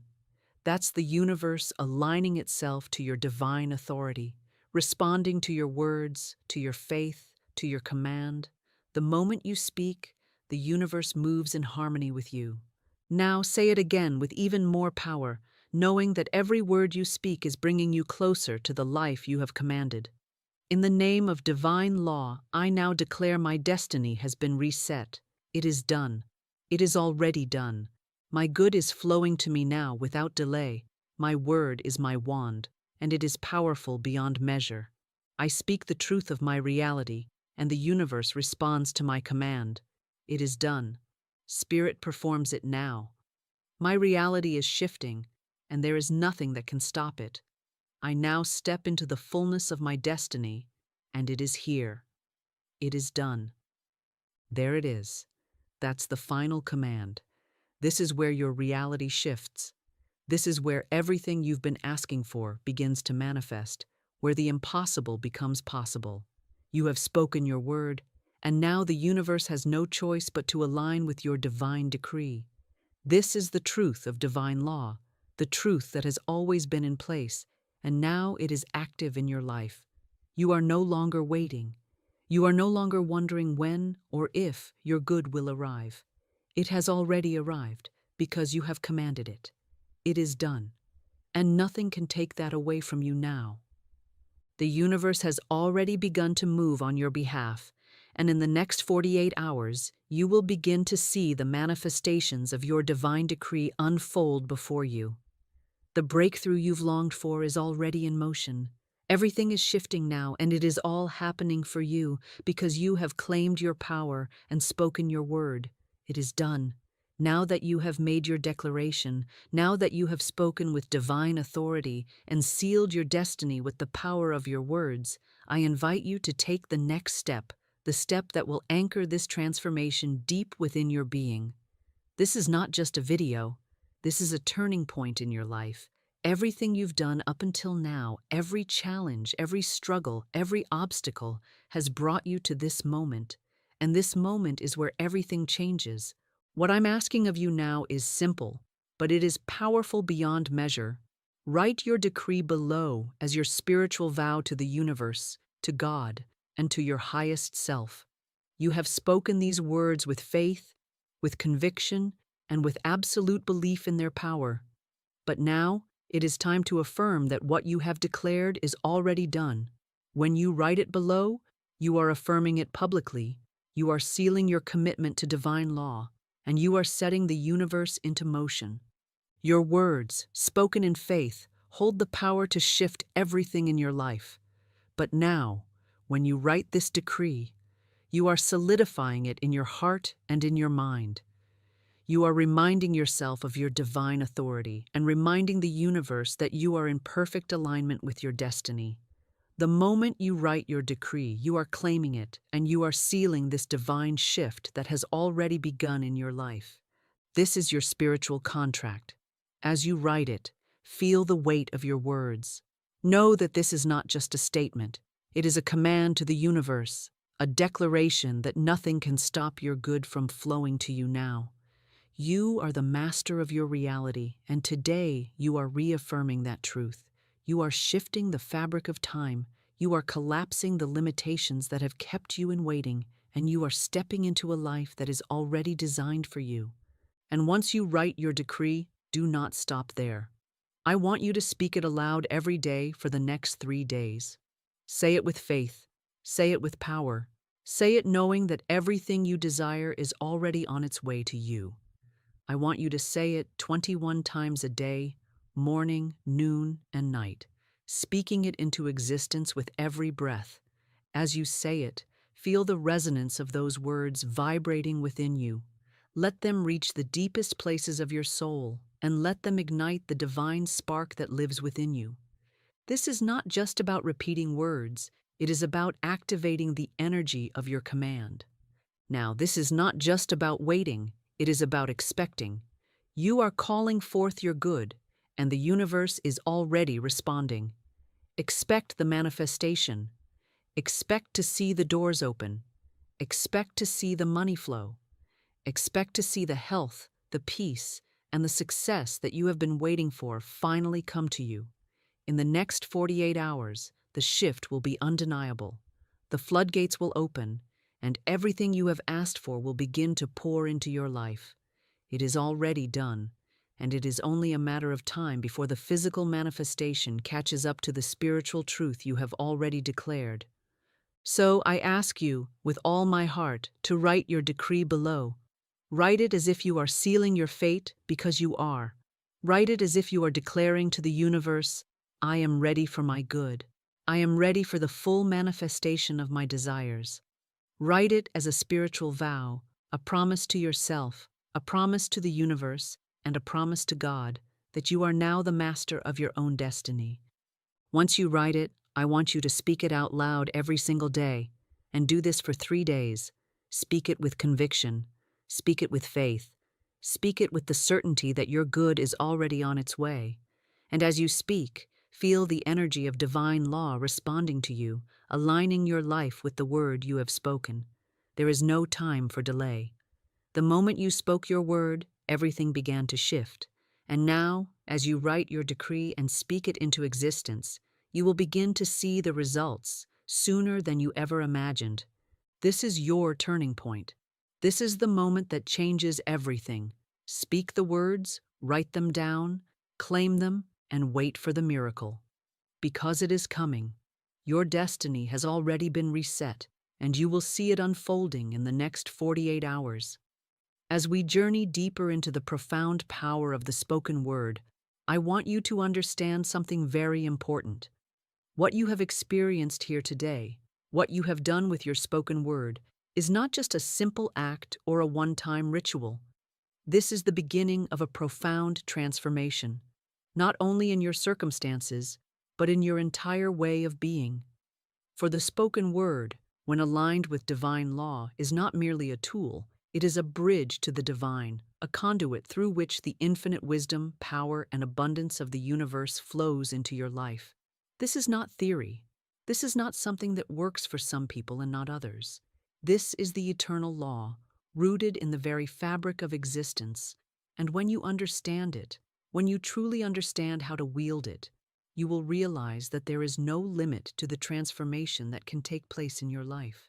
The power of the word is not just something spoken by a select few or used occasionally in moments of deep spiritual insight. It is the foundational principle of reality itself. In the beginning, as we are told in John 1:1, in the beginning was the Word, and the Word was with God, and the Word was God. The Word is not just a symbol of thought, it is the very essence of creation.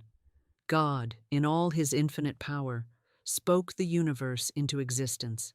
He spoke the light into being. He spoke the mountains into place. He spoke the oceans into their vast and powerful depths. And it is the same with you. When you speak, you are not just repeating words. You are engaging in the creative process of the universe itself. You are tapping into the eternal law of manifestation, and as you speak, the very fabric of existence rearranges itself to bring your desires into reality.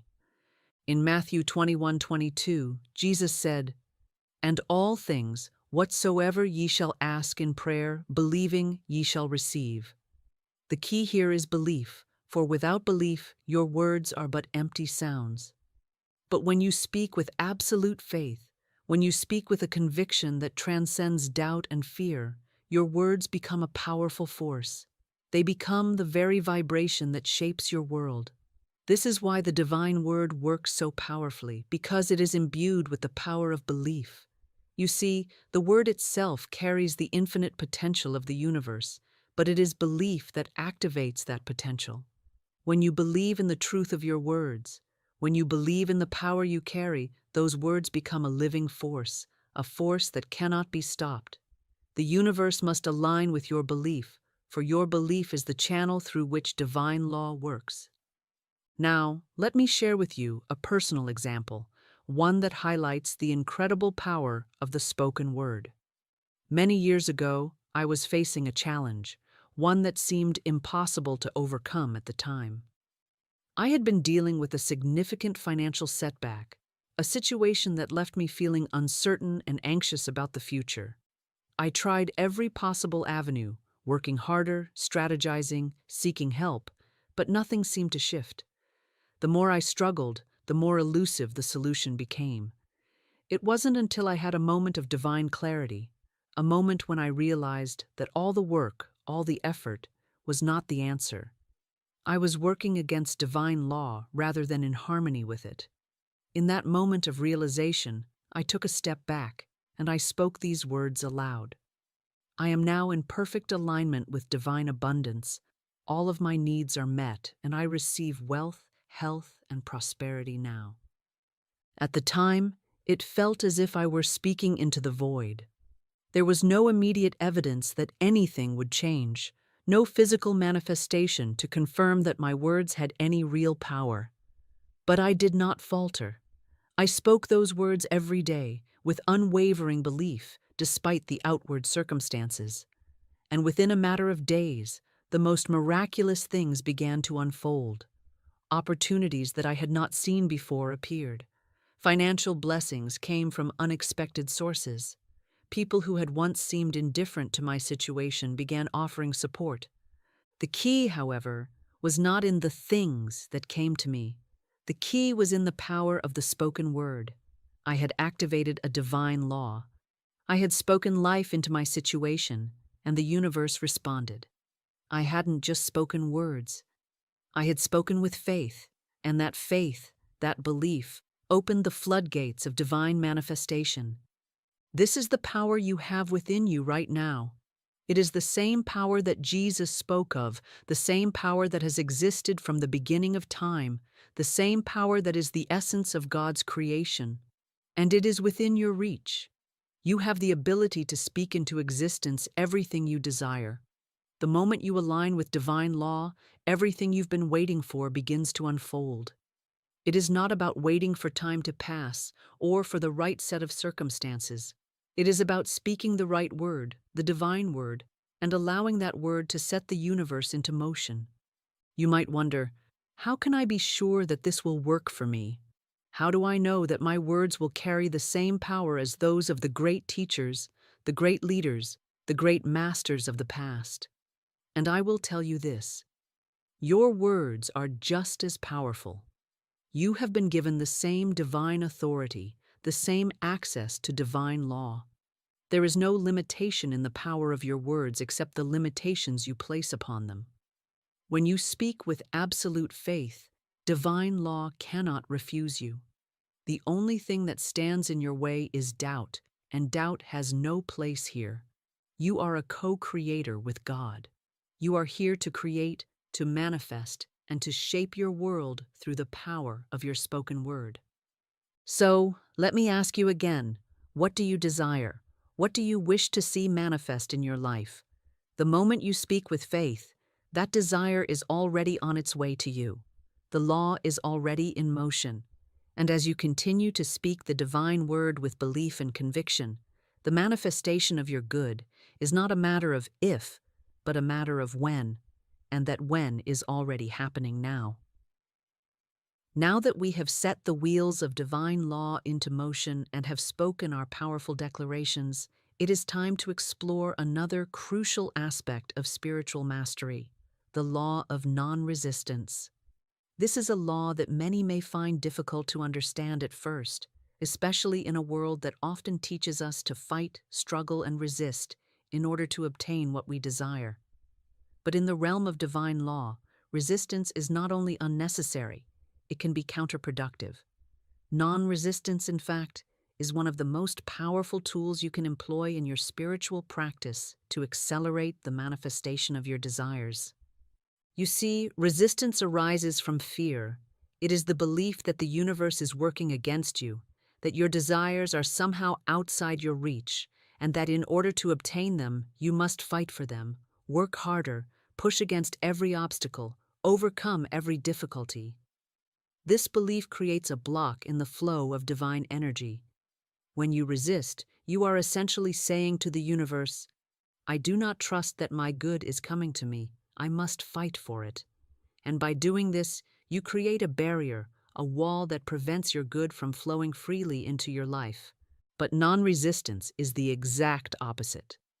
It is the practice of allowing your good to come to you effortlessly, of trusting that the universe is already working on your behalf, and of knowing that your good is inevitable. Non-resistance is not about sitting idly by and doing nothing. It is about trusting the divine timing of your manifestations and surrendering to the flow of the universe. It is about letting go of control, not by being passive, but by being actively open to receiving. It's about recognizing that the universe is infinitely more capable of bringing about your good than your human efforts ever could. This is where the spiritual concept of faith becomes so powerful. True faith is not simply hoping that something will happen.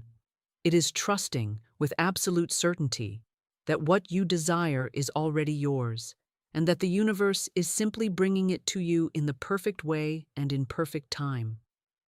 Faith without resistance allows the divine flow to reach you in the most miraculous ways, often in ways that your limited human perspective could never have imagined. Think about this for a moment. What would happen if you let go of resistance in your life? What would happen if you stopped trying to force things to happen and instead simply trusted that everything is unfolding as it should? Imagine the peace you would feel, knowing that your desires are already on their way to you and you don't have to chase them. Imagine releasing the burden of making it happen and instead letting it happen effortlessly. This is what it means to live in alignment with divine law and to practice the law of non-resistance. The Bible gives us many examples of non-resistance in action, but one of the most powerful and transformative stories is found in Matthew 5:39, where Jesus said, "Resist not evil, but whosoever shall smite thee on thy right cheek, turn to him the other also." Now, at first glance, this might seem like a message of passivity, of being a doormat, so to speak. But in truth, it is a profound spiritual principle. When Jesus said, "Resist not evil," he was not telling us to allow harm or negativity into our lives. Rather, he was teaching us not to resist the circumstances that come our way, because in resistance, we only reinforce their power over us. When we resist, we are essentially fighting against what is, and this resistance drains our energy, making it more difficult for us to receive the good that is already on its way to us. But when we practice non-resistance, we allow ourselves to be open channels for divine energy, and we stop fighting against life itself. Instead of pushing against the flow of the river, we allow ourselves to be carried by it. The water does not fight the rocks and the currents, it simply flows. And by flowing, it eventually carves out its path. This is how divine law works. It flows toward you, bringing with it all of the blessings you've asked for, but only when you stop resisting the flow. Now, I want to take a moment to acknowledge something very important. Non-resistance does not mean passivity. Non-resistance does not mean you are not taking action or that you are not doing your part. It does not mean sitting idly by while your good waits to find you. No, non-resistance means that you are actively participating in the flow of your life, but you are doing so with trust and faith, knowing that the universe is already orchestrating the perfect events for your good. When you stop resisting, you make space for divine action to take place. You trust that every situation, every challenge, and every obstacle is simply an opportunity for the universe to show you something greater. Imagine for a moment that you are standing in the middle of a raging storm. The wind is howling, the rain is coming down in torrents, and you feel as though the world is against you. You could choose to resist the storm, to fight against the elements with all your strength, but no matter how hard you try, you can't stop the storm. In fact, by resisting, you only exhaust yourself and make the situation worse. But what if, instead of fighting the storm, you simply stood still? What if, instead of struggling, you allowed the storm to pass through you, knowing that it would eventually subside and that, on the other side, you would emerge into clear skies? This is the power of non-resistance. It is not about fighting what is. It is about allowing what is to pass through you so that you can emerge into the life that is waiting for you on the other side. Now, I want you to think about your own life. What areas are you resisting right now? Is there an aspect of your life where you are trying to force a solution, trying to make something happen, trying to control the outcome? What if you released the resistance? What if you surrendered to divine timing and allowed the universe to bring your desires to you in its own perfect way? What if you trusted that everything is already in perfect alignment and that your good is already on its way? Non-resistance is a spiritual practice that frees you. It frees you from the struggle, from the anxiety, from the feeling that you have to make things happen. And when you let go of that burden, when you allow divine law to work its magic, you will experience a peace that transcends all understanding. Take a deep breath now and allow yourself to surrender. Trust that divine law is already working on your behalf. There is nothing you need to do, nothing you need to force, and nothing you need to fight against. Your good is already on its way to you, and the universe is bringing it to you in the perfect timing. This is the law of non-resistance, and it is the key to unlocking the full power of your spoken word. As we near the conclusion of this transformational journey, it's essential that we take a final step, a step that will seal everything we've spoken into our reality, a step that will anchor the shift in our consciousness and firmly plant our feet in the divine truth that our desires are not just possible, but inevitable. Today, you have spoken with power. You have declared with unwavering authority. You have realigned your identity with divine law and set the stage for the unfolding of your desires. Yet there remains one final act of faith, one final declaration that will lock everything into place.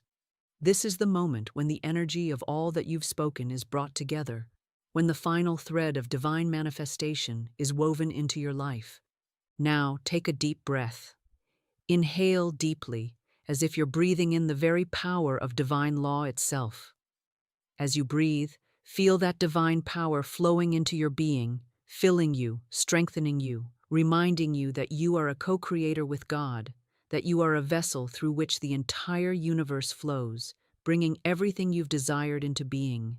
This breath is not just air filling your lungs, it is the very breath of life, the breath of divine will, and the moment you exhale, you will exhale the old identity of limitation, the old identity of waiting and wondering, and instead you will exhale the truth of your divine authority and your divine inheritance. You were never meant to wait for your good to come. You were meant to command it into being, and you have done so with each word you've spoken today. Now, I want you to say this final declaration, the one that will seal all that you've done, with the utmost confidence and authority. This declaration is not a wish. This declaration is not a hope. This declaration is a spiritual law in motion, a law that cannot fail when spoken in alignment with your highest truth. When you speak these words, you are not simply uttering sounds. You are creating. You are shaping your reality, and the universe, God, Spirit, or whatever you call the divine force that flows through you, will respond. I want you to speak these words out loud, with all the conviction of your being. This is my divine reset. It is done. Spirit performs it now. I have spoken the divine word, and it is already manifesting in my life. Nothing can stand in the way of my good. My desires are already here, already in motion, already on their way. I declare it now, and it is done. My destiny has been reset, and I step fully into the fullness of my divine inheritance. I command my reality, and it responds. It is done. Feel the power of those words as they flow through your being. Feel the shift in the universe as your words, spoken with authority and faith, align with divine law and bring your desires into existence. This is not a passive statement. This is a command. The moment you speak with such authority, the universe cannot ignore you.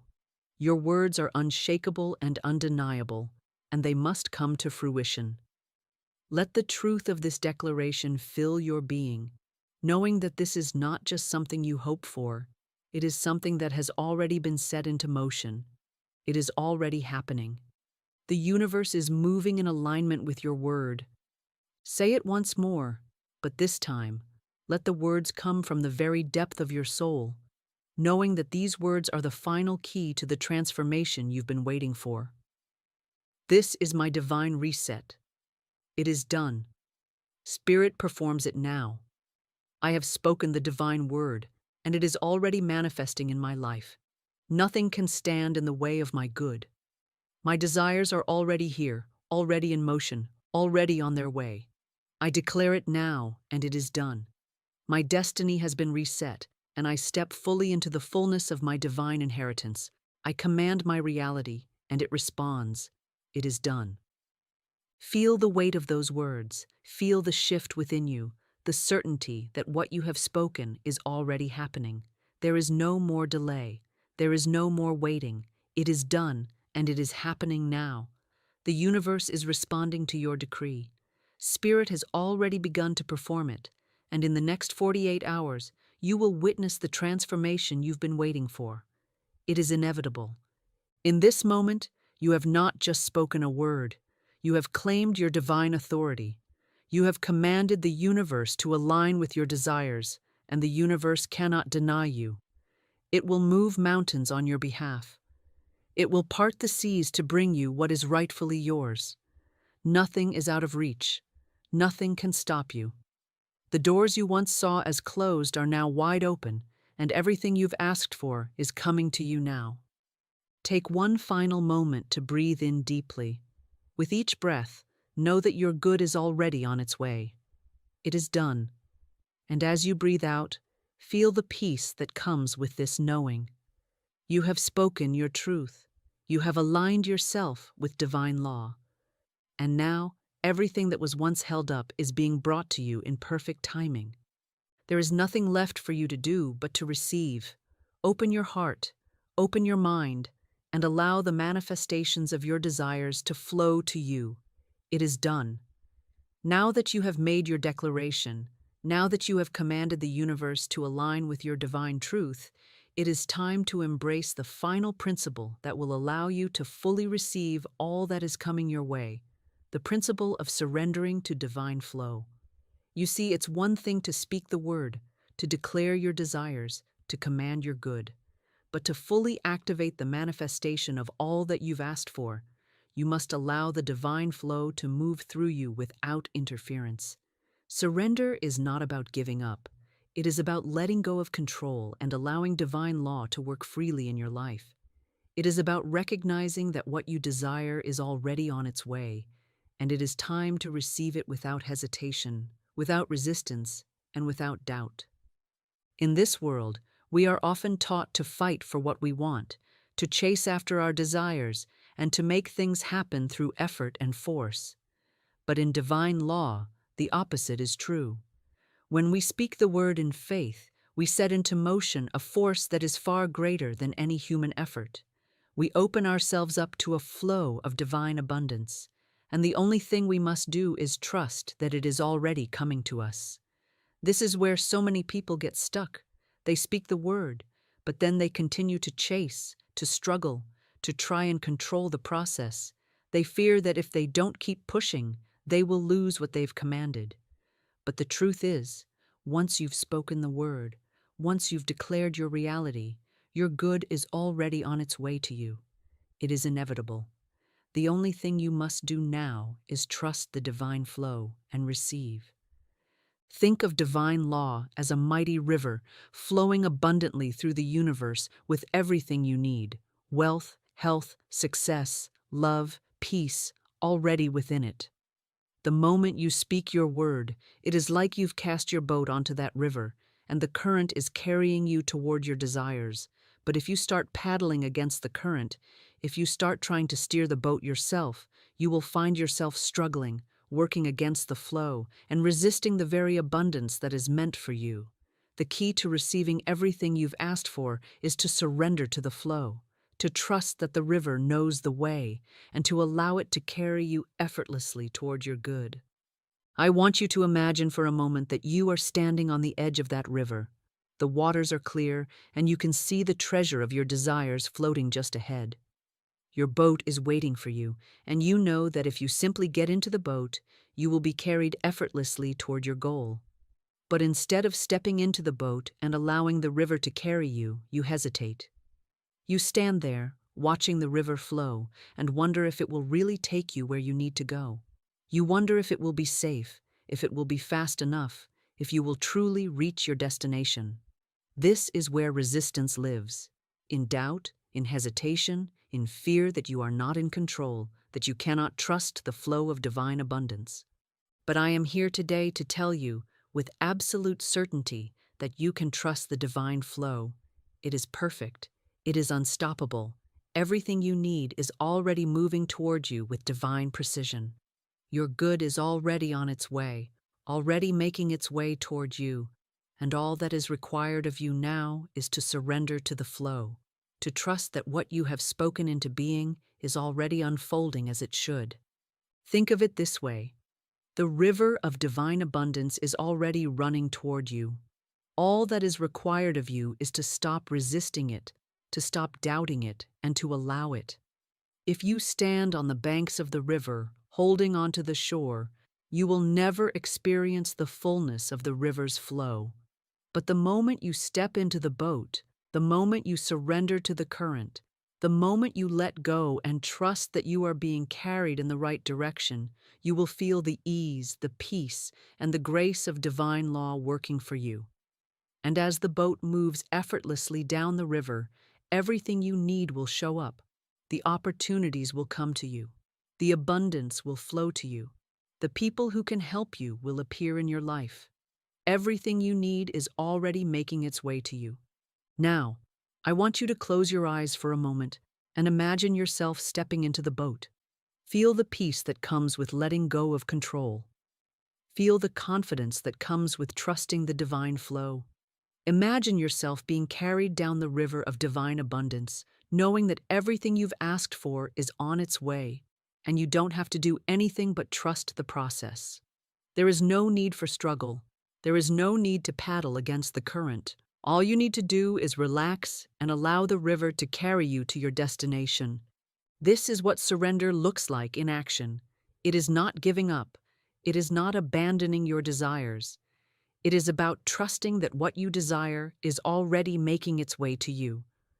The moment you let go, the moment you stop trying to control how and when it happens, you open yourself to the full power of divine law. You release the resistance that has kept you stuck and open the floodgates to the good that is already on its way. Take a moment now, in the stillness of your spirit, and let go. Release all fear, all doubt, all control. Allow yourself to surrender to the divine flow of abundance. Know that everything you desire is already yours, and the universe is simply aligning itself to deliver it to you in the perfect way, at the perfect time. All you have to do is trust the flow, step into the boat, and allow the river to carry you to your destination. The river of divine abundance is flowing toward you now. You are already in the boat, and the current is carrying you effortlessly to the life you have always dreamed of. Relax into it. Trust it. Receive it. Every morning, beloved soul, heaven itself stands at attention, waiting, not for toil, not for frantic action, not for human cunning, but for your word. As dawn breaks and light stretches across the horizon, infinite spirit leans close, listening for the command that will set the day in divine motion. This is no idle notion or poetic dream. This is law, immutable and eternal. By thy words thou shalt be justified. Yet how many wake each morning imprisoned by yesterday's burdens? They roll from their beds already defeated, already entangled in the false belief that life is fixed, that fate is immovable, that circumstances dictate destiny. They rise with heavy hearts, fearing the hours ahead, believing they must brace for battle rather than stand in dominion. And so the day unfolds like a storm-tossed sea, each wave of trouble seemingly greater than the last. But hear this higher truth. You were never born to be tossed by life's currents. You were created to command them. The very first words you speak upon waking are not whispers into empty air. They are spiritual decrees, living forces that shape every encounter, every opportunity, every outcome that fills your day. Life does not bend through human struggle. Life bends because spiritual law responds unfailingly to divine authority spoken through you. Florence Scovel Shinn taught this timeless principle. Your word is your wand. A wand does not beg. It does not hope. It directs with certainty. So too must your morning words be. For the moment you speak with faith, the entire unseen universe moves like an obedient servant to fulfill your decree. Angels go forth to open doors that seemed locked. Infinite intelligence orchestrates events you could never plot or plan. The day, once hostile and unpredictable, bows to your spoken word, reshaped into harmony with your highest good. Pause and feel this truth. As the sun rises, the heavens are not indifferent to you. Divine favor surrounds you as a shield. Every atom in creation, every unseen current of energy is waiting for your word to command it. You need not stumble through mornings burdened and powerless. Stand up, beloved soul. Open your mouth with authority. Speak, and watch life itself bend in your favor. This is where transformation begins, not with frantic effort, but with a single, faith-filled word that aligns you with spirit. From this day forward, you do not wake to react to the world. You rise to direct it. You do not beg for favor. You declare it. The first light of morning is not just the sun breaking darkness, it is your spirit breaking limitation, wielding the creative power of the spoken word. Speak it, and the day cannot help but obey. Beloved soul, let us turn and face the quiet ache that so many carry as they awaken each morning. There are those who open their eyes not to greet a new day filled with divine possibilities, but to meet the same walls of limitation that have shadowed them for years. They rise from restless sleep, hearts already heavy with dread for what awaits, stacked bills on the table, strained relationships unresolved, health weighed down by exhaustion, opportunities once hoped for now faded like morning mist.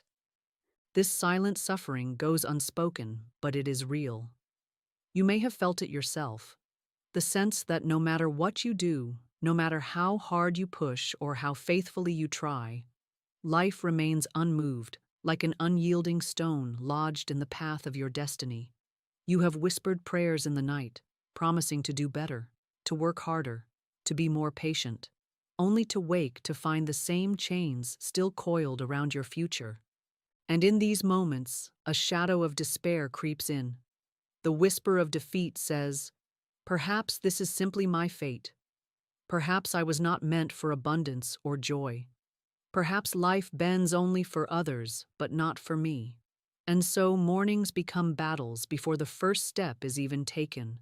The rising sun no longer feels like a promise, but a cruel reminder that you are trapped in cycles you cannot break. But hear me, beloved. These feelings, though they seem overwhelming, are not truth. They are phantoms of fear, illusions of separation, lies whispered by a world that has forgotten divine law. They tell you that life is rigid, fixed, stacked against you, when in fact life is a supple vine, waiting for the word of spirit to guide its every twist and bloom. Your longing for change is not weakness. It is the stirring of the Christ within you, yearning to awaken and speak your reality into divine order. Florence Scovel Shinn said, "Nothing stands between man and his highest ideals and every desire of his heart, but doubt and fear." Each morning that you wake with dread or hopelessness is not proof of divine neglect. It is simply the echo of words unspoken, of truth yet undeclared. The power to command the day has never left you. It has only lain dormant, like a sword resting in its sheath. Feel this now. Your longing for freedom, your aching for favor and blessing, is the whisper of heaven calling you to remember your authority. That ache is not meant to lead you into despair, but to stir you into action, to remind you that when morning comes, you have the choice to remain silent or to speak words that bend life itself. The door out of limitation has never been locked. It has only awaited the sound of your divine command. This is why you are here, listening now. Not to be told that change is possible in some distant tomorrow, but to awaken to the truth that this very morning, the power to command your destiny is in your tongue. Heaven is poised, the unseen universe waits, your own soul is ready to rise and declare the life you were meant to live. The pain of your past mornings is the soil from which a new dawn will spring. And now, together, we will plant the words that break every chain and shape every day into divine victory. Now that we have faced the ache of waking powerless, let us lift the veil and step into the light of divine revelation. For Florence Scovel Shinn, this was no abstract concept, but the living, breathing law by which the universe moves. Your word is your wand. With this wand, you do not strike at fate or wrestle with circumstance. You direct unseen forces with holy certainty, and life reshapes itself to obey. Think of it. Each morning is not a blank page of chaos, but a living canvas that responds instantly to the brushstrokes of your spoken word. The subconscious mind, like a fertile field, waits in stillness for the seed you plant as the day begins. The very first thought, the very first phrase you speak upon rising, becomes the rudder steering the great ship of your life. You may have wondered why days seem to repeat like a grim echo of yesterday. It is because the same words, the same defeated thoughts, have been spoken again and again, setting the same weary course. But here is the law revealed. As surely as night follows day, the spoken word shapes reality. When you rise each morning and speak words of divine authority, truths rooted in spirit rather than fear, the subconscious receives these commands as law. And once impressed upon it, the subconscious becomes an unyielding servant, working tirelessly, aligning circumstances, summoning people and opportunities, bending every condition to reflect the decree it has been given. Imagine a mighty river flowing before you. Untamed, it rushes where it will, carving paths of its own design. But the moment you speak with faith, you become as one who builds channels and bridges, directing that river with precision, allowing it to water fields of prosperity, joy, health, and success. Without your word, the river runs wild. With it, the river bends to serve your divine purpose. Jesus himself revealed this eternal principle. Whosoever shall say unto this mountain, Be thou removed, and shall not doubt in his heart, but shall believe that those things which he saith shall come to pass, he shall have whatsoever he saith. Notice, he did not say, Whosoever shall wish, or whosoever shall hope. He said, Whosoever shall say. The law of spirit moves not on silent longing, but on the commanding word spoken in faith. Florence declared, The invisible forces are ever working for man, who is always pulling the strings himself, though he does not know it. Every morning, you have pulled invisible strings with careless words or fearful silence. But once you awaken to this law, you no longer speak idly. You wield your tongue as a sacred instrument of creation. With it, you cancel old decrees of failure and issue new royal commands of victory. From this moment, see mornings not as passive hours that happen to you, but as divine workshops where you and infinite spirit craft the day together. As dawn breaks, heaven leans close, awaiting your word. And once you speak it, strong, unwavering, aligned with divine law, the very fabric of life bends to bring it to pass. Understand this fully. You are never a victim of your mornings or your days. You are their author, and with each sunrise, you hold the wand of spiritual authority in your hand. Speak truth and watch as unseen forces, ever obedient to divine law, transform every step of your day into a pathway of favor and abundance. Beloved soul, let us now open the sacred scroll of Scripture and behold the unshakable foundation upon which this entire teaching rests. We do not rely on human optimism, nor on fleeting inspiration, for divine favor is not a temporary breeze. It is an eternal law, rooted in the very nature of God Himself. The psalmist declared with holy certainty, For you, Lord, will bless the righteous. With favor you will surround him as with a shield. This is not mere poetry, it is a statement of spiritual principle, a revelation of how spirit moves to protect, guide, and prosper those aligned with divine truth. Favor is not an occasional stroke of luck. It is the atmosphere of heaven that clings to every child of God. Like the air you breathe or the sunlight that warms your skin, favor is ever present, waiting for recognition and acceptance. The problem is not its absence, but the blindness of human fear, which refuses to see and speak it. When you awaken each morning, heaven has already wrapped you in this shield of favor. Angels of guidance have already been dispatched to clear obstacles from your path. Doors that seem closed are already being unlocked. The law of divine harmony is already aligning circumstances for your highest good. Yet if you rise speaking words of defeat or dread, you turn your back on what has already been given. Jesus, the master metaphysician, affirmed this law when he taught, "What things soever ye desire, when ye pray, believe that ye receive them, and ye shall have them." Notice the tense, believe that you already receive. Divine favor is not a future hope, but a present reality. Each morning when your feet touch the ground, you stand not in lack or uncertainty, but in the center of this favor, surrounded as by a radiant shield, invisible to the senses yet more real than the earth beneath you. Florence Scovel Shinn understood this law deeply.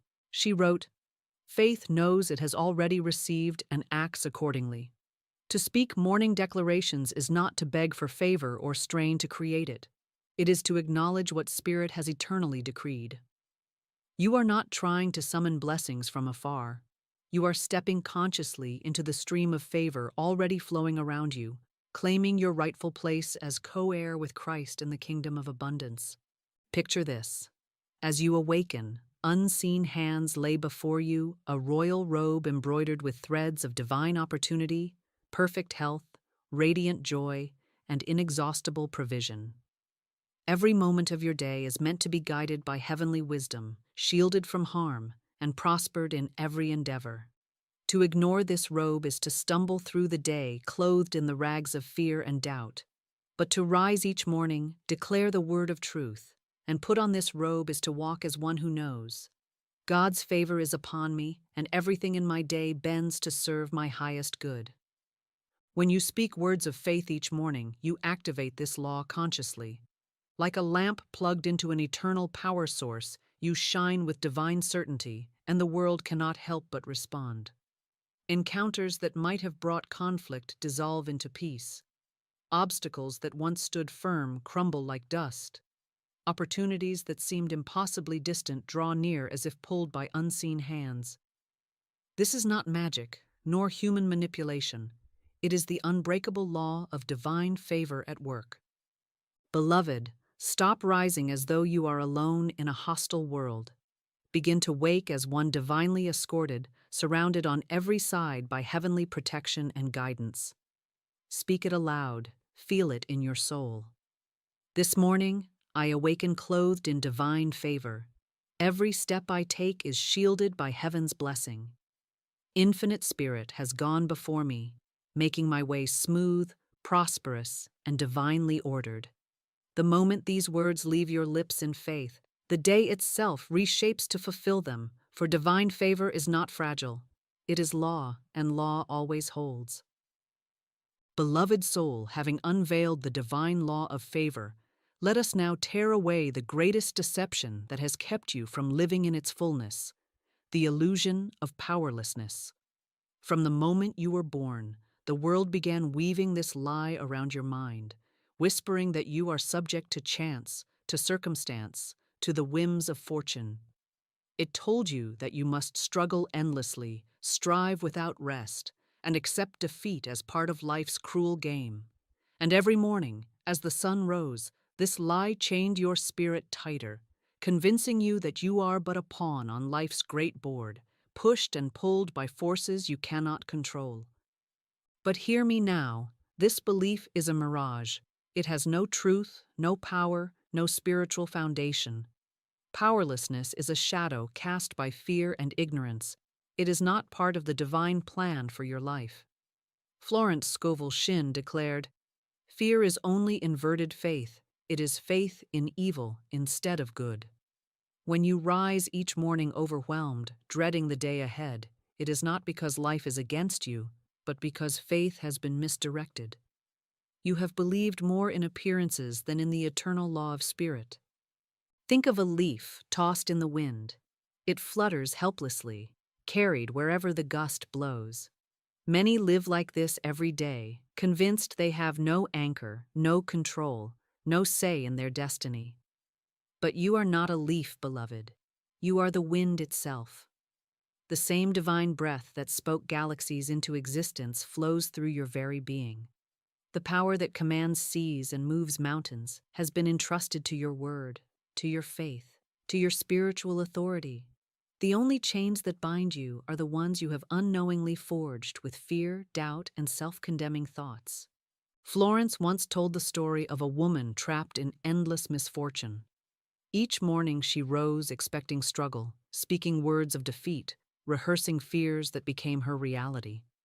Yet the moment she learned to rise and declare, "I have a magical day in a magical way. Everything I desire and require is released to me under grace in perfect ways," her entire life shifted. Doors opened where walls once stood. Opportunities appeared without human effort.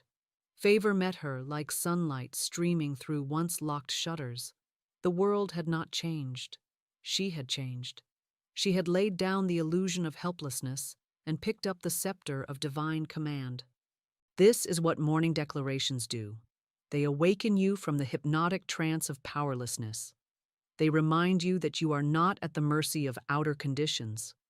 Life bends not because the universe takes pity on you, but because spirit responds to your spoken word, reshaping matter and circumstance to mirror the divine authority you reclaim each dawn. See this now in your own life. How many days have been lost to the echo of this illusion? How many mornings have been surrendered to fear before the first word was even spoken? Yet even in those moments, heaven never withdrew its promise. Infinite Spirit waited patiently for you to awaken, to remember, to speak as the divine heir you are. From this day forward, you will no longer rise as a powerless observer of your own destiny. You will wake as a ruler seated on a throne of spiritual law, issuing decrees that command every moment of your day to align with divine harmony. When fear tries to whisper that you are helpless, you will speak louder. "I am not moved by appearances. I command my day with divine authority.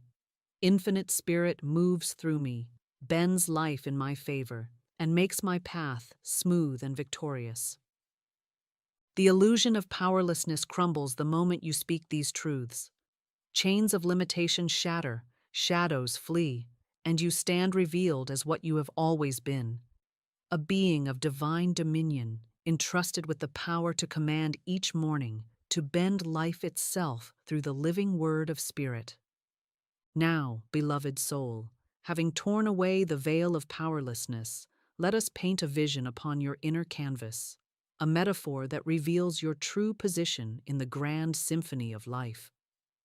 Imagine the world as a vast orchestra, countless instruments playing their parts, the hum of commerce, the rhythm of relationships, the melodies of health and creativity, the harmonies of opportunity and provision. For many, this orchestra plays without guidance, a cacophony of clashing sounds, each day a discordant improvisation of chaos and reaction. But you, awakened child of infinite spirit, were never meant to sit as a silent spectator in this concert. You were created to stand at its helm as the divine conductor, baton in hand, directing every instrument with authority and grace. From the moment you open your eyes each morning, the orchestra awaits your signal.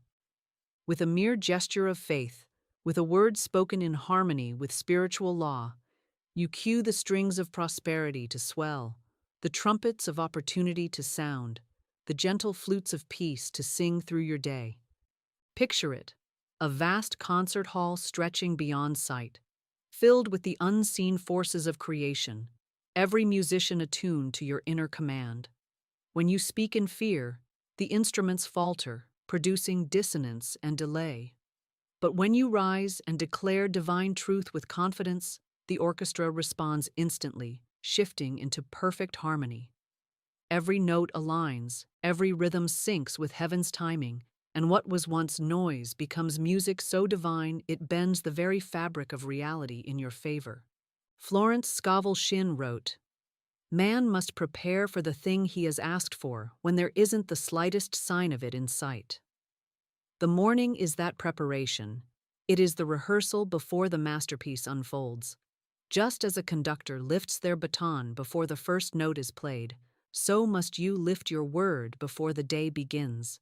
It is in this silent command, this morning declaration, that the entire symphony of your life is set into motion. Understand this. You do not need to know every musician or control every instrument. The infinite composer has already scored the music of your destiny. Your task is only to take your rightful place as conductor, aligning your intent and your speech with the divine composition already written for you.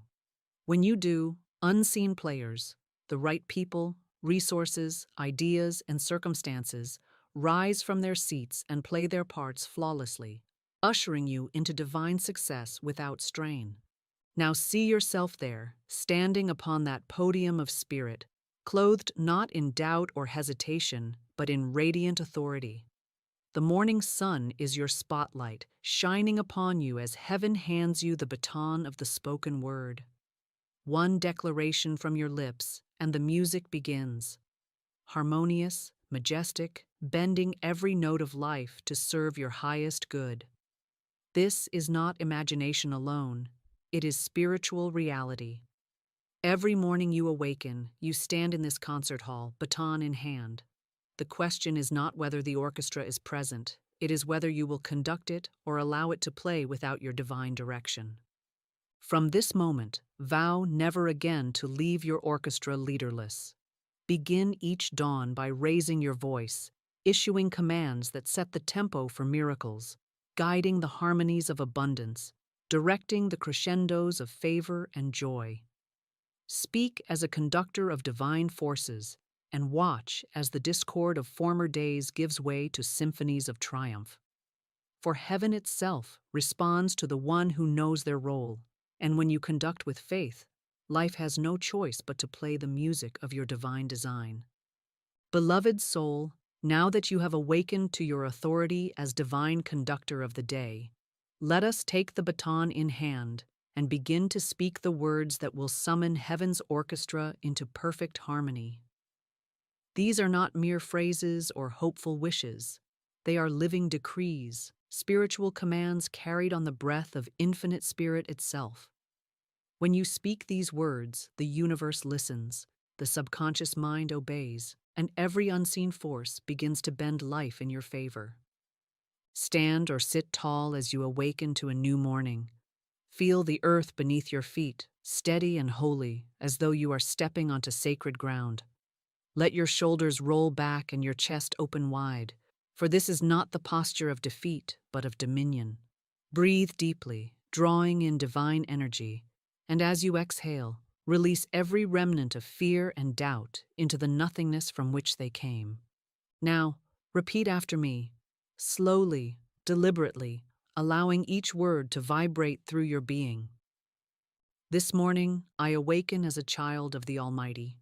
Infinite Spirit flows through me, and I command my day with divine authority. I am fearless. I am free. I am one with the substance of heaven, and every moment of today is filled with favor, joy, and overflowing good. Pause and let that settle deep within you. Feel it imprint upon your subconscious like a royal seal pressed into wax, unbreakable and eternal. The angels of provision have already begun moving at your command. Continue with me. The light of God shines upon my path, guiding my every step.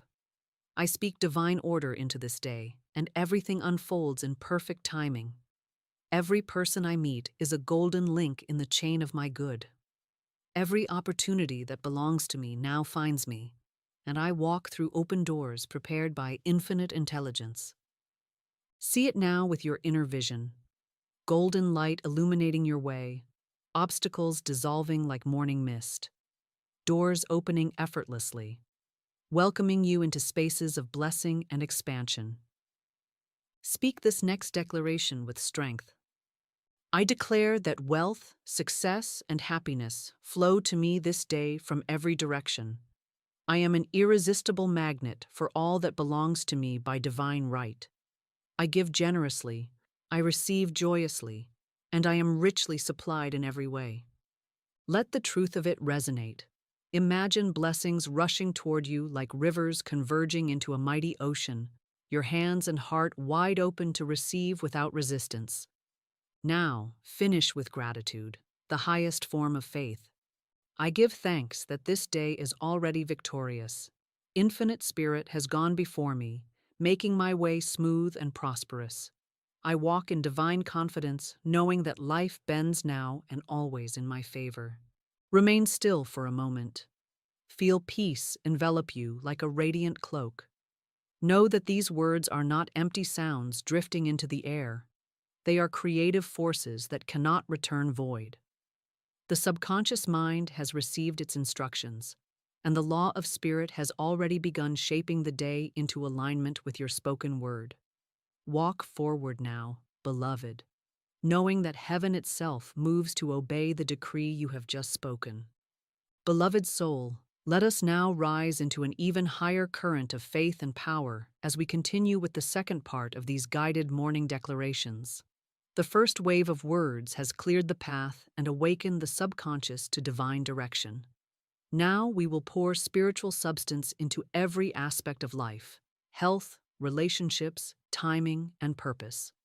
These words will not only bend life in your favor today, but establish a continual rhythm of blessing that resonates through every dawn yet to come. Stand in stillness for a moment and place your hand over your heart. Feel its steady beat, the divine metronome placed within you by infinite spirit. Know that as surely as your heart beats without your conscious command, spiritual law moves unfailingly to fulfill every faith-filled word you speak. With this knowing, lift your head and declare, I am filled with divine life and radiant health. Every cell of my body vibrates with perfect harmony.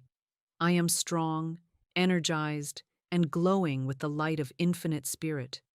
I give thanks that I move today in perfect health, free from all limitation or infirmity.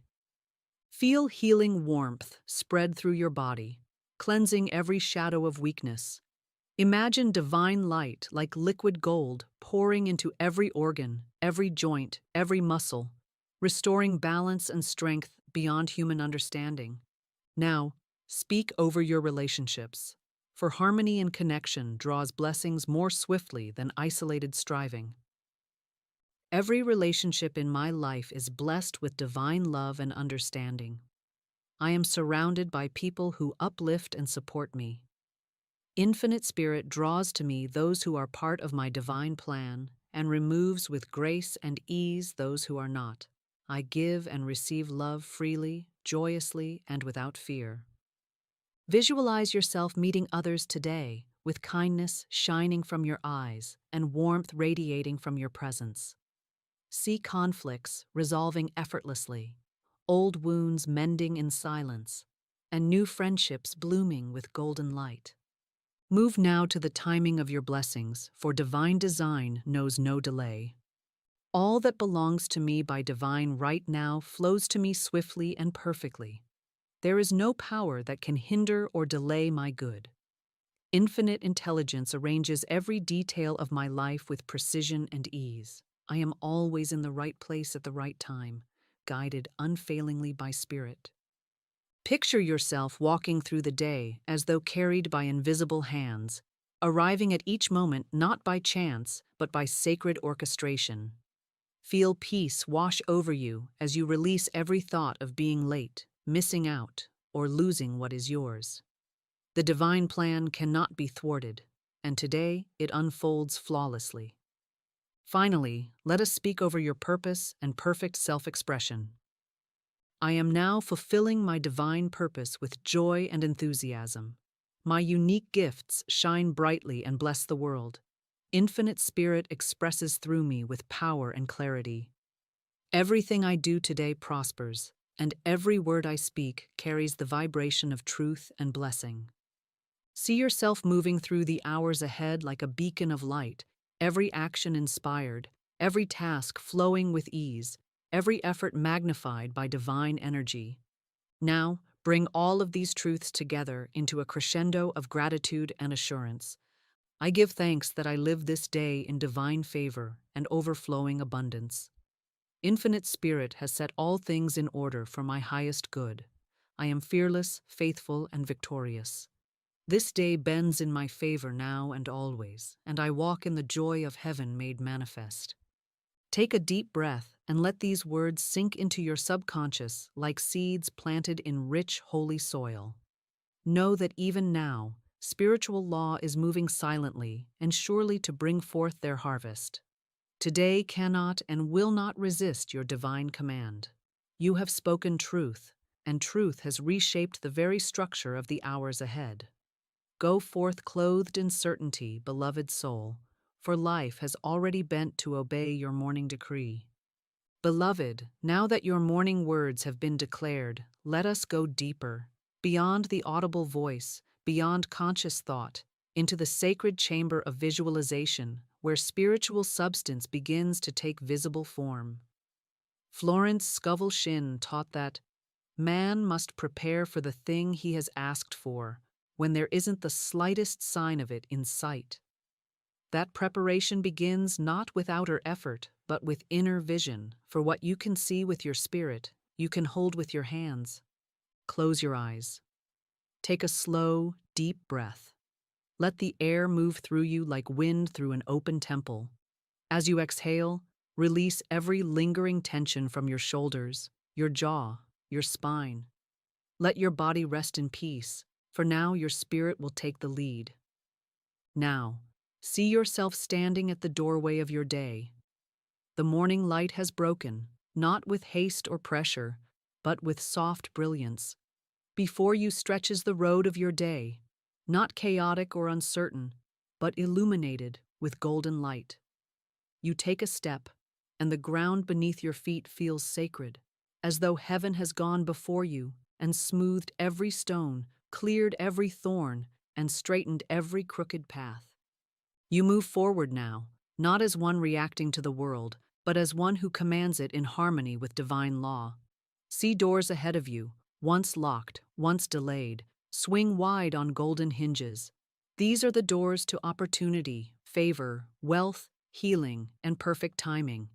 You do not knock. They open as you approach, for your presence is charged with divine authority. Feel your shoulders rise in confidence, your head is lifted high. Every cell of your being radiates expectancy. You meet people throughout the day, and they respond to you with grace, warmth, and generosity. Not because you ask, but because you are walking in divine overflow. Every conversation flows easily. Every task unfolds smoothly. Every challenge dissolves before it even reaches your feet. You are not pushing the day into order. You are allowing heaven to orchestrate it around your spoken word. Now see one specific miracle, a desire you've long held in your heart. Perhaps it is a financial breakthrough, a healing in your body, the restoration of a relationship, or a long-awaited opportunity. See it now, not as distant, not as unreachable, but as already here. Picture yourself receiving it with joy and grace. Feel the moment in your body, your heart lifting, your smile breaking, your spirit soaring as it arrives. Whisper within, "It is done. It has found me. I receive it now."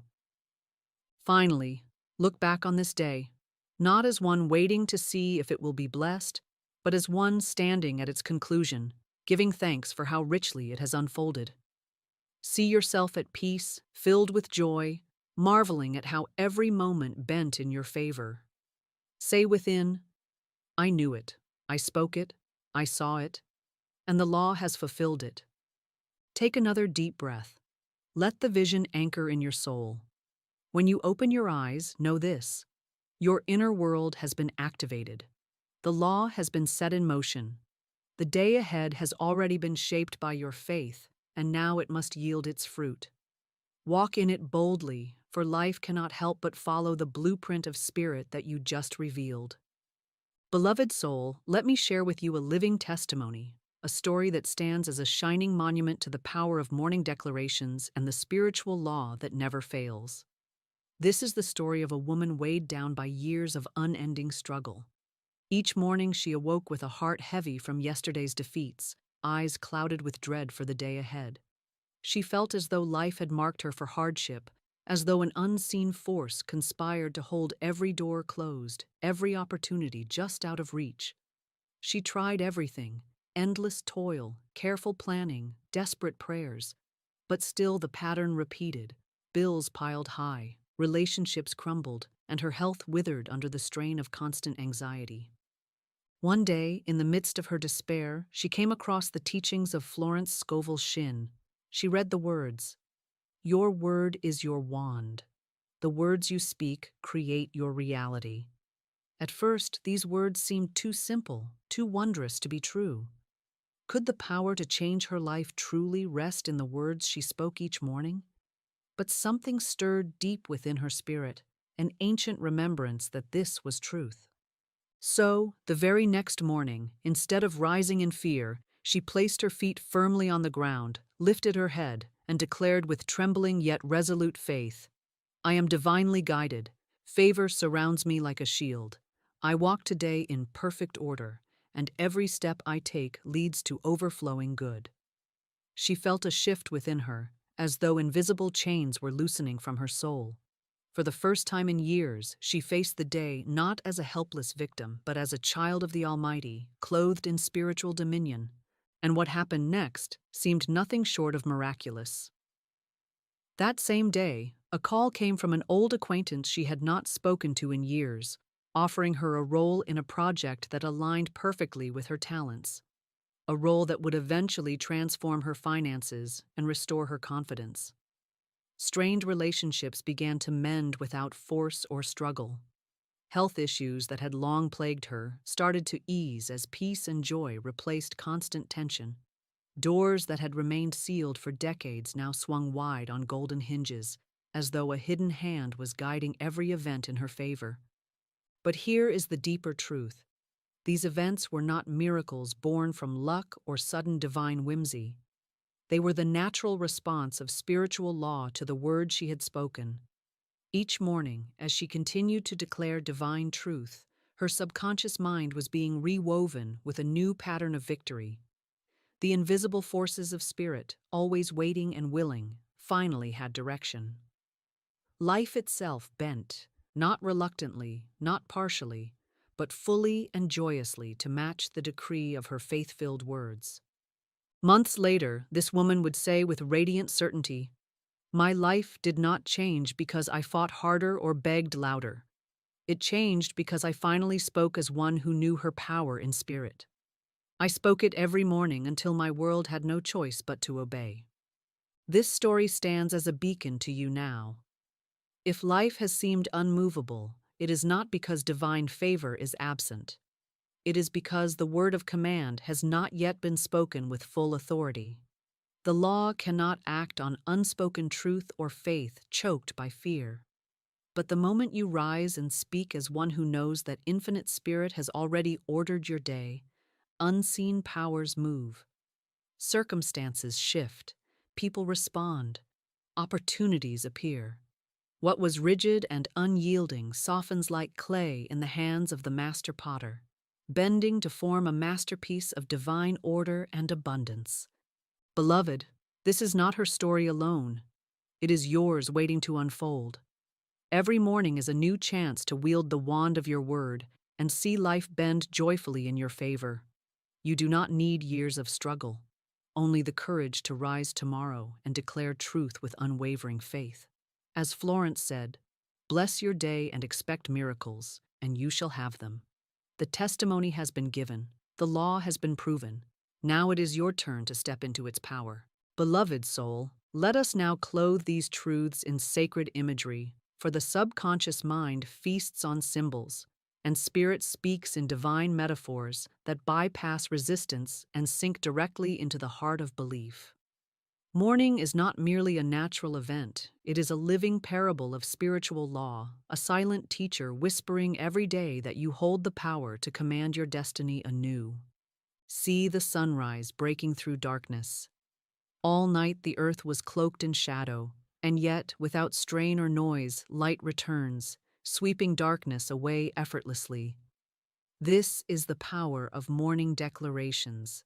The shadows of fear and limitation may loom large, but as you rise and speak with divine authority, you usher in spiritual dawn. Darkness has no strength of its own. It is simply the absence of light. The moment you speak words of truth and favor, it is as if the sun itself has risen within your consciousness, flooding every crevice of your day with light that bends even the most stubborn shadows out of existence. Picture the dew settling gently upon the fields at dawn. Each blade of grass glistens with countless droplets, jewels formed silently through the night. They are not the result of toil or effort. They simply appear as a gift of nature's design. So it is with divine grace each morning. The moment you awaken and speak your word, invisible blessings begin to gather, resting gently upon the hours ahead, unseen yet undeniably real. By midday, these blessings will have nourished the soil of your life, bearing fruit that others will call miraculous, though you will know it as the quiet work of spirit responding to your decree. Envision a king stepping into his throne room as the morning light streams through tall windows. Courtiers bow low, messengers rush to carry out his commands, and every subject awaits his word to set the affairs of the realm in motion. You, beloved, are this king or queen of your own divine kingdom. The kingdom of your life waits each morning for your decree. If you rise and remain silent, the court disperses without order, and the day becomes a muddled improvisation. But if you rise and speak with conviction, declaring abundance, peace, success, and perfect timing, your court leaps into motion, arranging every detail of your kingdom in alignment with your spoken word. Imagine also the farmer who knows that the morning is not for idle wandering, but for sowing seed. The land will only produce what is planted. If he sows thorns, he cannot expect wheat. If he scatters nothing, he cannot expect a harvest. And so it is with your words. Each morning is fertile ground, awaiting the seed of your decree. Every affirmation, every declaration of truth is a seed of divine substance that cannot fail to bear fruit. The harvest may not appear within the hour, but by spiritual law, it is guaranteed. You need only rise and plant with faith, and life itself bends to produce the crop your words have sown. Finally, consider the mighty river at dawn. All through the night, unseen currents have been moving, carrying water from distant mountains, replenishing every tributary, preparing to surge forward with renewed strength as the sun rises. This river is divine favor, flowing constantly beneath the surface of your life. When you awaken and speak truth, you do not create the river, you simply open the channels that allow it to flood your day. Barriers that once dammed the flow crumble, and what seemed like a dry riverbed suddenly overflows with rushing water, carrying you effortlessly toward blessings prepared long before you spoke. Let these metaphors sink into your subconscious. Each morning is a sunrise of truth, a throne room of command, a field awaiting seed, a river ready to burst forth. You are not at the mercy of chance or chaos.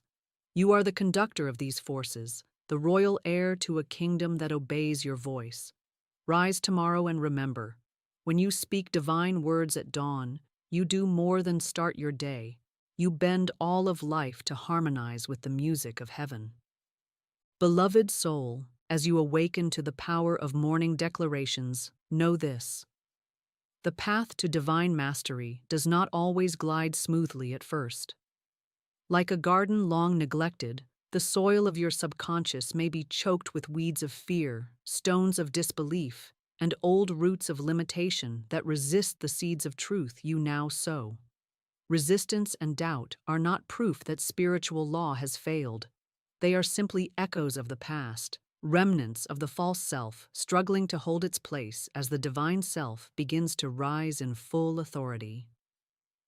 Florence Scovel Shinn spoke often of appearances, the external conditions that seem unmovable, the delays that whisper, "This is impossible." She said, "Never do today what intuition says to do tomorrow." And likewise, she taught that appearances must never dictate your speech or your faith. When you begin declaring divine favor each morning, there will be moments when nothing seems to change. The bills may still arrive. The phone may remain silent. Relationships may not yet blossom into harmony. In these moments, the old self tempts you to retreat, to abandon the word, to conclude that it has no power. But hear this truth: spiritual law always works, always moves, always fulfills the decree of faith. The apparent stillness is only the unseen roots pushing deeper into the soil before breaking through into visible bloom. Imagine a gardener who plants seeds in spring. Day after day, she waters the earth, yet for weeks sees no sign of life.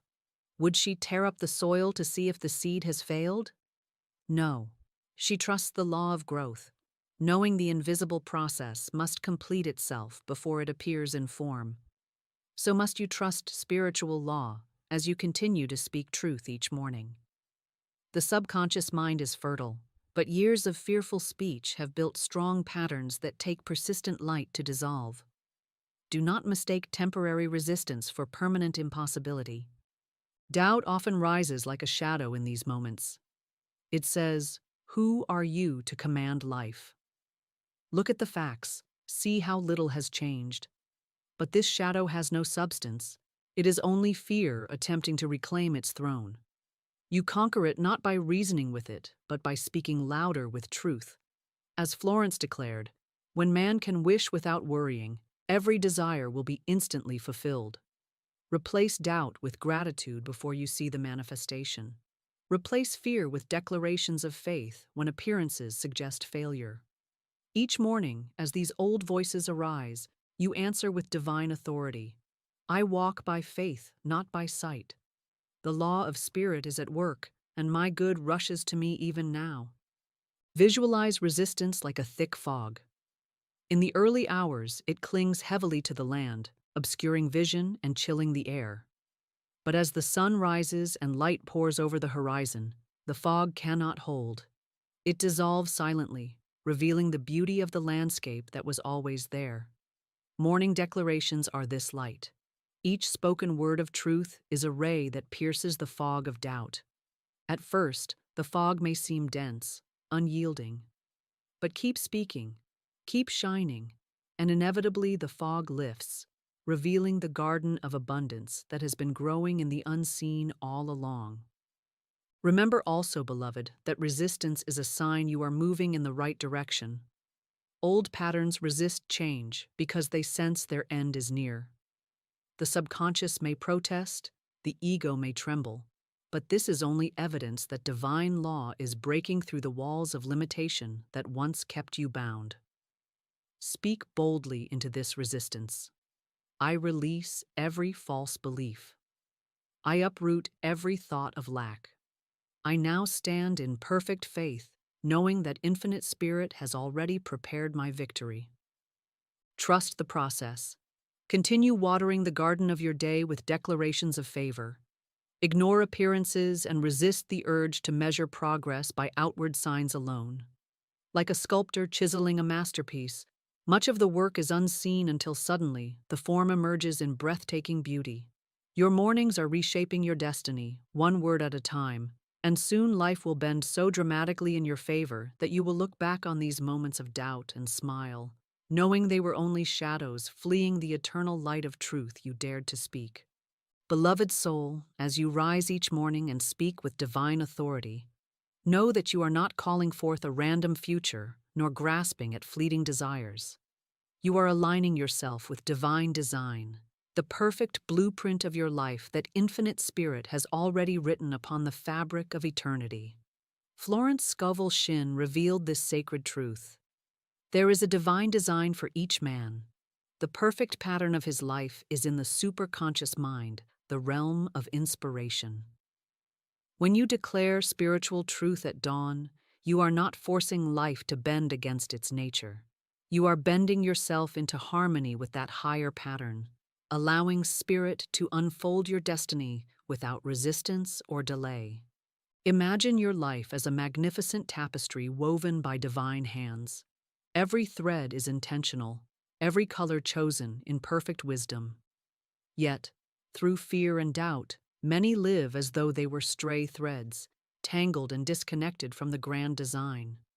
They rise each morning wondering if life will favor them or forsake them, unaware that they are already part of a greater artistry beyond comprehension. Morning declarations are the way you take your place in this masterpiece consciously, allowing infinite intelligence to weave you back into the perfect pattern meant only for you. This alignment is not about striving or struggle. It is about releasing every false pattern you've accepted from the world, patterns of lack, failure, and limitation, and stepping fully into the spiritual architecture designed for your highest good. Divine design includes all that your heart truly desires: right work, perfect health, harmonious relationships, abundance, joy, and peace that cannot be disturbed. Nothing that belongs to your true pattern can ever be withheld, delayed, or destroyed. As Florence said, there is a supply for every demand. When you awaken and speak words of faith, you are signaling to infinite spirit that you are ready to receive what is already yours by divine right. Consider a musician tuning their instrument before a great concert. If even one string is slightly off pitch, the melody cannot soar as it was written. Likewise, if you awaken and remain in fear or speak words of defeat, you are like an untuned instrument, discordant with divine harmony. But when you rise and declare, "I am in perfect alignment with divine design. Every step I take is guided by infinite wisdom. My highest good now unfolds in miraculous ways," you allow spirit to tune every aspect of your being to the symphony of heaven. The music of your destiny begins to play without strain, and life itself becomes a flowing masterpiece of divine orchestration. This alignment also dissolves every notion of competition or comparison. What is designed for you cannot belong to another, and what belongs to another cannot fulfill you. There is no need to grasp or fear, for divine design ensures that your supply is unique, abundant, and delivered in perfect timing. When you rise each morning and speak words of alignment, you quiet the noise of envy and doubt, resting in the certainty that your path is unlike any other and leads unfailingly to triumph. Picture now the invisible hands of spirit arranging every thread of your day according to this divine pattern. Even as you speak, unseen forces move to connect you with the right people, open the perfect doors, and orchestrate events beyond human planning. By midday, you may encounter a conversation or opportunity that seems accidental, but is, in truth, the gentle weaving of divine design manifesting in visible form. Beloved, this is why morning declarations hold such power. They do not conjure miracles from nothingness. They awaken you to miracles already scripted in the eternal plan for your life. Each word you speak is like stepping into a current of divine order, allowing it to carry you with ease into the fulfillment of promises written for you long before fear ever spoke its first lie. Speak it boldly tomorrow. I now align with divine design. The pattern of my life is perfect and complete. Infinite Spirit directs every step, and all my good appears now in divine order. As these words imprint upon your subconscious, know that you are tuning every note of your being to heaven's melody, and life cannot help but bend to play the song of your divine destiny. Beloved soul, having aligned yourself with the divine design, let us now enter into a morning covenant with Spirit, an unbreakable bond, a sacred agreement renewed with every dawn, where you consciously walk under the mantle of divine favor and dominion. A covenant is not a weak promise, nor a fleeting hope. It is a binding law between you and infinite spirit, a spiritual contract sealed in faith, declaring that every step you take is guided, guarded, and glorified by divine power. When you awaken each morning and speak this covenant aloud, you are not simply starting your day. You are stepping into a holy partnership where heaven and earth unite to fulfill your highest good. Visualize yourself at sunrise, standing on sacred ground bathed in golden light. The sky glows with hues of promise, as though creation itself pauses to witness this moment of holy alignment. You lift your gaze to the heavens and place your hand upon your heart. Feel the quiet strength of spirit pulsing within you, steady as the beat of eternal love. As you inhale, you draw in divine wisdom. As you exhale, you release every shadow of fear and uncertainty. The morning becomes a temple, and within this temple, you and infinite spirit meet as one. Now speak this covenant with reverence and authority. Infinite Spirit, I rise this morning in full remembrance of my divine heritage. I am one with you and walk in harmony with your perfect law. I covenant this day to think, speak, and act in alignment with divine truth. I declare that favor surrounds me as a shield, that provision flows to me abundantly, and that every step I take is ordered in heavenly wisdom.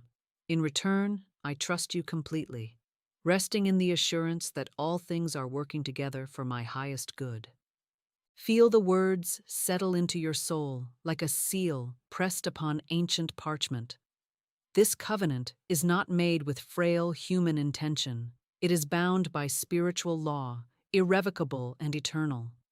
Every force of heaven recognizes it, and unseen powers rush forth to uphold it. Angels take their places at your side as guardians and guides. The path ahead, once uncertain, now shines with divine illumination. Florence Scovel Shinn declared, "When man is faithful to his vision, the invisible forces of spirit move to bring it into visibility." This covenant is your daily act of faithfulness. It is the act of rising each morning not as one uncertain of the day's outcome, but as a divine heir walking into a world already prepared for victory. Through this covenant, you declare that you no longer live as a beggar of blessings, but as a partner with infinite intelligence, co-creating a life filled with abundance, joy, and miraculous unfoldment. See now the covenant's power as you step into your day. Every word you speak is backed by heaven's authority. Every decision is guided by intuition, sharpened by divine insight. Every challenge that dares approach dissolves before it reaches you, unable to stand against the law of spirit sealed upon your life. Even the smallest details, a meeting delayed, a stranger's kindness, a message arriving at just the right moment, bear the signature of divine orchestration. And as you close each day, you will look back in awe, recognizing the invisible hands that moved silently to shape your experiences into a masterpiece of grace. The covenant you spoke in the morning will echo through every hour, reminding you that you are never alone, never unguided, never outside the circle of divine provision. Beloved, do this each morning. Rise, enter the temple of dawn, and speak this holy covenant with unshakable faith. Let it be your first thought, your first breath, your first word to the universe. And know that when heaven hears such a covenant, it does not delay, it does not waver, it moves instantly, bending all of life to uphold the promise sealed between you and infinite spirit. Walk forth as one under divine contract, and watch as miracles unfold, not as exceptions, but as the natural expression of your unbroken partnership with God. Beloved soul, as we draw near the conclusion of this sacred teaching, it is time to rise fully into your spiritual dominion and take hold of the mantle of power that has been waiting for you all along. Everything you have heard, the law of the spoken word, the revelation of divine favor, the release from powerlessness, the alignment with divine design, and the holy covenant of the morning, has been preparing you for this moment of final empowerment. This is where you step out of the old story of hesitation and into the living reality of spiritual authority. where you no longer question if heaven hears you, because you know that the forces of spirit move the instant your word goes forth. Stand now in the temple of your own soul.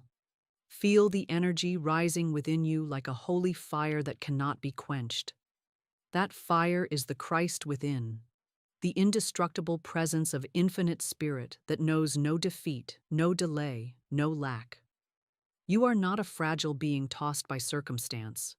You are the divine commander of your destiny, a living co-creator with God, a vessel of light sent to demonstrate the law of abundance and harmony on earth.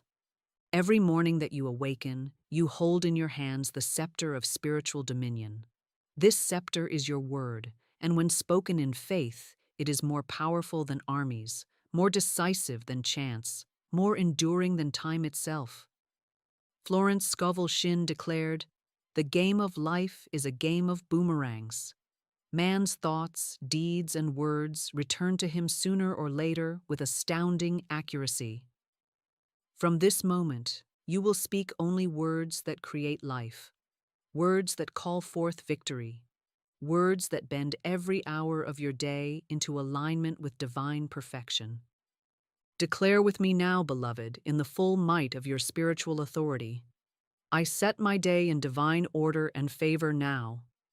Infinite Spirit goes before me, preparing the way. No power opposes me, for I am surrounded by a shield of heavenly protection. I walk in abundance. I move in joy. I radiate light and attract only that which belongs to my highest good. I am fearless. I am faithful. I am triumphant, for God within me is victorious in all things." Let these words echo in every corner of your being. See them etched in golden letters across the sky of your consciousness. Know that as you speak them each morning, life cannot do otherwise than obey. Doors will open, rivers of provision will surge toward you, and opportunities will appear in perfect timing. Even obstacles that once seemed immovable will collapse like walls of sand before the tide of divine law moving through your decree. This is your call to action. Rise each day not as one who hopes, but as one who knows. Do not let a single dawn pass without speaking your authority into the silence. Before you touch your phone, before you rehearse yesterday's troubles, step into the temple of morning light and issue your decree. Speak to the mountains of fear and watch them move.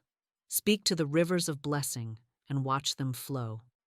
Speak to every hour ahead and watch it bend to serve your highest destiny. No longer do you walk as one pleading for favor. You walk as one who carries favor as your divine inheritance. No longer do you stumble in uncertainty. You move in perfect rhythm with infinite spirit. No longer do you live as a victim of fate. You are a victor of divine law, crowned with glory and clothed in majesty as you command your mornings, and through them command all of life itself. Beloved, hear this final truth. The word you speak in the morning is the spark that lights the fire of destiny. Speak it with conviction. Speak it with love. Speak it as a king, as a queen, as a divine heir of infinite intelligence. And as you do, heaven will rise to meet your faith, earth will bow to your decree, and every day of your life will unfold as a living testament to the unstoppable power of the spoken word. Beloved soul, let us now enter the stillness and seal this sacred teaching with a closing spoken word prayer. Not as a ritual, not as a hope, but as a holy command, a declaration sent forth into the unseen with the full authority of Spirit. You are not speaking to a distant God, but to the infinite presence that lives within you, around you, and as you. This prayer is the sacred flame that lights the altar of your morning, the final note that sets all of heaven's orchestration into motion. Let it pour from your lips like an offering of gold, a fragrant oil of truth, an unshakable decree that life bends now, this day, in your favor. Close your eyes, take a slow and steady breath, and let your heart expand. Let the peace of God, which passes all understanding, settle over your mind, your body, your home. Let the rush of thought be still, For you are no longer a seeker, you are a speaker of truth. You are now the voice of divine law, the scribe of your destiny, the prophet of your own unfolding good. Now pray with me, word by word, from the eternal temple of your soul. Infinite Spirit, this day I rise in sacred remembrance of who I am. I am one with divine power, one with divine wisdom, one with divine favor. I give thanks that every hour of this day is clothed in light and ordered by love. I declare that my steps are guided, my hands are blessed, my words are anointed, and my path is paved in peace and prosperity. I walk not alone, but with the full force of heaven moving before me. Let your spirit lean deeper now into trust. Release all resistance. Feel the gates of heaven open wide as you continue. I cancel every false belief spoken over me. I erase every mental picture of lack, fear, struggle, or delay. They are powerless. They are nothing. I speak now the truth that sets me free. I am a magnet for all that is mine by divine right. I live in the overflow of goodness. I receive from expected and unexpected channels. I prosper without toil. I succeed without fear. I rise without resistance, for I am aligned with the rhythm of divine law. Breathe deeply as these words take root. Picture them wrapping around your day like golden threads in a robe of power. I forgive the past. I bless the present. I claim the future. I walk in divine timing, divine wisdom, divine order. Every encounter today is holy. Every action today is prosperous. Every word today is life-giving. No weapon formed against me can prosper, for I dwell in the secret place of the Most High and abide under the shadow of the Almighty. Feel yourself rising now, your spine lengthening, your heart softening, your soul glowing like the sun at high noon. Thank you, Infinite Spirit, that it is already done. Thank you that life now bends in my favor. Thank you that this day is blessed, anointed, overflowing with the evidence of divine love. I call this day good. I call this day rich. I call this day peaceful, powerful, and perfect in every way. I go forth with joy, with boldness, and with the assurance that my good cannot be delayed, denied, or diminished.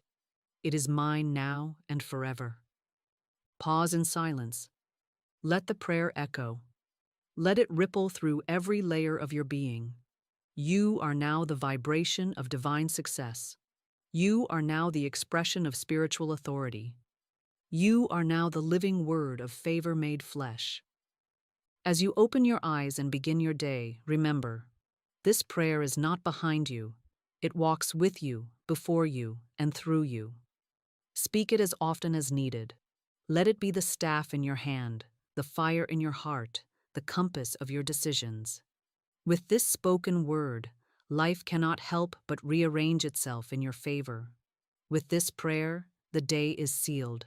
The covenant is active. The promise is kept. This morning, your life bends. This morning, the word has gone forth. This morning, divine overflow has begun. And so it is. Amen. Every morning is a spiritual bank, and what you deposit into it determines what is drawn out across the day. You've been taught to check your phone, your schedule, your inbox, or your balance sheet as soon as your eyes open. But I tell you, none of those things have ever held your true supply.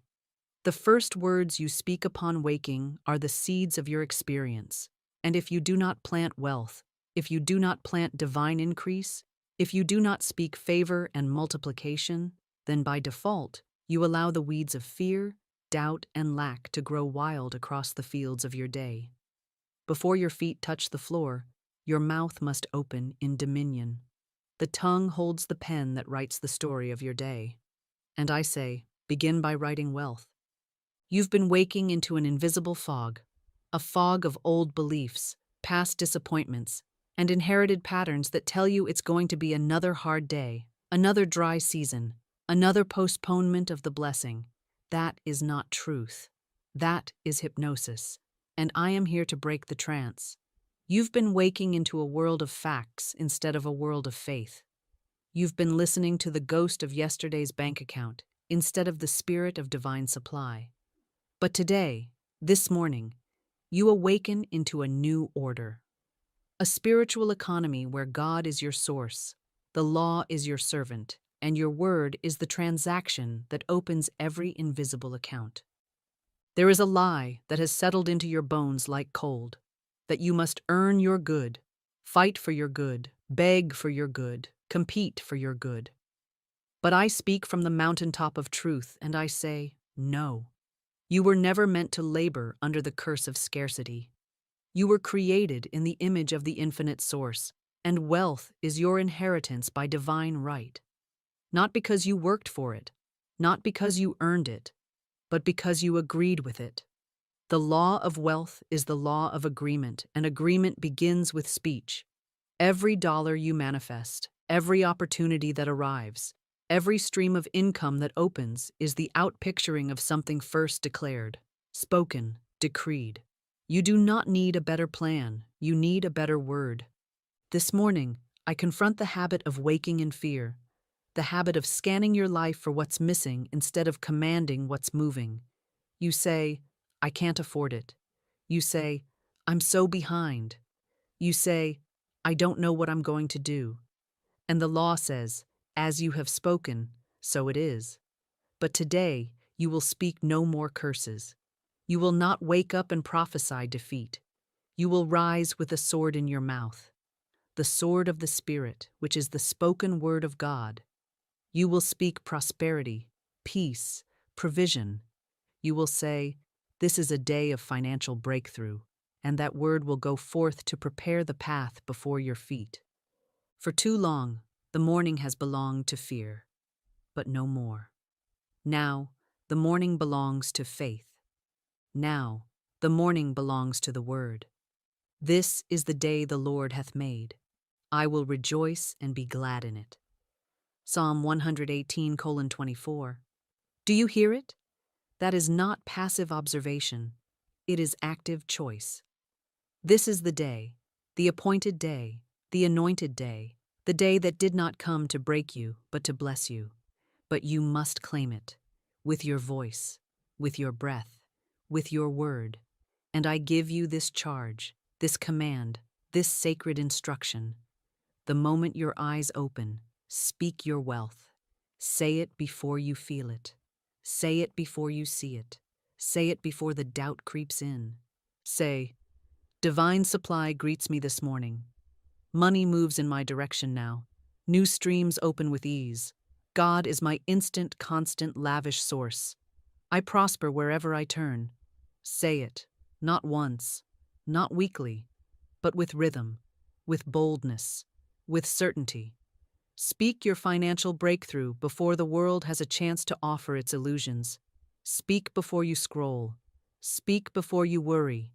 Speak before you check what man says. Say what God says. For you are not just waking up into a new day. You are waking into a new decree, a new dominion, a new demonstration. The word has gone forth, and the word cannot return void. The moment between sleep and wakefulness is not just a blink in time. It is the holy corridor between the unseen and the seen. It is the moment where the veil is thinnest, where the subconscious mind has not yet remembered yesterday's illusions, and the conscious mind has not yet re-entered its habitual trance.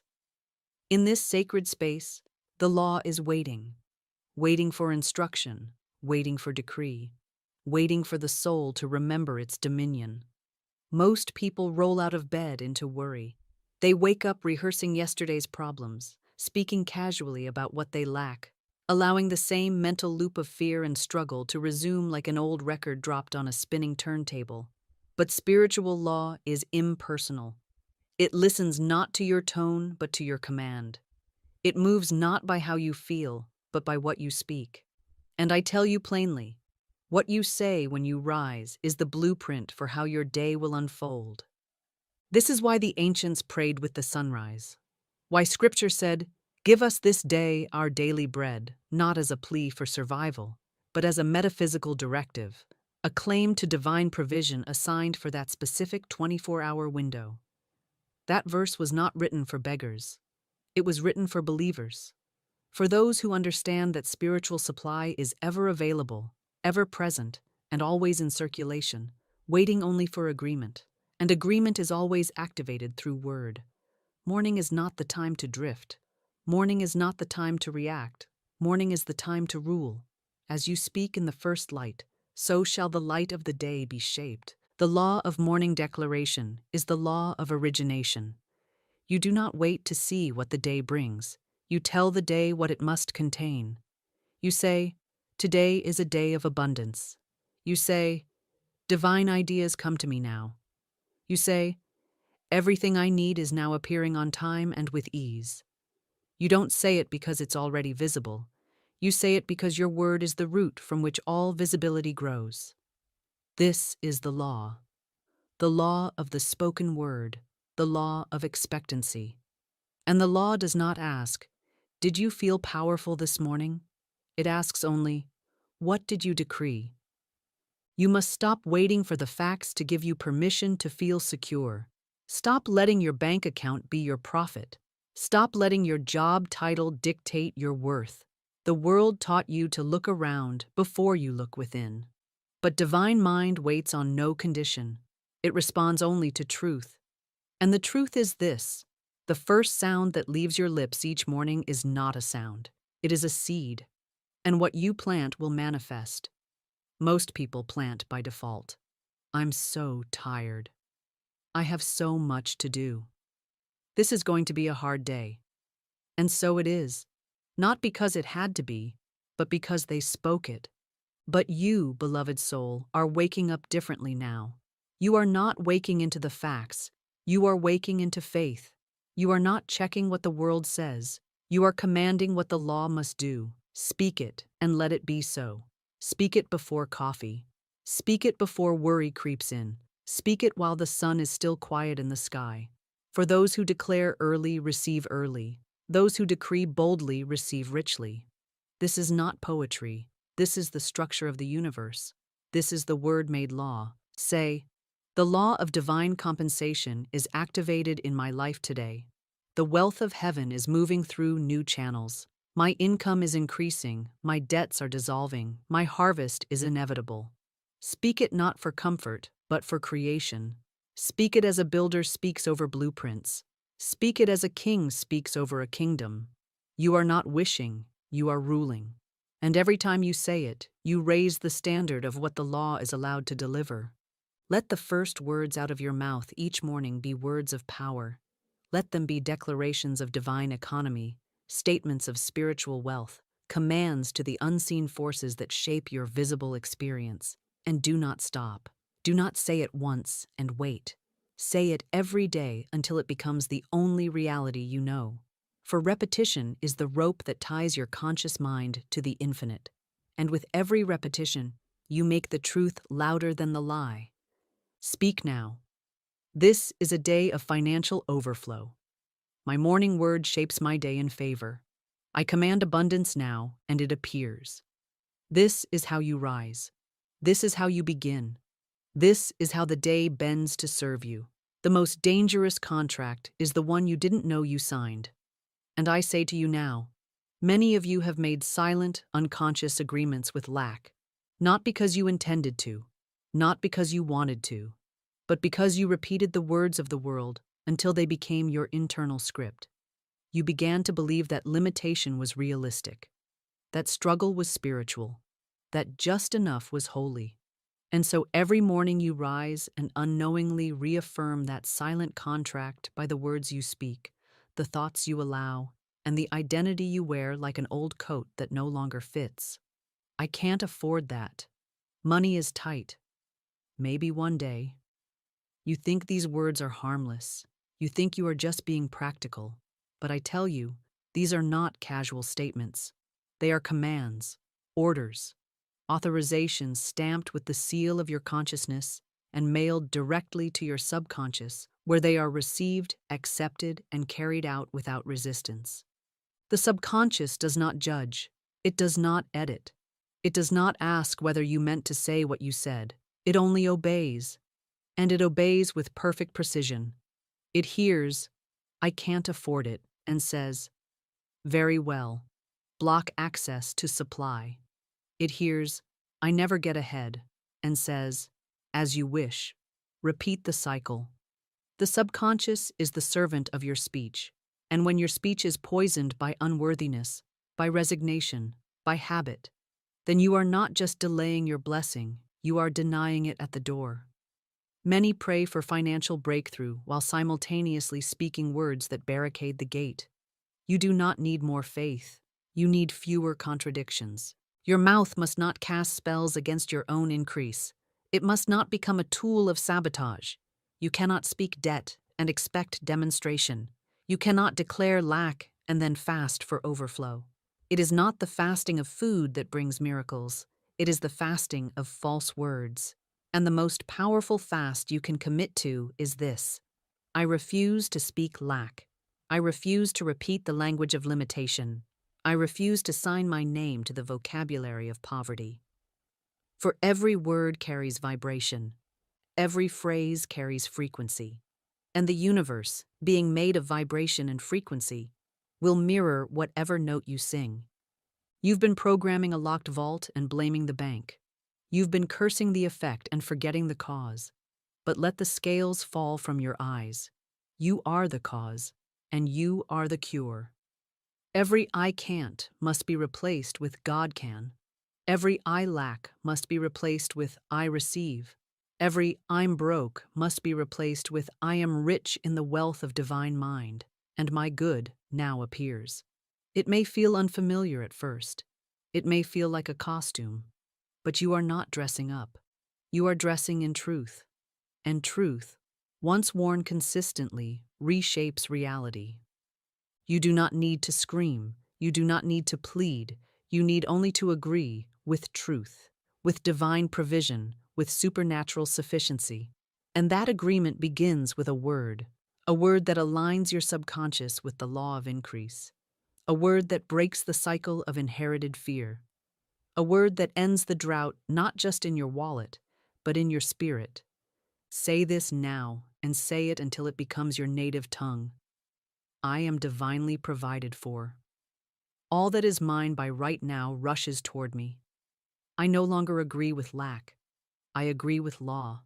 I agree with wealth. I agree with overflow. When you speak this, heaven hears it. The subconscious hears it. And the law begins to rearrange your visible world to match your spoken agreement. This is not about pretending. It is about proclaiming. Proclaiming that you no longer belong to limitation. Proclaiming that you no longer carry the curse of not enough. Proclaiming that you are no longer a hostage to facts. You are a speaker of truth. And every truth you speak becomes a key. A key that unlocks the vault you didn't know you sealed with your own mouth. Doubt has a sound. And the tragedy is, it often sounds like you. It sounds like your voice, laced with casual cynicism, hidden fear, cloaked resignation. It creeps into your morning not as a scream, but as a whisper. And it doesn't always come dressed as panic. It comes as routine, as the groan when the alarm clock goes off, as the sigh before your feet hit the floor, as the quiet internal refrain of "not again, nothing's changed, just get through the day." But I tell you this, those words are not neutral. They are not harmless.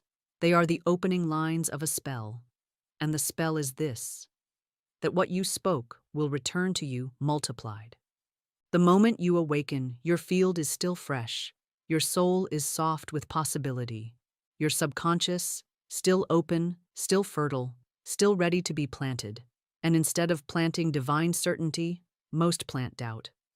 They plant sarcasm. They plant survival. And then they wonder why their day blooms with obstacles, with disappointments, with unfruitful labor. They think the problem lies in their bank account or their boss or the bills. But no. The problem began with what was spoken before the toothbrush touched the sink. The world doesn't move first. The word does. And what you declare when your consciousness first rises is not just a thought. It is a throne. And someone will sit upon it, either the voice of fear or the voice of faith. You may not realize this, but every morning you are making a throne with your speech. And the question is, who are you crowning? Are you crowning lack, crowning doubt, crowning inherited fear, masquerading as realism? Or are you crowning divine intelligence, infinite supply, the living presence of God within you who declares, I know the plans I have for you, plans to prosper you and not to harm you, to give you hope and a future. The law cannot override your own coronation. It will honor the king you place upon that throne. And if doubt is crowned, then doubt shall reign. But if truth is crowned, truth shall rule, and the kingdom shall be called increase. Most people don't even know they've spoken doubt. That's how subtle the habit has become. I don't know if it'll work. Let's just see what happens. Hopefully, something good will come. These words are coded in spiritual uncertainty. They lack command. They lack conviction. They are offerings made on an altar of hesitation. But the law does not respond to hesitation. It responds to certainty. And certainty is built on the word, spoken consistently, rhythmically, morning after morning, until it becomes the only voice that speaks inside you. You have been taught to be careful, not to speak too soon, not to count your blessings before they arrive, not to believe too big lest you be disappointed. But I say to you, speak now, speak early, speak boldly. Do not wait for proof, be the proof. Do not wait for the breakthrough to speak abundance, and the breakthrough shall obey. Doubt delays the harvest, but the word accelerates it. You do not need to be polite with the law, you need to be precise. Say this now, and let it pierce through every morning habit of despair. I do not serve doubt. I do not speak from fear. I rise in faith. I rise in favor. I rise in the overflow of divine supply.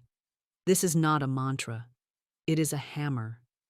It shatters the cycle of spiritual hesitation. It breaks the loop of speaking small and living smaller. It dethrones every false authority that has dared to claim your morning for itself. From now on, when your eyes open, your mouth must open in power. Before the world has a chance to speak over you, you must speak over the world. Before the headlines, the news, the bills, or the doubts speak into your soul, you must flood your atmosphere with truth. Not timid truth, commanding truth. Not whispered hope, thundering decree. Say, I speak wealth into this day. I crown this day with financial favor. I release all doubt and install divine certainty. This day obeys the sound of my voice. And so it is. You have spoken so much worry, beloved soul. You have declared so much doubt, not as a choice, but as a reflex. The mouth has repeated what the world showed you instead of what the Spirit told you. But now, I say, this is the hour of reversal. This is the day you begin again. For the spoken word is not bound by time. It does not care how long you've spoken lack, how many years you've been under the illusion of not enough. One true word, spoken with conviction, can burn down years of delay. One decree, anchored in spiritual law, can uproot the old programming like a fire ripping through a dead forest to make space for new growth. This is not about effort. This is about frequency. The frequency of dominion, the frequency of wealth. And frequency is changed not by hoping, not by working, but by speaking a new sound into the atmosphere of your life. Let me teach you how to repattern your financial life through your morning decree, not through affirmations that flatter the ego, but through declarations that command the law. Declarations that are spoken not from want, but from knowing, not from desperation, but from identity. For the law responds to identity, and identity is always revealed by the tongue. Large sums of money come to me quickly, under grace, in perfect ways. You do not say this as a request. You do not say this as a suggestion. You say this as a verdict, a final word that no appearance can argue with. This statement is a cornerstone in the house of divine wealth. Every time you speak it, you are laying foundation, framing structure, installing windows into a new financial future. Then say, God is my immediate and unfailing supply. This cuts off the lie at the root, the lie that says your job is your source, the lie that says the economy dictates your life, the lie that says help is far away, immediate and unfailing. That means now, that means certain, that means you no longer look to man to meet your need. You no longer rely on human channels to bring you what already belongs to you by divine right. Say it again. God is my immediate and unfailing supply, and feel the burden lift, because it is no longer yours to carry. Then declare, new channels of income are now open to me, not will be, not someday. Now this is where the repatterning begins to multiply, because most people believe only in what they've already seen, but you must now believe in the unseen, in the doors you don't yet know exist, in the opportunities that have not yet taken shape in the visible world, but are already complete in the realm of divine mind. You are not making money come. You are opening the gate, and your word is the key that turns the lock. I am a spiritual millionaire walking in divine surplus. Speak it. Say it with no shame. For you are not speaking greed. You are speaking law. You are not claiming to be better than others. You are claiming to be in right relationship with the infinite supply that God has already declared yours. The world told you to hide your desire, to tone down your vision, to be humble in your expectation. But humility is not thinking small. It is knowing the source is big. And when you speak the truth of divine surplus, you are not boasting, you are aligning. And alignment with truth is the beginning of overflow. Then speak. Every dollar I spend comes back multiplied. This shifts you from the vibration of fear to the vibration of circulation. You are no longer losing when you give. You are no longer spending in anxiety. You are now circulating in the economy of spirit, where every outflow is matched with inflow. You are removing the dam of fear and allowing the river of money to flow freely through your life, knowing that what goes out under grace returns pressed down, shaken together, and running over. Say this also, what is mine by divine right cannot be kept from me. This is the declaration that erases competition, cancels fear of loss, and ends the illusion of being blocked. It puts you in the flow of divine justice. It tells the universe, I do not chase what's mine, I claim it. It tells the subconscious, I no longer live in delay, I live in receipt. You do not need to manipulate people or force outcomes. What is yours will find you the moment you stop contradicting it with fear, and declare finally, I prosper wherever I turn. This installs the expectation that no matter what door you walk through, no matter what phone call you make, no matter what client you serve or what place you enter, you prosper, not by chance, not sometimes, but wherever you turn, because you bring the wealth with you, you bring the frequency of favor with you, you carry the mantle of multiplication, not as a visitor, but as an embodiment. Now I tell you this, these declarations are not suggestions, they are weapons, they are tools of construction, they are daily assignments you hand to the law, and the law fulfills them without fail. But you must speak them aloud. Do not merely think them, do not whisper them with hesitation. Speak them with rhythm, speak them with cadence, speak them like you mean them because you do. And speak them before anything else, before the headlines, before the phone, before the world. Make your decree the loudest sound in your morning, and let that sound become the frequency that shapes your financial day, for your outer life is always the shadow of your inner word. Change the word, and the world follows. Say it now, with me. Large sums of money come to me quickly, under grace, in perfect ways. God is my immediate and unfailing supply. New channels of income are now open to me. I am a spiritual millionaire walking in divine surplus. Every dollar I spend comes back multiplied. What is mine by divine right cannot be kept from me. I prosper wherever I turn. Say it daily. Say it boldly. And say it until it becomes the only language your life speaks. Let me tell you what happens when a man stops worshiping the facts and begins to serve the truth. Let me show you what shifts when someone changes the first sound they make in the morning, from groaning, from doubting, from forecasting struggle, to commanding the law with spiritual certainty. There was a man who came to me once, worn down by the weight of unmet expectations. He worked faithfully. He followed every rule they gave him. He checked every box. He studied every financial plan. But still, it felt as if increase was locked in a room with no door. Each morning, he would wake up with a lump in his chest and the same pattern of thought looping in his mind. Nothing is working. I'm behind. I can't catch up. And of course, the day would unfold exactly as he had spoken.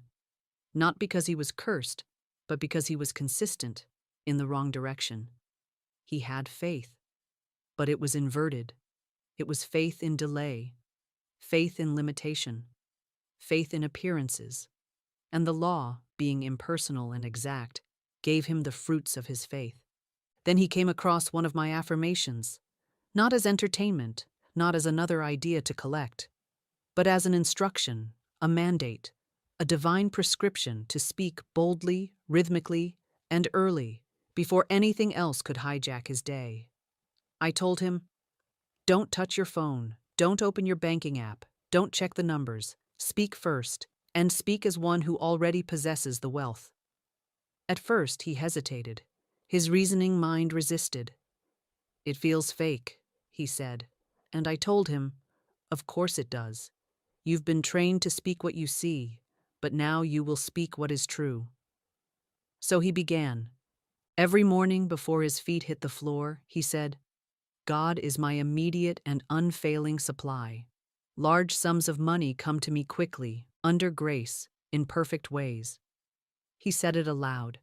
He said it with power. He said it until his voice no longer trembled. He said it not as a question, but as a decree. And though nothing seemed to change at first, something was already shifting. Not outside, but within. For every word was carving a new groove in the subconscious. Every declaration was dissolving the residue of inherited lack. Every morning decree was breaking up the soil where old disappointments had hardened his faith. And after 3 days, he saw the first crack in the old wall. An unexpected refund arrived in the mail. Money he had forgotten was owed to him. Then a former client reached out with a proposal. I don't know why I thought of you this morning, they said, but your name just came to me. And within a week, a new stream of income had opened. Not by his hustle, not by his struggle, but by the alignment of his word with divine law. The difference was not in the market. The difference was not in the economy. The difference was in the morning decree. The moment he spoke from dominion, dominion began to respond. This is not a fantasy. This is not motivational fluff. This is spiritual law. This is the power of the spoken word, activated at the most critical hour of the day, when your mind is still soft, your spirit still clear, and your faith still uncontaminated by the static of the world. You do not need to understand how. You need only to speak. You do not need to figure it out. You need only to declare. The law is not looking for effort. It is looking for instruction. So I say to you now, let this be your shift. Let this be your moment of reversal. Before you begin to scroll, before you drink your coffee, before you even open your eyes fully, speak your word. Speak the word of wealth. Speak the word of provision. Speak the word that opens gates and unlocks new income, new favor, new timing. And know that the law is listening, not to your feelings, not to your fears, but to your decree. Say, this day begins with divine provision. The gates of supply swing open. Money flows to me in perfect ways. What I seek is seeking me now. And the moment you do, the atmosphere begins to rearrange. The unseen becomes visible. The law begins to move. And like that man, you too will one day say, it started the moment I spoke differently. The great lie of this world is that fear is rational, especially where money is concerned. But I tell you, fear is never rational. It is spiritual amnesia. It is forgetting who you are, what you carry, And what law governs your life? Fear is not merely an emotion, it is a false agreement with lack. And nowhere is that fear more subtly destructive than in the quiet hours of the morning, when your soul is waking and the veil between thoughts and spirit is still thin. The ego wakes early. It is the first to rise. Before your spirit has had a chance to speak, the ego whispers, "There's not enough. You're still behind. What if it all falls apart today?" And if you do not speak first, fear will. That is why the morning must belong to God. It must belong to the Word. It must belong to your declaration, not your doubt. Because once fear gets a foothold, it rewrites the entire script of your day. Your energy dims. Your faith grows quiet. Your subconscious takes its orders and begins to seek only more evidence of struggle, of delay, of separation from supply. But hear me now. The fear is not fact. It is residue. It is the echo of a world that taught you to rely on appearances, to measure your worth by numbers, to equate your bank account with your safety.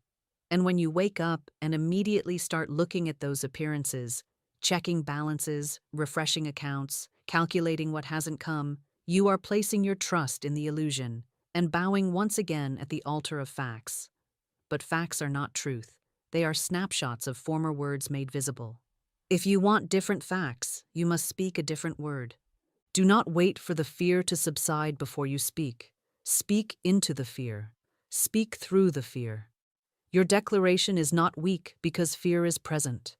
Your declaration is the remedy. It is the light that dissolves the fog. It is the sound that cancels the static. You say, "But I still feel afraid." And I say, "It doesn't matter." The law does not move by your feelings. It moves by your decree. Your job is not to feel ready. Your job is to speak with power anyway. Because fear only wins when silence reigns. You've been entering the temple of the morning with fear instead of faith. You've been waking up and bringing lack into your spiritual sanctuary. But now we cast it out. Now we declare the house clean. Now we reclaim the morning altar. Say it with me, not as a suggestion, but as a sacred order. I cast the burden of debt on the Christ within, and I go free. This is not just a nice phrase. This is a sword. It severs your tie to the illusion that money is your master. It reestablishes your identity as one who is ruled by spirit, not shortage. Say also, there is no fear in divine mind, only circulation, increase, and overflow. And let the vibration of those words begin to wash over the subconscious patterns that have been carved into you since childhood. Let it cleanse every thought that once said, "You'll always struggle. There's never enough. You're too late." These are lies, and lies cannot live in the light. Your morning word is that light. And now speak. My word cancels all appearance of lack. That means your spoken decree is stronger than your visible reality. That means the moment you say it, the law begins to rearrange what you thought was fixed. That means even if the bills are real, the delay is not. Even if the numbers seem final, the truth is fluid. The word overrides. The word rewrites.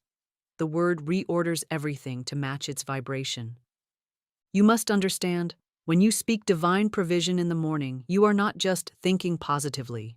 You are engaging in spiritual warfare. You are dismantling the throne of fear and reestablishing the reign of truth.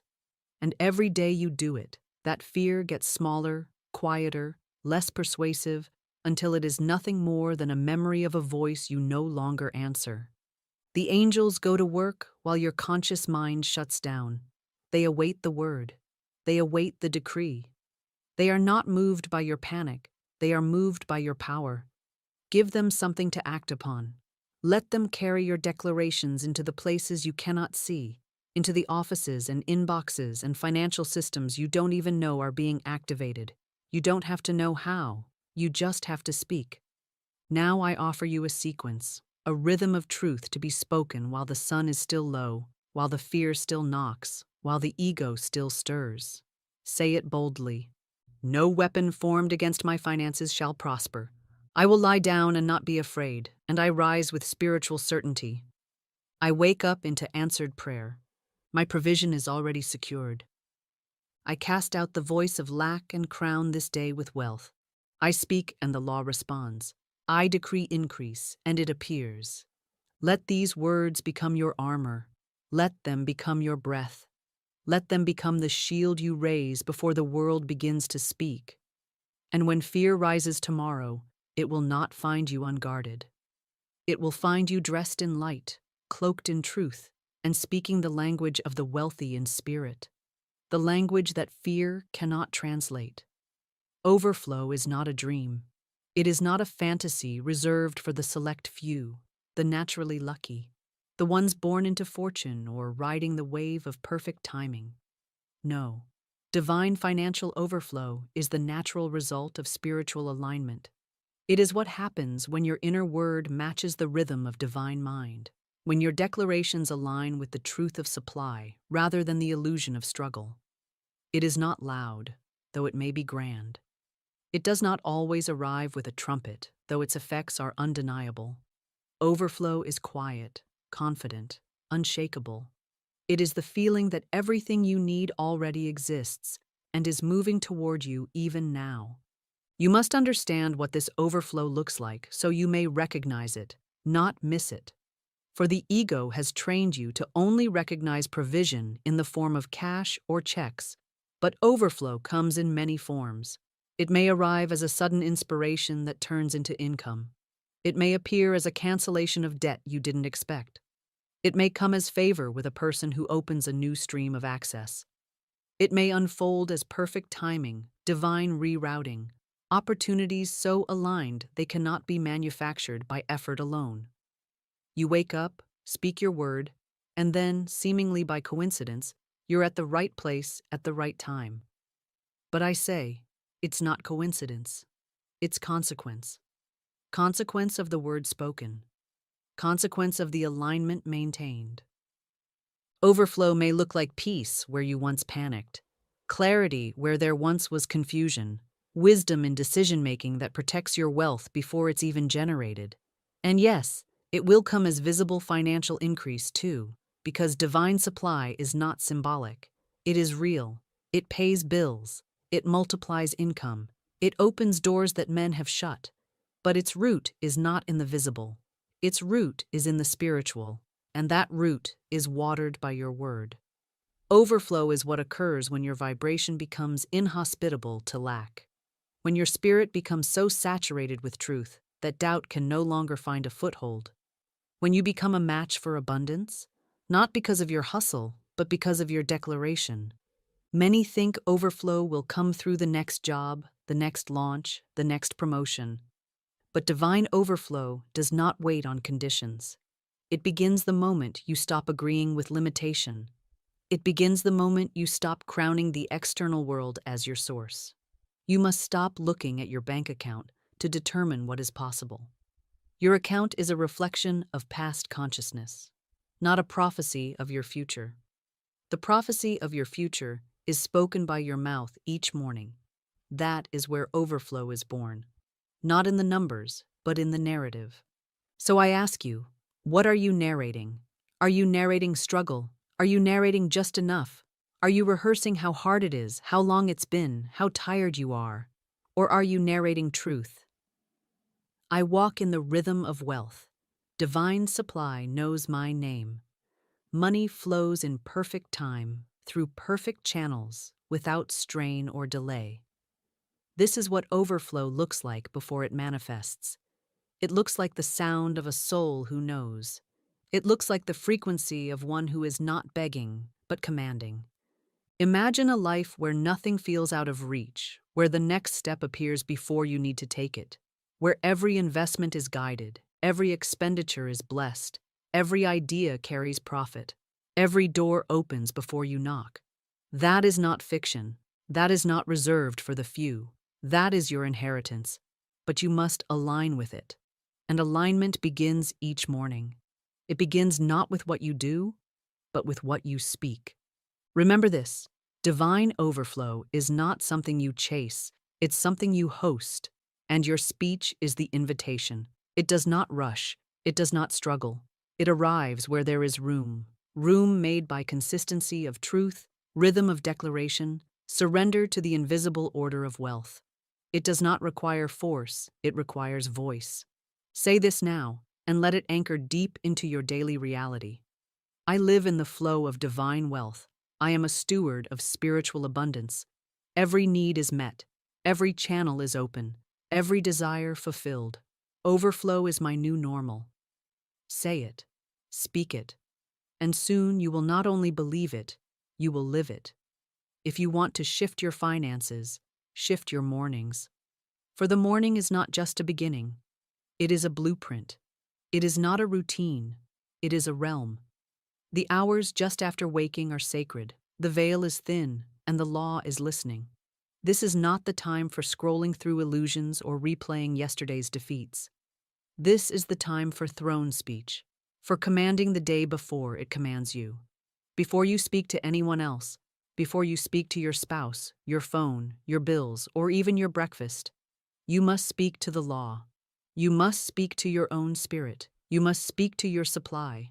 For the word you give in those first few minutes becomes the architecture of your entire day. You don't need a complicated ritual. You need a divine protocol. Simple, powerful, law-rooted, uncompromising. It begins before your feet touch the floor. Before your mind remembers what the world calls real, you awaken into spirit. And spirit must speak.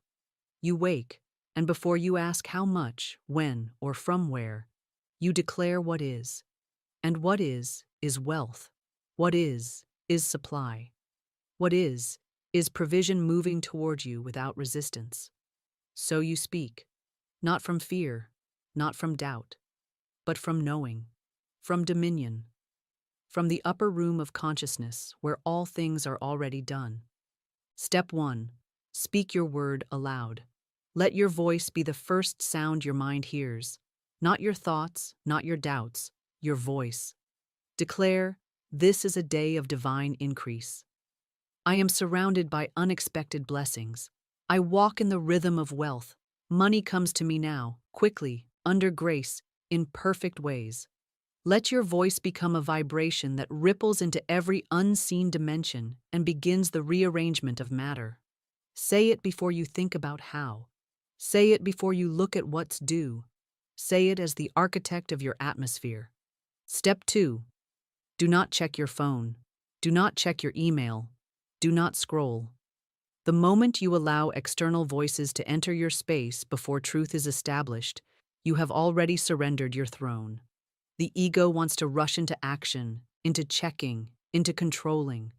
But the spirit operates in rhythm, not in panic. Trust that what must come will come, but only after you speak. Step 3. Repeat 3 to 5 of your core financial declarations, not mindlessly, not softly, but with rhythm, with conviction. Let them be old truths spoken in fresh power each morning. Choose them as you would choose your clothes, deliberately. Let them dress your day in spiritual certainty. Say, God is my immediate and unfailing supply. Every dollar I spend comes back multiplied. New streams of income now open to me.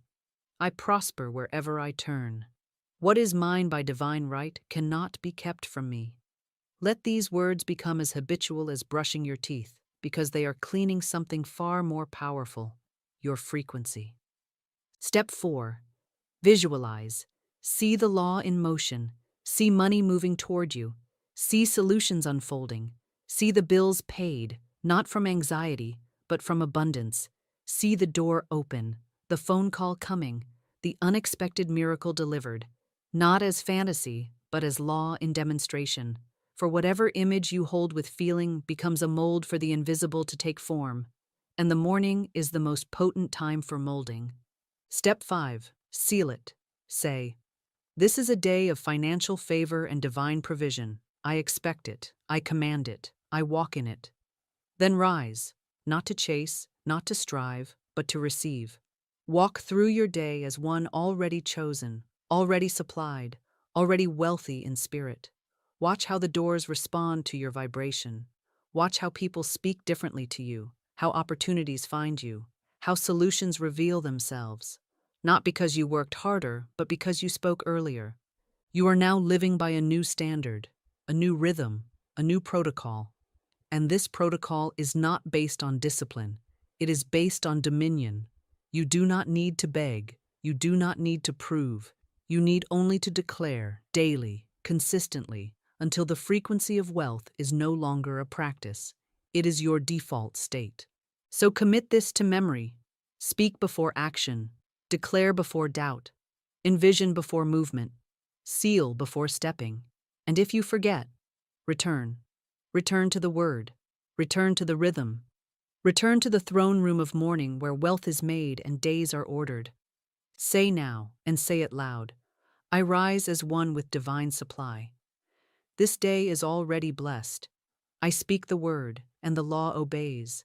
I am wealth in motion. And then, go live it. Now that you have cleared the soil and laid the foundation, it is time to plant the seed. Deep, rhythmic, truth-charged affirmations that do not beg, do not wish, do not seek approval, but declare spiritual fact with absolute authority. These are not affirmations in the casual sense of the word. These are spiritual codes, keys, invocations that realign your vibration with the infinite source of all wealth. When you speak them, speak as if heaven has already agreed, because it has. Speak as if the law is already in motion, because it is. Speak as if the invisible has already begun forming visible supply around you, because the moment the word is spoken, the process begins. Let your breath carry these words. Let your voice find its rhythm. Let your cells hear the command. Let the air around you vibrate with certainty. This is not repetition for the sake of volume. It is repetition for the sake of dominion. Each phrase is a hammer. Each phrase is a river. Each phrase is a pillar in the temple of financial demonstration. Let these words be written into your morning.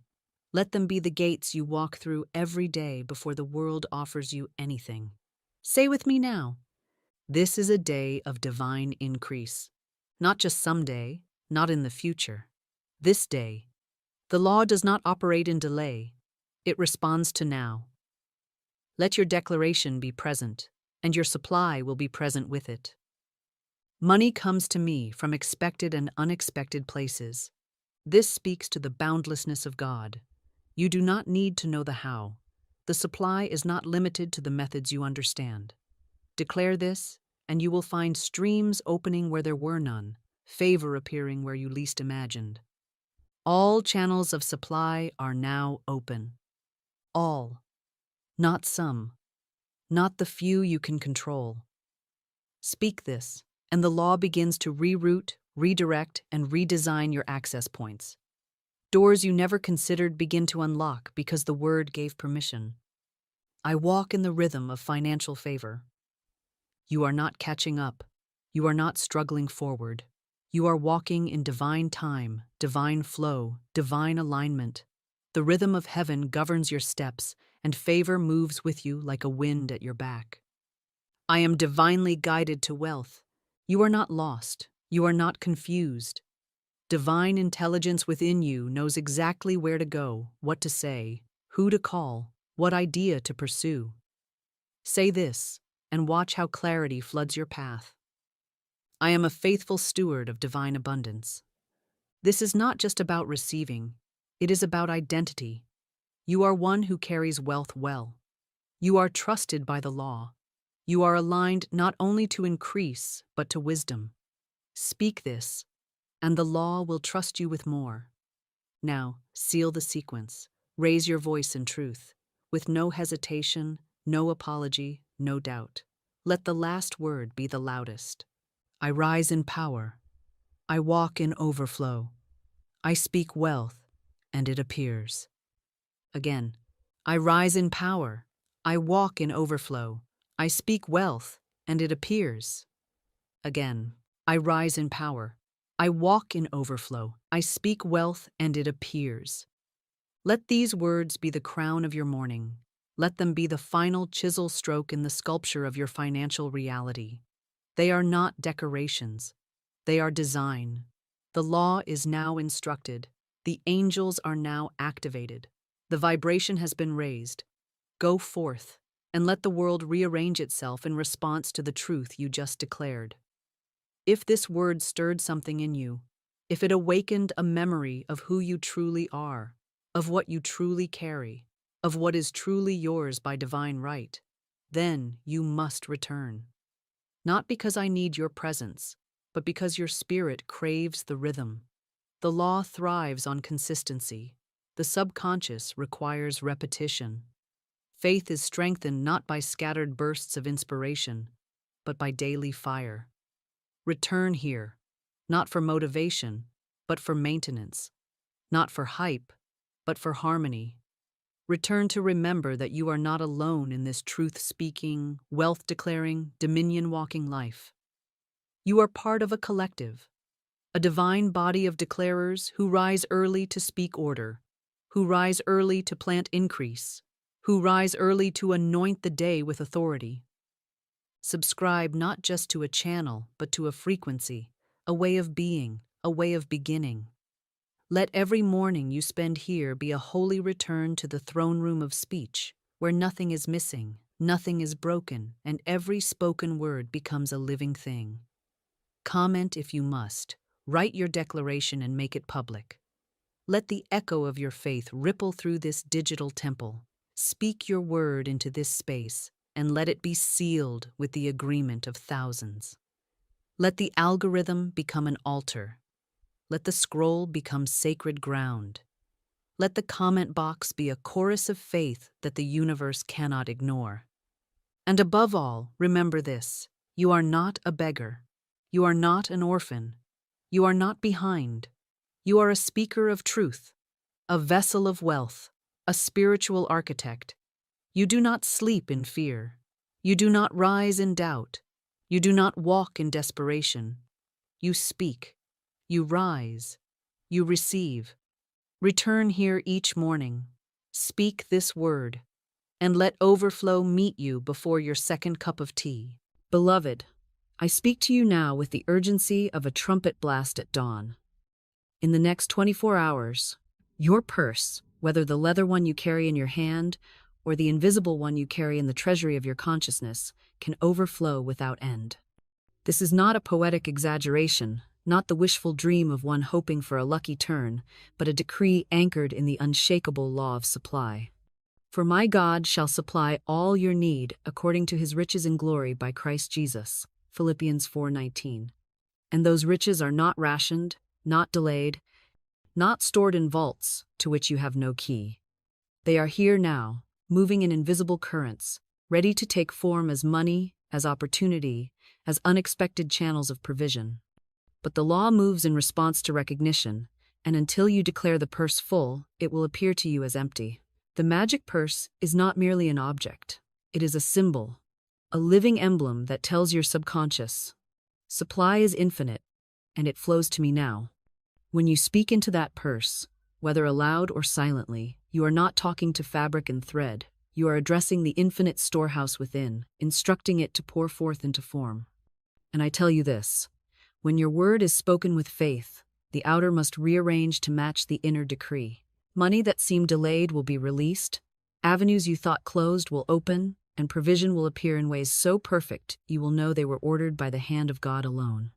Stand ready, for as we walk through this message together, you will receive the exact affirmation that turns your purse into a channel of divine riches, and you will not only speak it, you will watch it work. You are not broke, you are blocking the flow. I say this with love, but with the firmness of one who has seen too many live beneath their divine privilege because they have mistaken a temporary appearance for an eternal truth. Poverty is not a condition decreed by God. It is the shadow cast when the mind turns away from the source. Money is not absent from your life because the supply has failed. It is absent because the channel of your consciousness has been narrowed by fear, by resentment, by the habit of speaking lack into every conversation and rehearsing shortage in every thought. When you tell yourself you are broke, you are, in truth, placing a padlock on the gates of your own abundance. You are commanding the current to slow, the inflow to halt, the river of God's provision to pool up behind the dam of your disbelief. I tell you plainly, remove the block and the flow will return instantly, for the stream has never ceased to run. It is as constant and inevitable as the tide. The magic purse is your instrument for unblocking, for retraining the subconscious to expect only fullness, only overflow. Each time you open it with a word of gratitude and a declaration of plenty, you widen the channel through which the supply rushes in. But you must stop contradicting yourself. You cannot bless the purse in the morning and curse your finances in the afternoon. You cannot affirm "my purse is full" while secretly nursing the belief that there is never enough. Today, we will tear out that double-mindedness by the root and replace it with the single eye Jesus spoke of. The unwavering focus on supply as infinite, immediate, and already yours. You are not a beggar scraping for coins. You are the steward of a treasury connected to the limitless riches of the kingdom. The moment you know this and act as though it were true, your purse will prove it. Money is God in action, the visible, tangible, materialized form of divine circulation, and it moves unerringly toward the consciousness that welcomes it without fear, without guilt, without the poison of unworthiness. You have been taught to see money as something separate from spirit, as though it were a carnal necessity to be endured rather than a divine provision to be embraced. But I tell you this: money is simply the servant of the law, the obedient messenger carrying substance from the invisible into the visible, from the kingdom's storehouse into your hands. It is not greedy to welcome it, it is godly to steward it, for in stewarding it, you prove the faithfulness of God's supply and become a channel for blessing others. The law is precise. What you prepare room for will come, and what you shut the door to cannot enter. If your heart is locked by fear, your tongue speaks words of lack, your imagination pictures unpaid bills and dwindling accounts, you are quite literally telling the substance of God, there is no place for you here. But when you see money as the action of God, moving, flowing, multiplying, bringing harmony to the affairs of life, and when you keep your purse, both inner and outer, open in gratitude, you become irresistible to the current of supply. Think of it as a river seeking the lowest open channel. It rushes naturally toward the place prepared for it. Prepare your consciousness, bless the very idea of money, welcome it as you would a trusted friend sent to help fulfill your divine assignment. When you understand this, you stop chasing money and start attracting it, not by toil, not by anxious grasping, but by aligning your mind with the truth that all the wealth of heaven is seeking a willing instrument. And I tell you, when you become that instrument, your magic purse is no longer a poetic image, but a living reality, always full, always replenished, always ready to meet the need at hand. What would change, beloved, if you knew, not hoped, not wished, but knew that your purse could never empty? Sit with that vision for a moment, and let it fill the chambers of your imagination. Picture yourself opening that purse at any hour of the day, for any righteous need, and finding it always full, bills folding crisply into your hand, coins gleaming, the weight and sound of provision answering you without hesitation. Imagine the quiet confidence with which you would live if the fear of running out was erased from your vocabulary, if the thought of not enough never again darkened the door of your mind. How differently would you walk into the marketplace? How boldly would you say yes to the opportunities God places before you? How joyfully would you give when you see a need, knowing that the act of giving only proves the law that the purse refills instantly? This is not a fantasy. It is the exact consciousness. The magic purse affirmation is designed to create a consciousness that refuses to equate outer appearance with inner truth. You see, the purse in your hand is a symbol, but the real purse is your consciousness, and when that inner purse is conditioned to believe in endless supply, the outer must obey and reflect it. The law of manifestation is mercilessly consistent. As within, so without. If the within is full, the without must overflow. If the within fears emptiness, the without will mirror that fear and lack. So I ask you again, not as a rhetorical flourish, but as the key to unlocking this teaching. What would change if you lived each moment convinced that your purse could never be empty? Every word that follows in this message is meant to bring you into that unshakable knowing until you find yourself living it as naturally as breathing. Before we move deeper into the laws that govern supply, I want you to know exactly where we are going. For the Spirit has already shown me the moment you will take hold of the very words that will alter the landscape of your finances. By the time we reach the appointed place in this message, you will not only hear the sacred magic purse affirmation that Florence Scovel Shinn herself gave, but you will understand why it works unfailingly, how to speak it so that it vibrates through your entire being, and how to anchor it in your daily affairs until the purse, your outer one and your inner one, responds with visible, measurable, undeniable increase. I will show you how to use the purse as more than a container for coins and bills. It will become a holy symbol, a reminder carried in your hand of the limitless storehouse within your consciousness. You will learn the exact steps to infuse it with the magnetic current of divine supply, so that every time you touch it, open it, or even think of it, you trigger the law to release more substance into your experience. And you will not be left to wonder whether you've done it right, for you will see results sometimes within hours that will convince you the law is already at work. There will be a moment near the close of this teaching when you will speak the affirmation aloud with me, sealing it as your public decree, your sacred contract with the law of supply. From that moment forward, each time you open your purse, you will be reminded of that decree, and the flow will continue without interruption.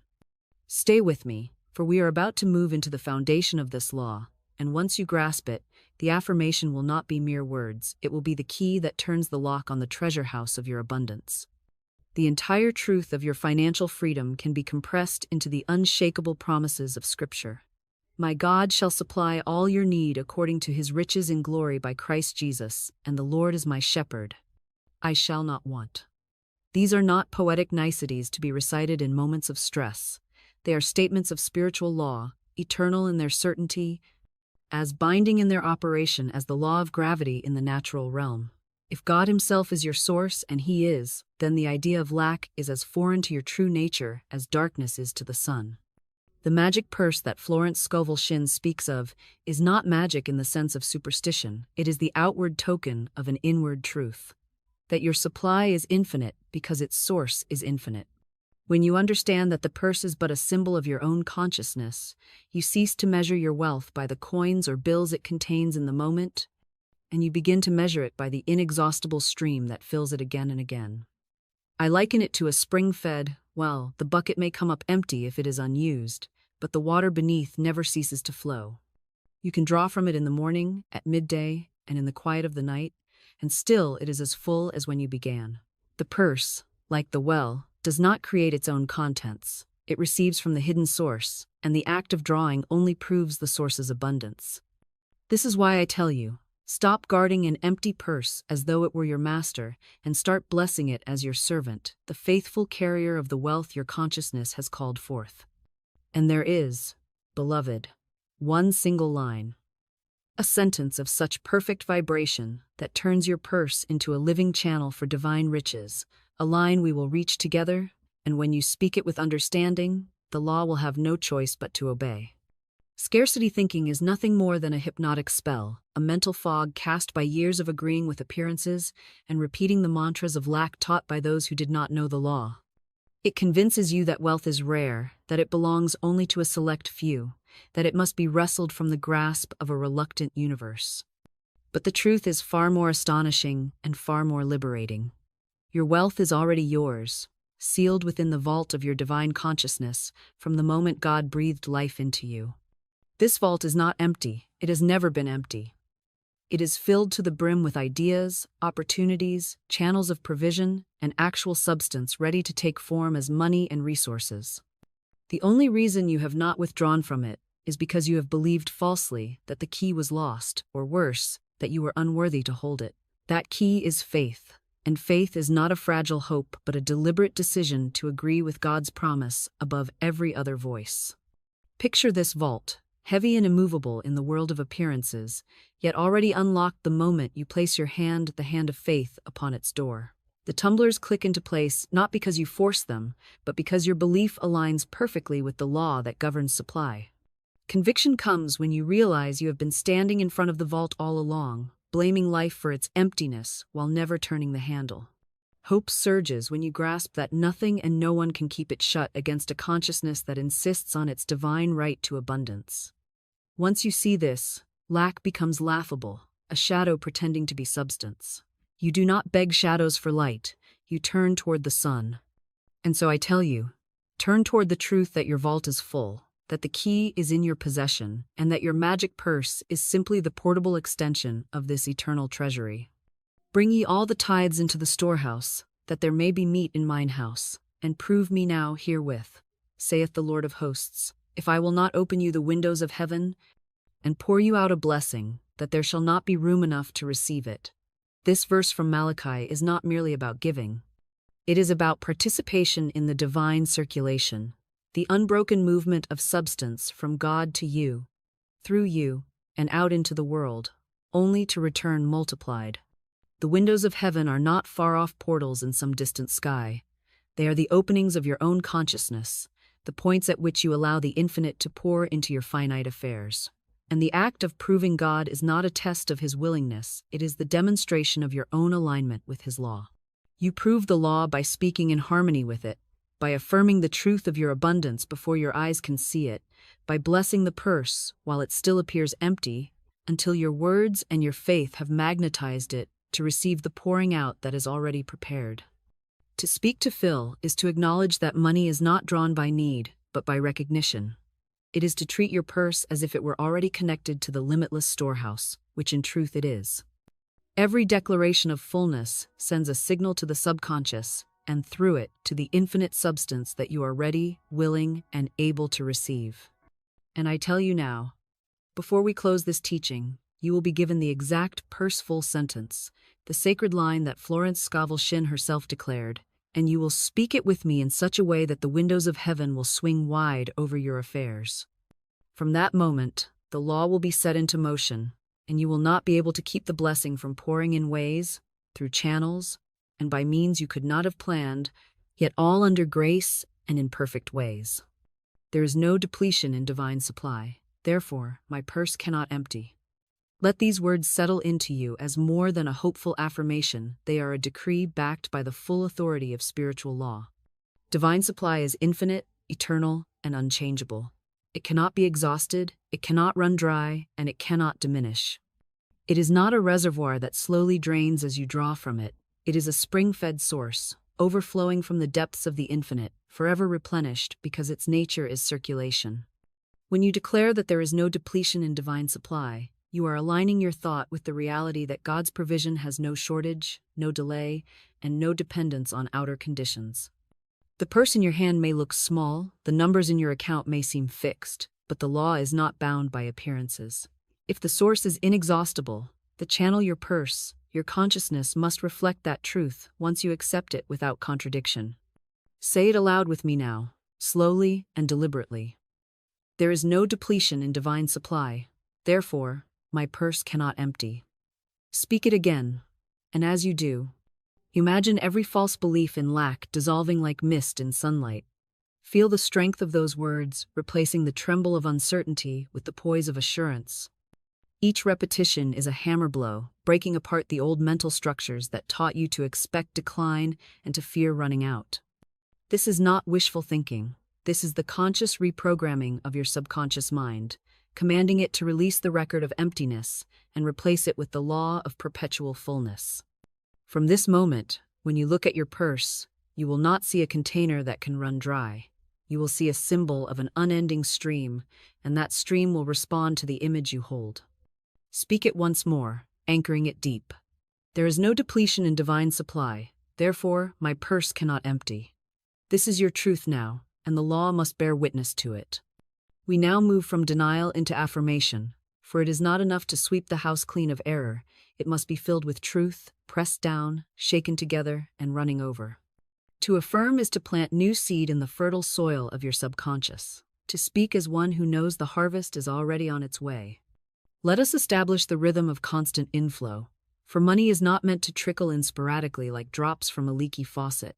It is meant to flow as the great rivers flow, steady, abundant, and without interruption. Imagine the mighty current of a river, fed by countless streams and springs, always returning to the sea, never fearing that the waters will fail. This is the way of divine supply. It moves toward you from sources seen and unseen. It fills your purse and your affairs, and it returns again and again because circulation is its very nature. Speak with me now in the cadence of certainty. Divine supply flows to me constantly. Money comes to me in perfect ways. I receive with joy, I give with joy, and the flow returns to me multiplied. Feel the beat of these words. as you would the steady pulse of a drum. Let each repetition build the rhythm within you until your consciousness moves to it as naturally as your heart beats. You are not coaxing the river to flow. You are aligning yourself with its current, removing the rocks of fear and the debris of doubt so nothing impedes its movement. Each time you affirm, you strengthen the banks of your faith so that the waters can rise without overflow or loss. And as you live in this rhythm, receiving without guilt, giving without fear, you will discover that the inflow and the outflow are one. That to spend in faith is to invite the return, that every coin and bill you bless becomes part of the great circulation rushing back to you. Keep this river before your mind's eye, and let its unceasing flow be the picture that fills your purse, within and without, at all times. One of the most insidious blocks to the flow of money is the hidden fear that to receive is somehow to take from another, that your gain must mean another's loss, as though the supply were a fixed sum to be divided among the deserving. This lie has bound many souls in needless lack, for it creates guilt at the very point where joy should rise, and guilt is a closed gate through which no abundance can pass. Let me tell you plainly, in divine supply, there is no competition, no scarcity, and no theft. The wealth of the kingdom is inexhaustible, and when you receive from it, you do not lessen another's portion, you simply draw from the infinite store that is as available to them as it is to you. This is why the Master declared in Luke 6:38, "Give, and it shall be given unto you. Good measure, pressed down and shaken together, and running over, shall men give into your bosom." Giving and receiving are not separate events, but one continuous act, like the inhale and exhale of breath. You cannot give without receiving, and you cannot receive without having something to give. When you take a deep breath, you are not stealing the air from someone else. You are drawing from a source so abundant that it instantly replenishes itself. So it is with money in the hands of those aligned with divine law. The magic purse operates in this same principle. The more you bless it as full and release from it freely, the more swiftly it is refilled, for you have demonstrated your trust in the endless supply behind it. Begin now to renounce the thought that your prosperity could harm another. Say aloud, "My gain blesses all, my receiving opens the way for others to receive. I live in the endless circulation of giving and receiving under grace and in perfect ways."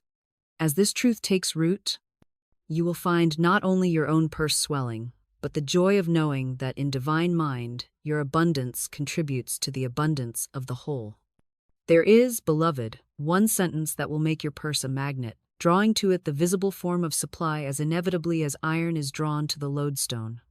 It is not a sentence born of human cleverness, nor is it a phrase to be recited casually like a charm. It is a line that vibrates with the truth of divine law, that tells your subconscious in no uncertain terms that you are ready, willing, and able to receive without limit. The moment you speak it in faith, you will feel a shift, subtle perhaps at first, like the turning of a key in a lock, and yet from that moment, the law begins its swift and perfect work. I will not unveil the sentence yet, for it must come to you when your consciousness is prepared to hold it without contradiction. But I will tell you this.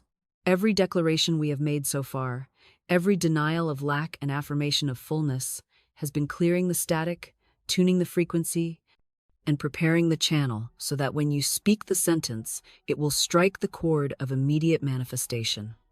And now, as a step toward that moment, I call you into your second spoken checkpoint. Stand if you can. Lift your purse in your hand, whether it is filled, nearly empty, or purely symbolic, and speak aloud with me. Divine supply flows to me now. My purse is a magnet for money. Every bill and coin it receives multiplies under grace in perfect ways. Say it again, and as you do, picture money moving toward you from every direction, coming through expected and unexpected channels, appearing in perfect timing, arriving in greater measure than you release. With each repetition, you are not simply hoping. You are instructing the law to conform your outer affairs to the inner image you now hold. This is how a magnet works. It does not chase the iron. It simply holds its nature, and the attraction is inevitable. Hold this nature now, and know that the final sentence, when spoken, will be the seal upon this magnetic current you are setting in motion today. Now we weave the truth into the fabric of your consciousness with layered declarations, for a single thread can fray, but a tapestry woven with many is strong enough to endure any strain. These declarations are the warp and weft of your new financial reality, each one reinforcing the others until there is no seam through which lack can slip. Speak them with me now, not in haste, but with the steady authority of one who knows the law, responds instantly to the voice of conviction. Money comes to me now, under grace, in perfect ways. Again, every channel is open, every need is met before I am even aware of it. Once more, the substance of God flows to me freely, abundantly, and without interruption. And to seal the sequence, all that is mine by divine right now appears with perfect timing and perfect ease. With each phrase, you are building a structure in the unseen, a framework into which the substance of supply can settle and take form. You are telling your subconscious, this is the pattern, and nothing else is permitted. And because the subconscious accepts what is repeated without argument, it will now act tirelessly to reproduce these declarations in your outer life.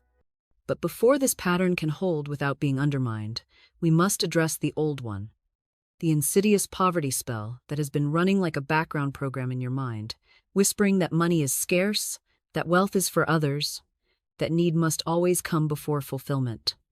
This spell was not cast by a sorcerer in a tower. It was sown by words spoken in ignorance, by thoughts inherited from those who lived outside the knowledge of the law. And just as it was woven in through repetition, it will be broken by the repetition of truth. As we step into the next section, we will strike at the very root of this falsehood, replacing it with a new, unbreakable pattern of prosperity thinking. The poverty spell has had its day, and its day is done. Before the mind can be filled with the steady song of abundance, it must first be cleared of the old, discordant tunes that have played in its halls for years, sometimes generations. These are the poverty programs, inherited beliefs about money that were handed down not as blessings but as burdens, often wrapped in the false virtue of resignation. You may have heard them spoken in your childhood home. Money doesn't grow on trees. We can't afford that. Rich people are greedy. It's selfish to want more.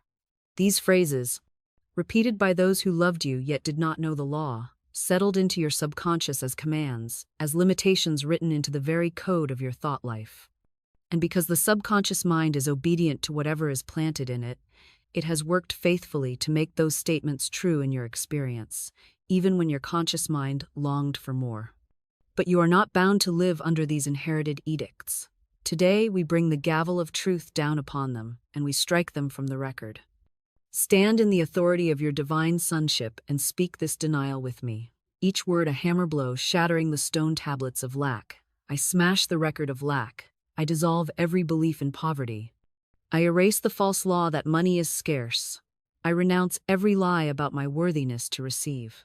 Feel the power of these words move through you, as though a great wind is sweeping through the corridors of your mind, blowing away the cobwebs, scattering the dust, carrying out the broken remnants of every untrue thought. The room is being cleared, the air made fresh, the stage prepared for a new script to be written, one in which your purse is always full, your supply is always flowing, and your life bears witness to the abundance of the kingdom. This is the turning point, beloved, where the old program is not just paused, but permanently deleted, and once it is gone, the law will rush to fill the space with the truth that was yours from the beginning. Now that we have shattered the false record of lack, we must immediately replace it with the true record of supply, for the subconscious abhors a vacuum. If you do not fill the cleared space with truth, the old weeds will try to grow again. We will fill it so completely that there is no room for any return of the former lies. Let us call back to the images we have already planted in your mind, the spring-fed well, the sealed vault, and the great river, for these are not mere illustrations but living anchors for your consciousness.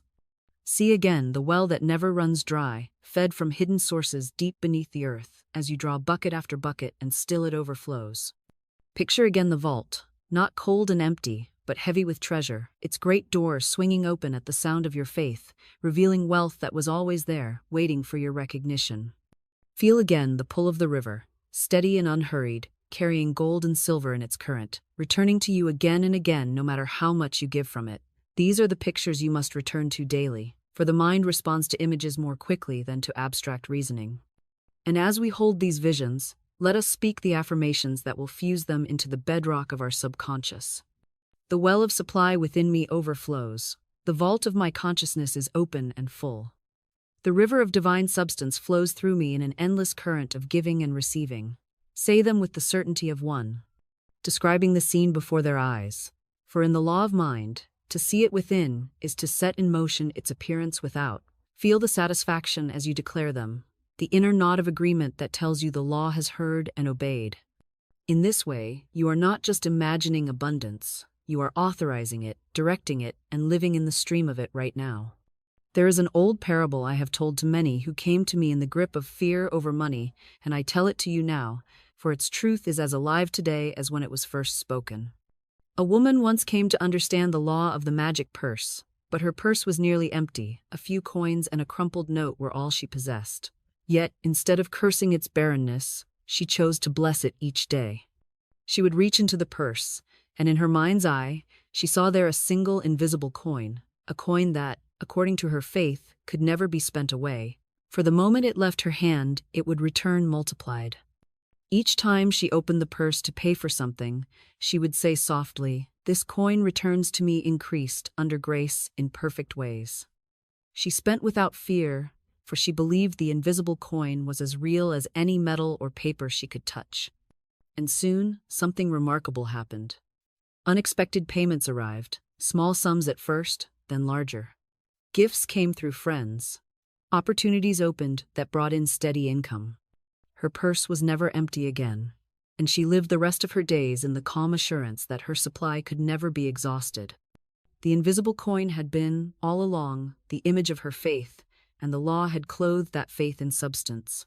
Now, beloved, I invite you into your third activation checkpoint. Take your purse in your hands, or, if you have none near, lay your hand upon your heart, for that is the true purse. Speak these words aloud, with all the trust you can summon. I hold the invisible coin of divine supply. It multiplies wherever I send it. My purse is full now and forevermore.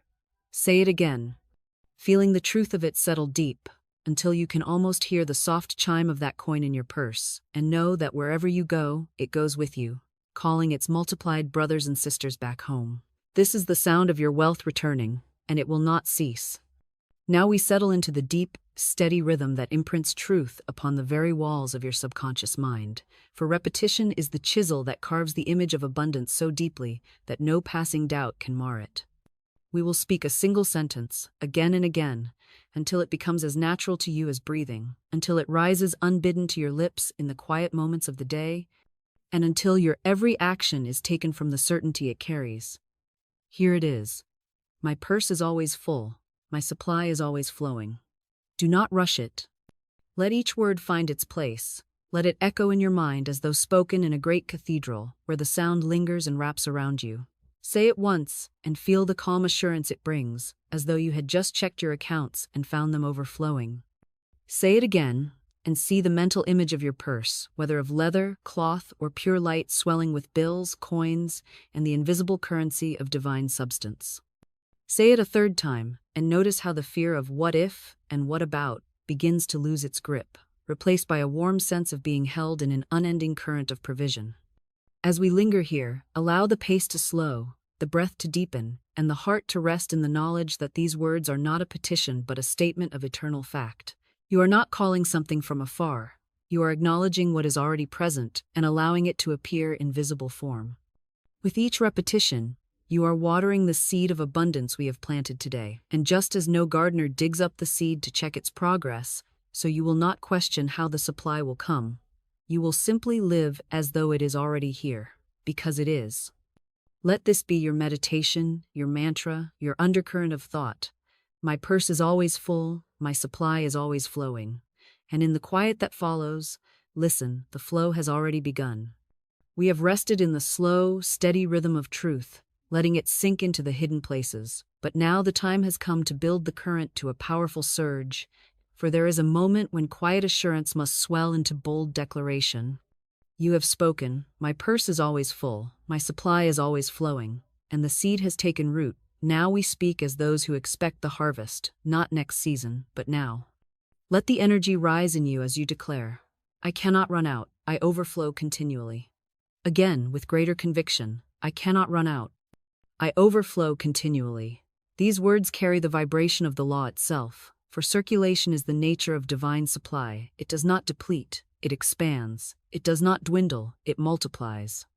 Picture a great fountain in the center of a sunlit square, its streams arcing high, spilling into the basin, spilling over again onto the marble below, yet never running dry, for the source beneath the earth pushes more and more upward without end.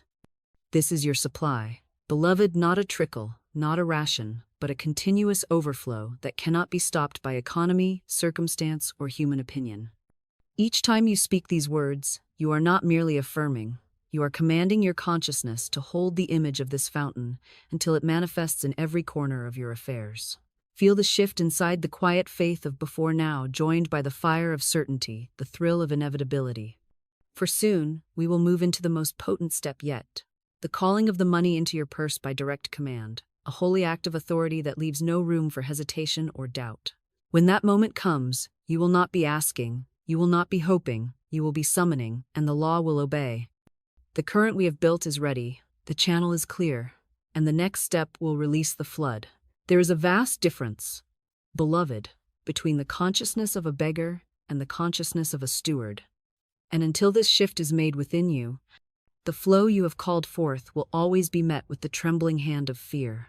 A beggar looks upon money as an accident of fortune, a rare and fleeting windfall to be clutched, hoarded, and guarded against imagined loss. A steward, on the other hand, knows that every coin, every bill, every channel of income is part of the infinite trust placed in their care by the divine source. The beggar lives from scarcity, the steward lives from circulation. The beggar spends only when driven by necessity, looking behind them in dread of the purse growing lighter. The steward spends in alignment with wisdom and purpose, knowing that the act of releasing money in faith is the very signal that calls forth more. Today, I challenge you to make this exchange, to lay down forever the identity of the beggar, and to take up the mantle of the steward of abundance. This is not a shift of words alone, but of action. Before this day ends, choose one act of spending, no matter the amount, that you will do from faith and not fear. It might be buying a small gift for another, giving an offering where you are spiritually fed, or even purchasing something for yourself without the familiar shadow of guilt. As you do it, hold your purse in mind as the endless spring we have spoken of, and say within yourself, I am a steward of the abundance of God. What I release returns to me multiplied, under grace, in perfect ways. In that moment, you will feel the chains of the beggar's mindset fall away, replaced by the calm authority of one entrusted with infinite resources. For the steward is never anxious about what is spent, knowing the storehouse is limitless and the supply is sure. This, beloved, is the consciousness in which miracles of provision become everyday occurrences. For unto every one that hath shall be given, and he shall have abundance, but from him that hath not shall be taken away even that which he hath.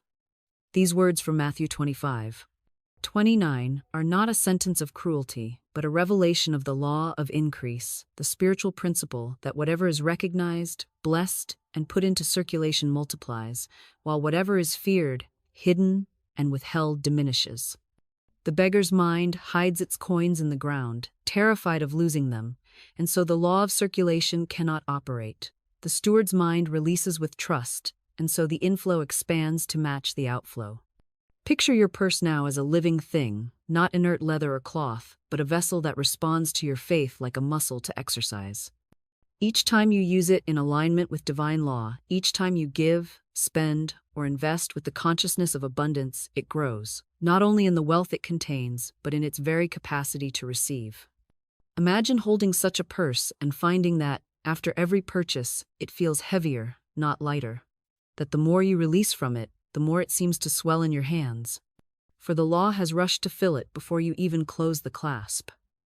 This is not fantasy. It is the precise operation of the law of increase, which responds unfailingly to the energy with which you act. If you give in fear, the purse contracts. If you give in faith, the purse expands.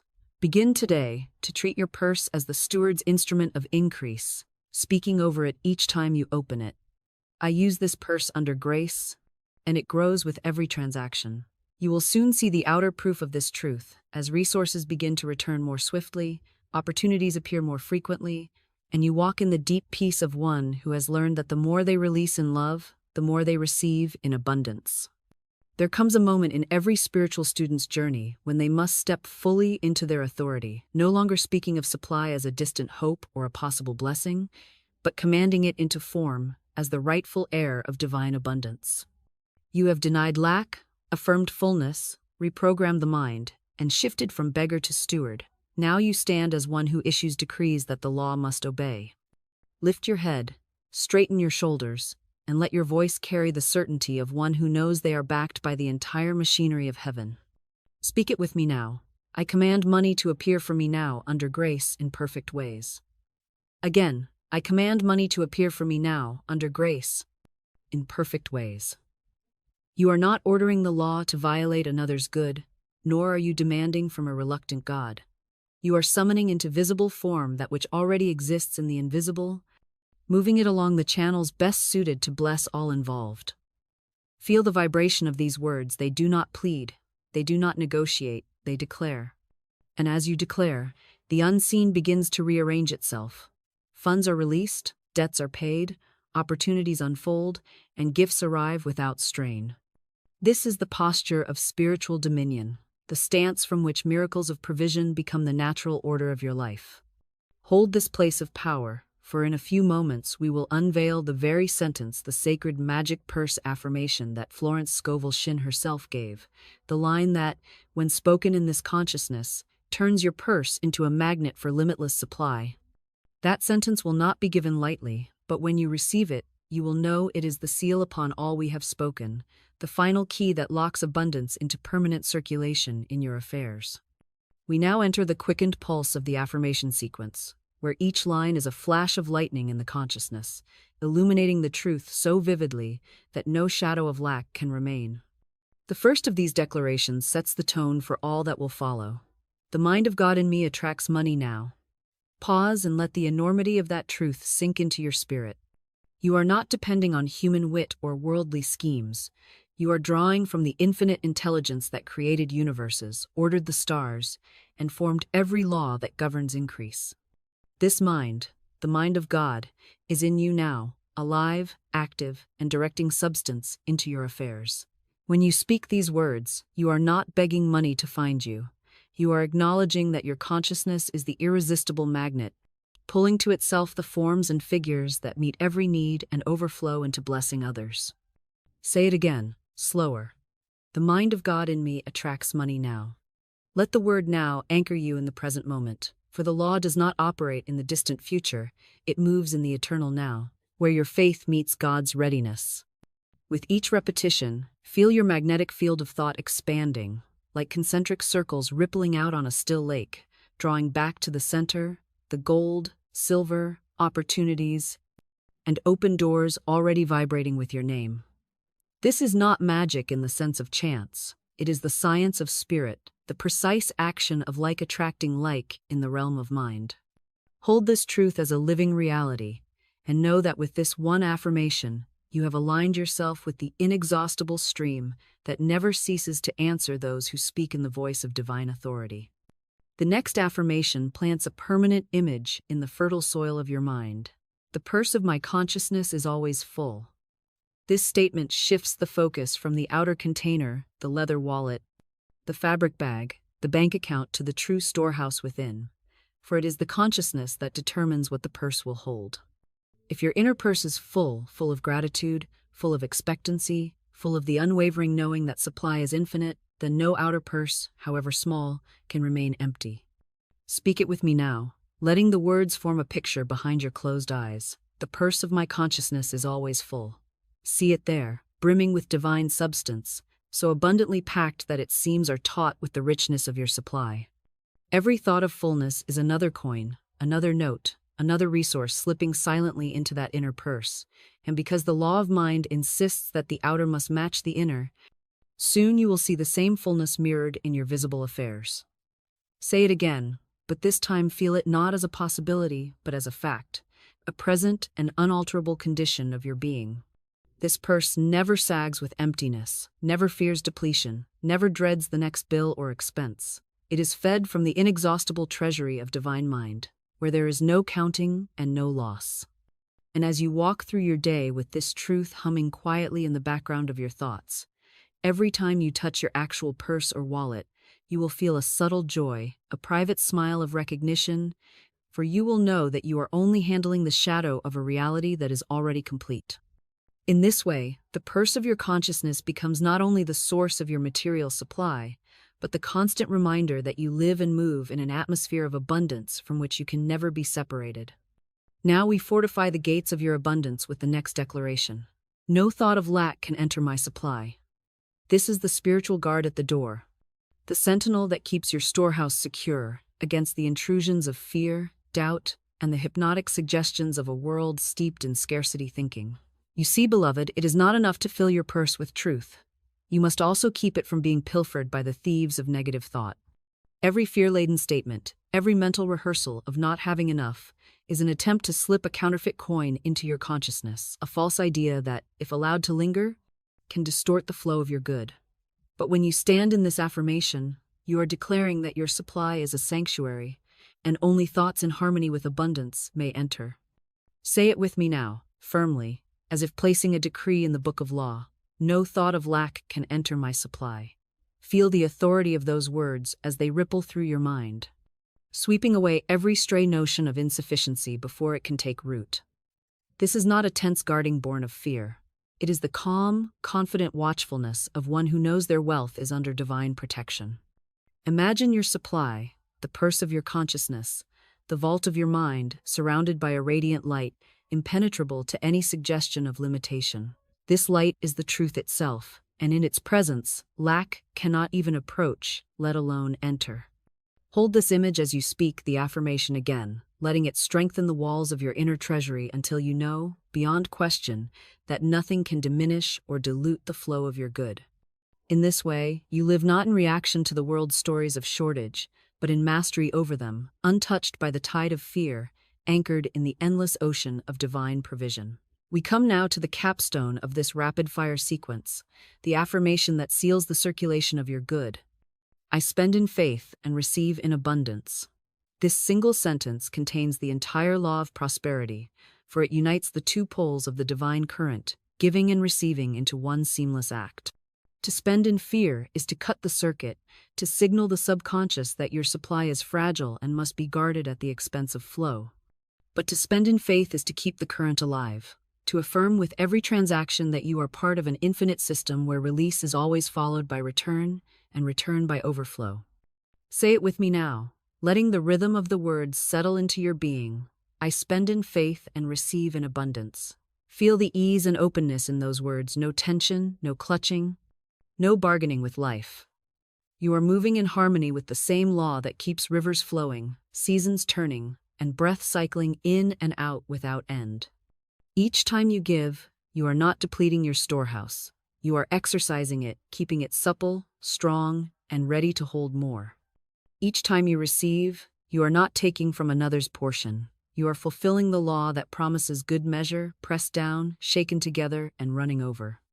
Visualize yourself handing money over for something you desire or need, your heart light and your mind serene, knowing that in that very moment, the law is already preparing the multiplied return.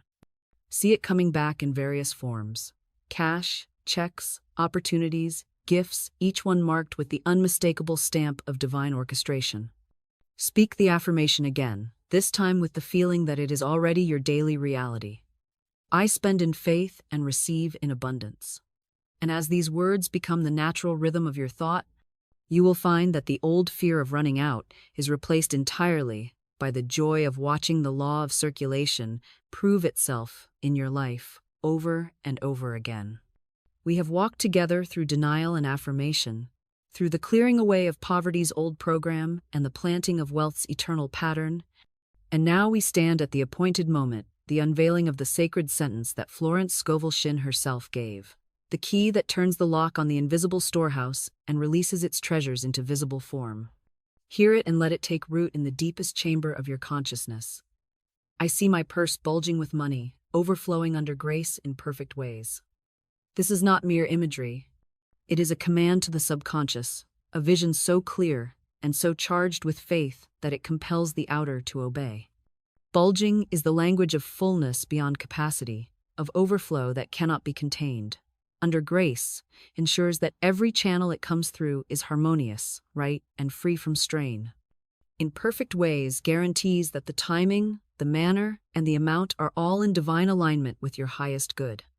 Speak it with me now, slowly, and see it as you speak the purse in your hand, heavy with provision, its clasp barely holding shut against the swell of bills and coins.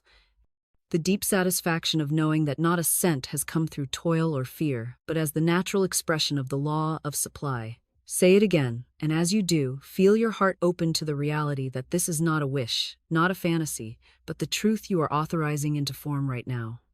Every time you open your purse from this day forward, let this be the vision you recall, the sentence you whisper, the decree that shapes your reality.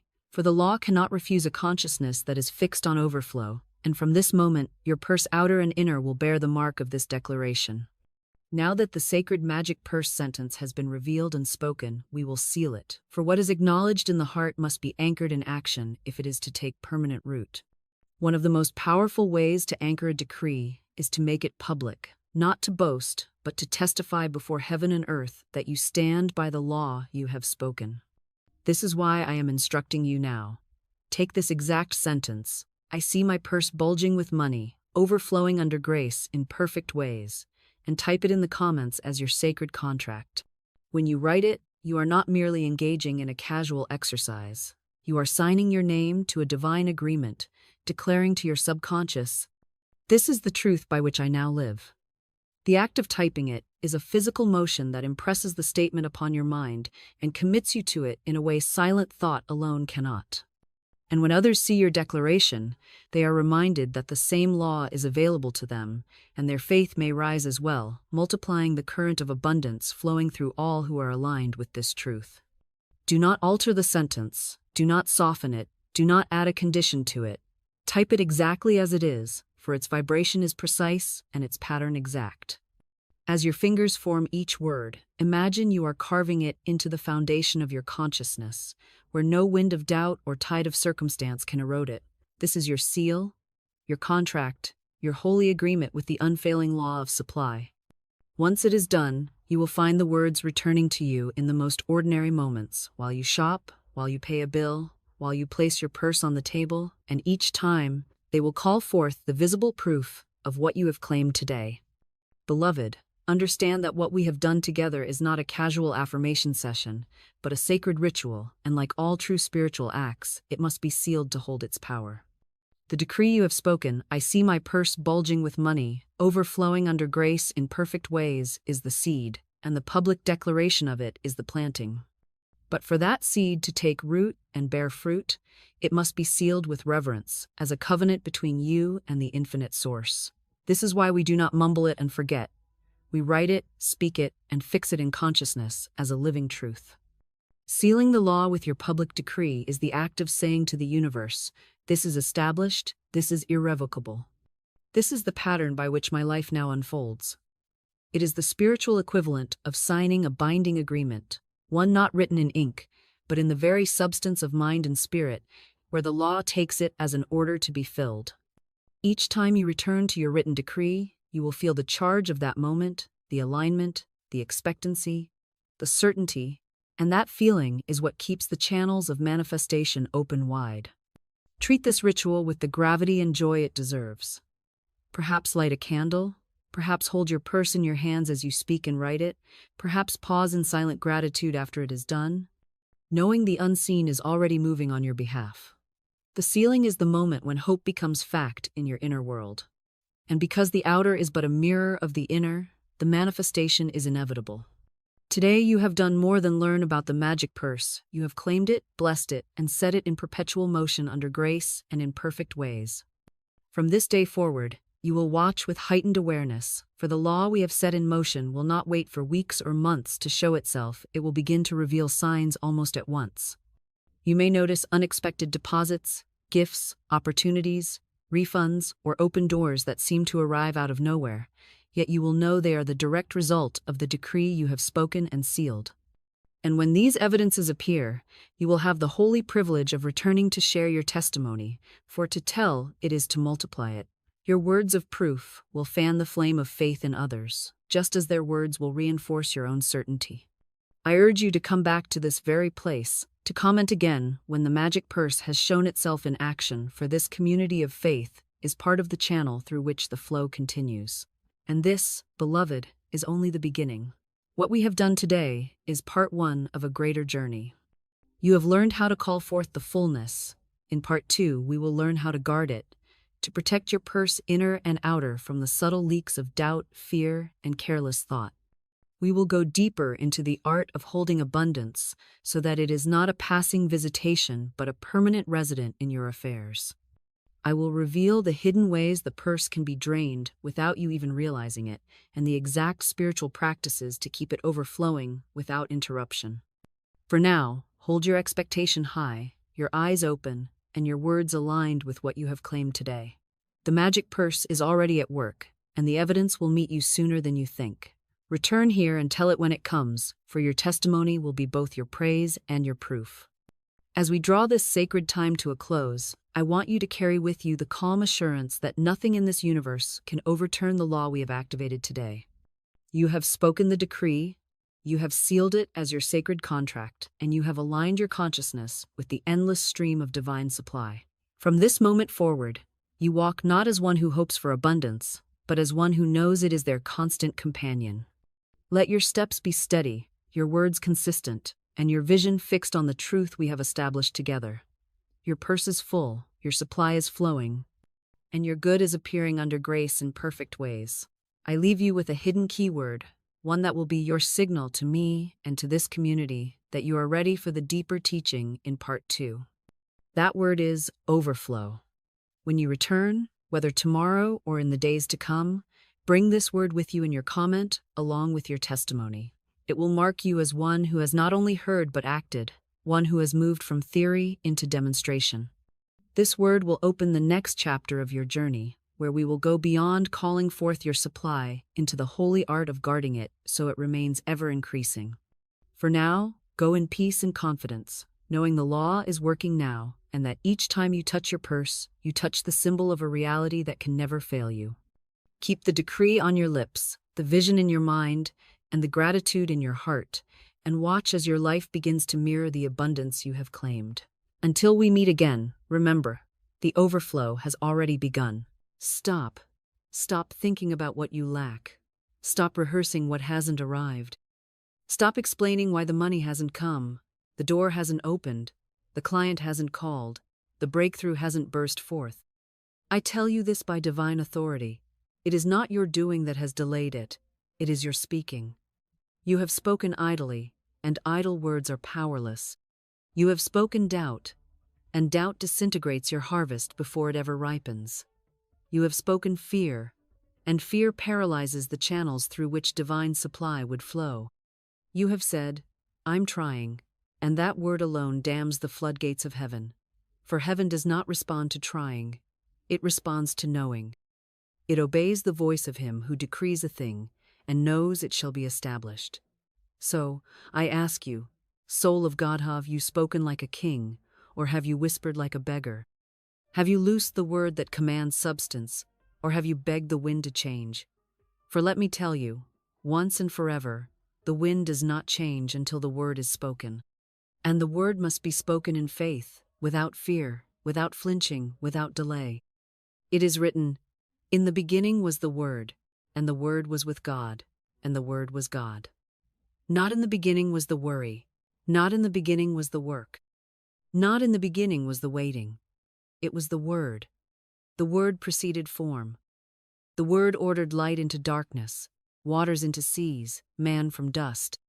So why would you try to rearrange your conditions without first rearranging your decree? Why would you alter the soil without first altering the seed? Every word is a seed. Every tongue is a sower. You are not a victim of delay, you are a creator of command. The tongue in your mouth is your scepter, and the law is clear. Death and life are in the power of the tongue. What are you speaking? I tell you boldly, the mouth of the billionaire is not wealthy because of their bank balance. It is wealthy because of their declaration. They do not wait to be chosen. They declare themselves worthy. They do not ask if the door will open, they speak to it. Knock not in fear, but in authority, and the door swings because the word has gone before them. You must speak as though the treasure were already yours, because spiritually it is. Now hear this and let it arrest your spirit. A poor man begs, a king decrees, a pauper waits for proof, a prophet sends forth the word. Which shall you be? The divine is not mocked. Your speech has been counted. The word is your wand, and if you have waved it in confusion, you have conjured delay. But today is your divine interruption. Today I come to say, speak no more as a slave of circumstance. Speak as a steward of supply. Speak as one whose inheritance is not in the bank but in the spirit, not in the economy but in the eternal. I know this law. I have seen it deliver houses, husbands, harvests, healings. I have seen the word rearrange reality, turn famine to feast, drought to downpour. But it does not come from hope, it comes from certainty. So I ask you now to cast aside the hope that begs and take up the speech that builds. Say this with me, not softly, not skeptically, but with spiritual spine. I speak the word of wealth. I speak as one with divine authority. I speak, and it is done. You've tried speaking facts. Now speak fire. You've tried telling stories of lack. Now decree supply. You've waited for others to see your worth, now command it into visibility. For your tongue is not for explanation, it is for execution. And if you dare speak like one who cannot be denied, then you will not be. Heaven and earth shall pass away, but the word, your word, rightly spoken in the Spirit, shall not return void. It shall accomplish, it shall perform, it shall establish you in every good and perfect thing. Let this be the line drawn in the sand. Let this be the day you stop muttering from need and start commanding from truth. For you were not born to chase coins, you were born to summon kingdoms. You were not born to recite limitation, you were born to call forth abundance. You were not born to echo the cries of lack, you were born to sing the song of sufficiency. So I say again, with spiritual fire and divine clarity, stop and listen. This is what happens when you speak like a billionaire. The wind begins to obey. The walls begin to fall. The treasury begins to tremble. The supply begins to run out from you, but to you, because the word has gone forth, and it cannot lie. And now that you have heard the trumpet of truth, the only question that remains is, will you echo the old tongue of lack, or will you take up your wand and speak the new wealth into being? Stop reporting the famine and start declaring the feast. Stop narrating the desert and begin announcing the rain. For the law is unshakable, immutable, perfect. Nothing manifests until it is first spoken. This is the law of the word, the law that governs all creation, all increase, all overflow. The tongue is not an ornament, it is the instrument of destiny. And if you misuse it, you miss your inheritance. In the beginning was not money. In the beginning was not labor. In the beginning was the Word. And the Word was with God. And the Word was God. And the Word became flesh. And so I say to you, your word becomes your flesh. Your declaration becomes your deposit. Your confession becomes your condition. Your phrase becomes your finance. You are not broke because heaven is bankrupt. You are broke because you have not spoken. You are not stuck because the law has failed you. You are stuck because your mouth is still describing what is instead of decreeing what must be. And yet, most people do not know that they are spellcasting their own poverty. With every casual phrase, I'm always struggling. Money never lasts. I just can't get ahead, they are etching lack into the invisible, sending orders into the ethers, commanding shortage to stay. But the law does not argue. The law does not ask questions. The law only obeys. And the law is always listening. When you say, I am rich, the law begins to form the vessel to hold it. When you say, money flows to me now, channels open. When you say, my supply is instant, perfect, and under grace, divine messengers are dispatched. You are never waiting on the money is waiting on your decree. So let the weak say, I am strong. Let the weary say, I am renewed. And let the one with $5 in the bank say, I am divinely wealthy, permanently funded by the source of all that is. This is not delusion. This is dominion. This is not pretending it is prophetic alignment. You are not lying when you say, I am rich, while your wallet is thin. You are speaking truth to override fact. You are invoking the higher law to overturn the lower evidence. You are turning the ship of your life by the rudder of your tongue. And if you speak it long enough, loud enough, and lawfully enough, the outer must bow to the inner. The visible must conform to the invisible. But here is the holy warning. The law is a mirror, not a filter. It reflects what you send. It does not soften it. It does not reinterpret it. It does not edit it for politeness or spiritual immaturity. If you say, I can't afford it, the law closes the gate. If you say, money always slips away, the law withdraws circulation. If you say, nothing ever works for me, the angels step back and wait for a new assignment. But if you say, divine substance now pours into every corner of my life, the tide turns. If you say, my word is law in my world, everything listens, everything adjusts, everything arrives. Because speech, not sweat, is the true activator of abundance. So I say to you now, speak only what you want multiplied. Speak only what you want mirrored. Speak only what you want to live. For every word you speak is a blueprint. Every phrase is a pattern. Every sentence is a spiritual contract. Rip up the old ones. Cancel every agreement you made with scarcity through casual language. And write new ones now boldly, rhythmically, daily. I am rich. I am funded. I am chosen by divine law to live in perfect supply. Say it. Say it again. Say it until the walls hear you, until the air vibrates with your authority, until your very cells hum with holy expectation. The word is your wand, your weapon, your wealth. Use it. Use it like law.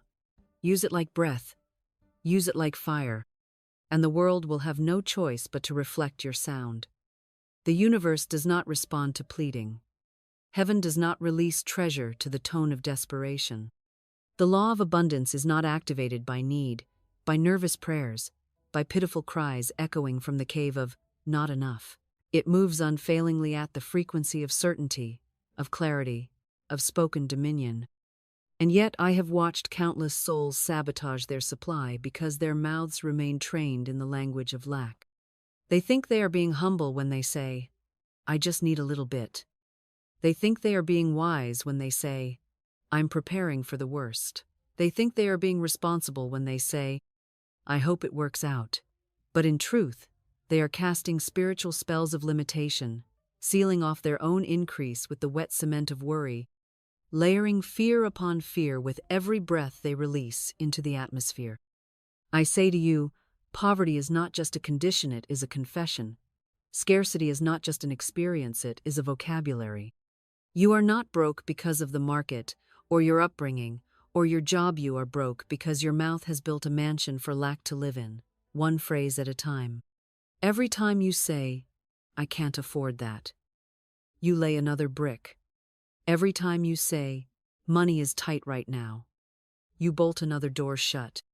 Every time you say, I don't know where the money's going to come from, you command heaven to hold back your answer. These are not throwaway phrases. They are contracts, and the law keeps perfect record. The subconscious receives them as holy orders. The ethers treat them as divine blueprints, and so the money hesitates, the clients vanish, the bills rise, and the soul cries, why is nothing changing? Never realizing that their very tongue is the trap. The beggar mouth believes its power lies in pity. But the spiritual laws I walk in do not recognize pity. They recognize power. They recognize proclamation. They recognize precision. When you speak like a beggar, you summon more barrenness, more delay, more disorder. And still, some will argue, but I'm just being honest about my situation. My love, truth does not mean describing what is. Truth means declaring what must be. You are not called to report appearances. You are called to override them with word. And when you speak from lack, you multiply lack. When you speak from fear, you reproduce fear. The law cannot be fooled. It returns what you release. So let us lay the beggar tongue to rest. Let us bury the broken vocabulary of, I wish, I hope, I can't, I'm trying. Maybe someday. Let us retire the resignation in the voice that once cried, just enough, and awaken instead the dominion that boldly declares, more than enough, now. Because until you renounce the language of the beggar, you will never inherit the keys to the treasury. You cannot beg your way into divine wealth. You must decree it. Now, let us rise.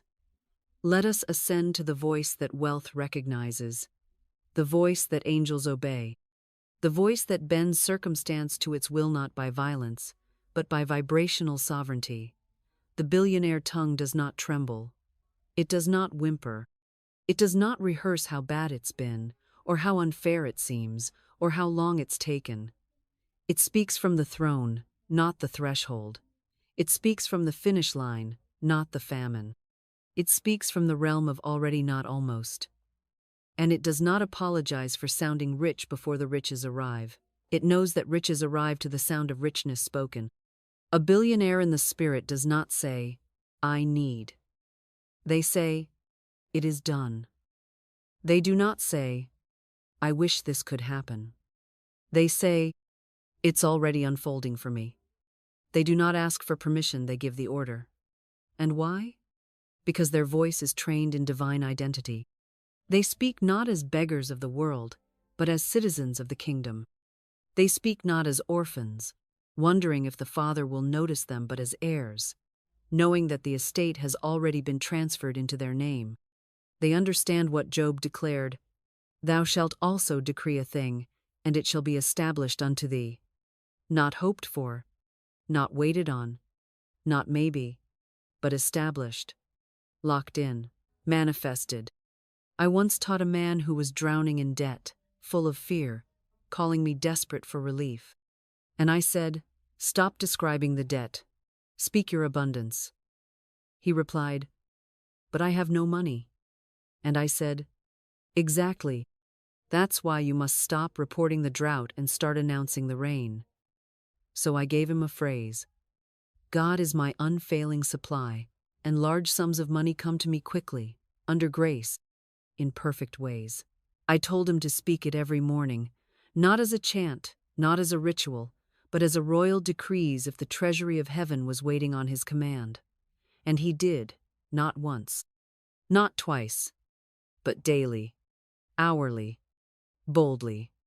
And in less than a week, a business contact he had not heard from in years called with a project that paid out 10 times what he had lost. Why? Because his voice changed and the law responded. His language shifted and money obeyed. This is what happens when you speak like a billionaire. You do not echo the account. You instruct the account. You do not wait for the evidence. You become the evidence. You do not describe lack, you declare law. You become the voice that governs substance, not the mouth that complains about shortage. And everything in your world begins to adjust. Because it must. Because the law listens to the voice that sounds like heaven.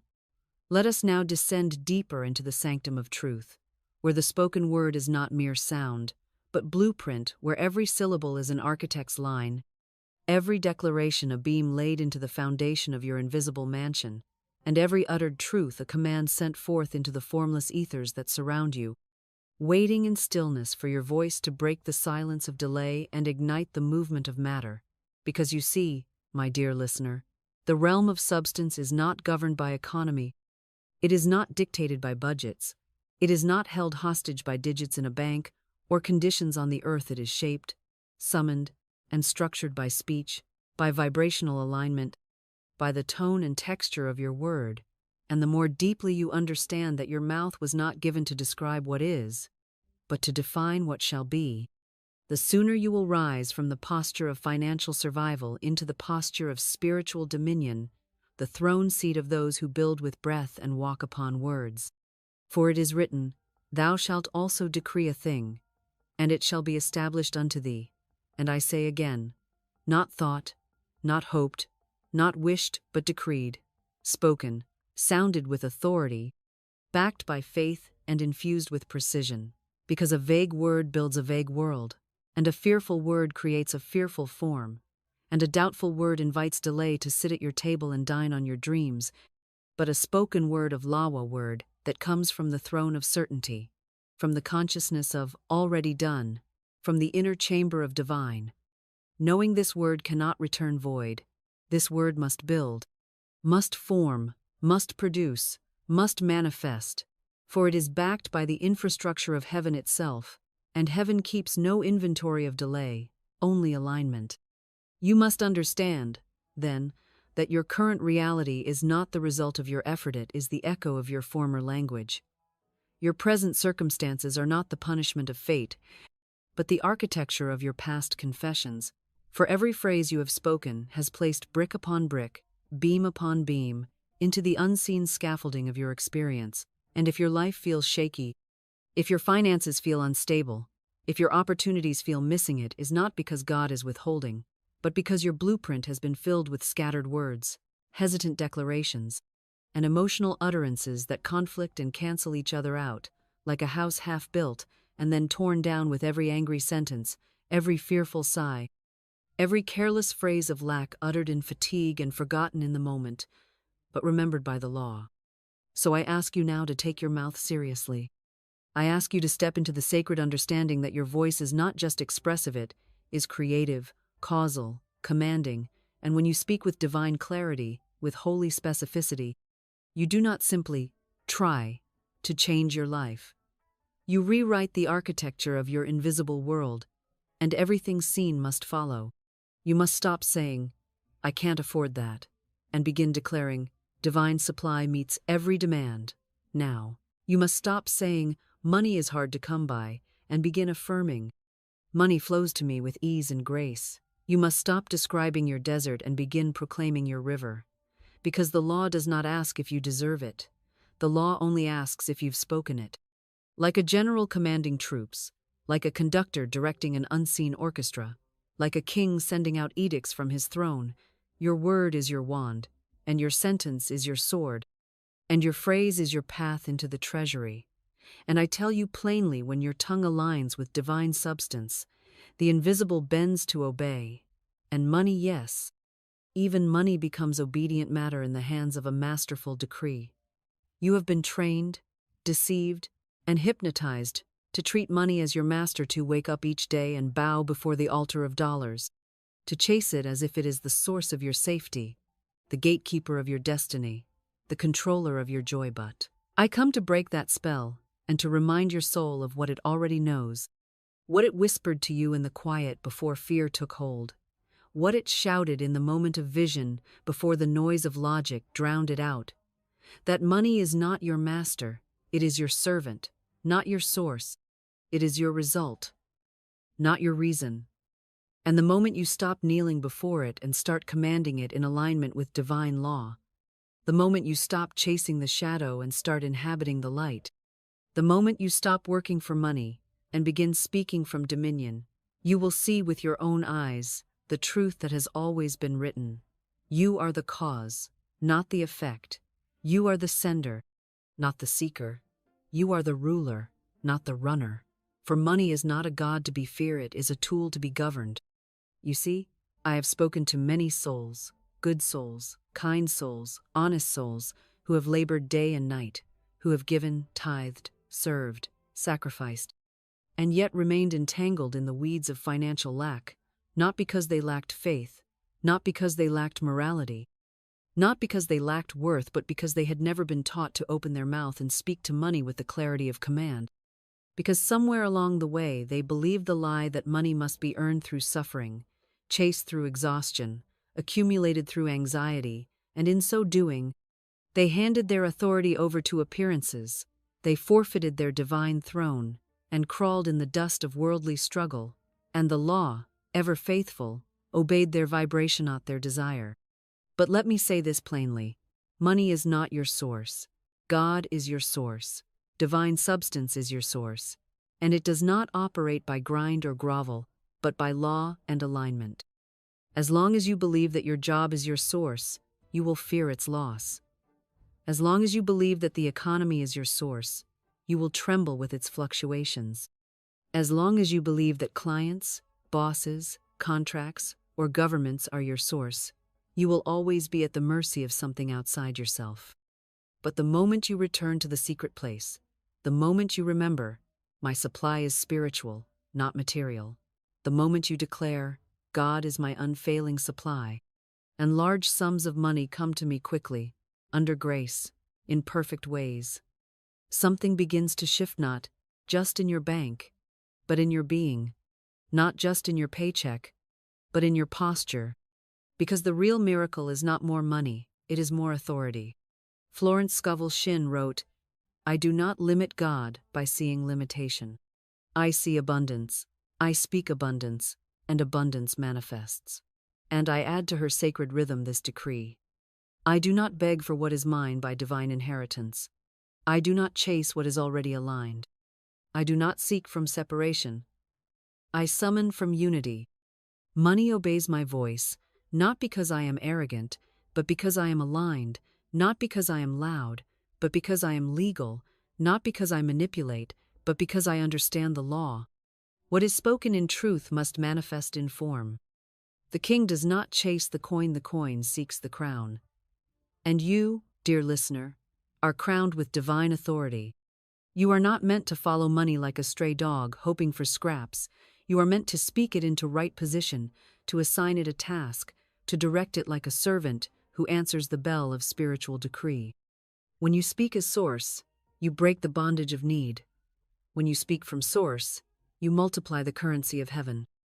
When you speak as one who governs, the thing you used to chase begins to chase you, and money becomes a river, not a rock aflow, not a fortressa servant that listens, not a master that mocks.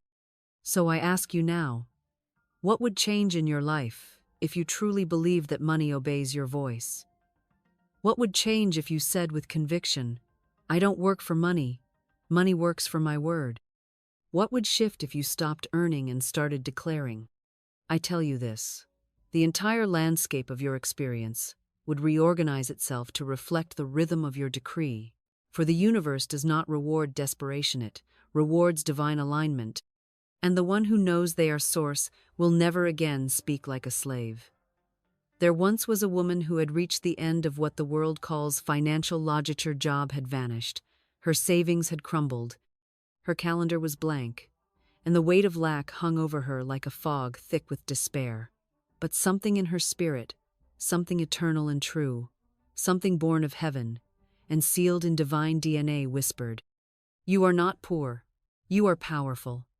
And in that moment, with no proof in her pocket and no numbers to comfort her, she chose not to speak what was but to declare what would be.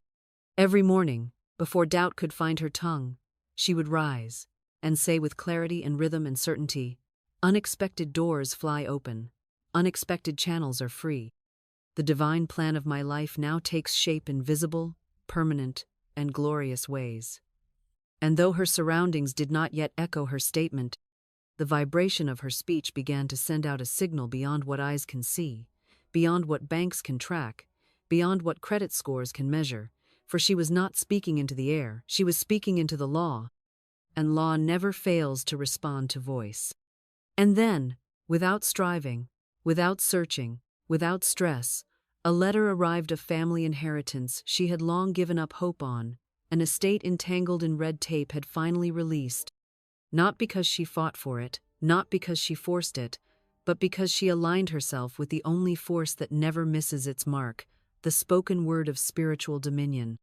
It was not her strategy that unlocked the wealth. It was her speech. It was not her hustle that moved the substance. It was her holy decree. And the same shall be true for you if you will speak not from fear but from faith, not from what is but from what's written in heaven's record about your rightful inheritance. She did not cry for rescue, declared her rhythm. She did not wait to be picked, she picked her promise and gave it breath through the tongue. And you can do the same. 6b. The artist who spoke a gallery into being. There was an artist, a man who had poured his soul into canvas after canvas, who had vision but no venue, talent but no takers, who had spent years waiting for someone to discover him, praying for a break, hoping that somehow success would find him hiding behind quiet prayers and anxious hope. But one day, something within him snapped, not in despair but in decision. A holy interruption of the passive voice he had carried for too long. He said, "If I am made in the image of the Creator, then I too must create not just paintings, but pathways, not just beauty, but boldness." And from that moment on, his tongue was no longer timid, it became a torch. "Every day," he declared, "I now draw to myself the perfect opportunity. My work is seen, valued, and funded by divine channels. I do not compete. I am appointed." At first, nothing changed until everything did. In the span of a few weeks, a collector visited a small pop-up showing and was so moved, not just by the art but by the energy behind it, that he funded an entire gallery exhibition in the heart of the city. What changed? Not his work, it was already excellent. Not the world, it was already available. What changed was his word. What changed was his voice. What changed was his vibration. He stopped waiting to be discovered and started speaking like one who had already been sent. He did not ask for an opening, he announced one. He did not wait for wealth, he welcomed it. He did not perform for pennies, prophesied his price. And the law, faithful and exact, obeyed not his feelings, but his phrasing. He didn't need more effort than needed more authority. He didn't need a marketing plan, he needed a metaphysical mouth. And so do you. There was a father, weary from watching lack eat away at his family's joy. A man who worked multiple jobs and still found the refrigerator empty, still saw fear in his partner's eyes, still heard the groan in his own bones when bills arrived before the blessing, but something sacred in him refused to believe that this cycle was God's plan. Though his bank account preached poverty, his mouth began to preach prosperity. Though his lineage had known nothing but struggle, he chose to speak another story, to write another record in the spiritual archives of his bloodline. He stood in his living room one morning and said aloud, not to impress, not to perform, but to establish, "The wealth of the wicked is laid up for the righteous, and I am righteous by faith. My children shall not beg for bread. I walk in overflow and pass it on by spiritual decree." Every day, even as clients ghosted him and costs rose, he kept his confession. He did not describe the storm, he addressed the sky. He did not replay the fear, he rehearsed the truth. And within months, the most unexpected partnership emerged. Someone he had helped for free years ago offered him equity in a thriving business venture, and the income tripled overnight.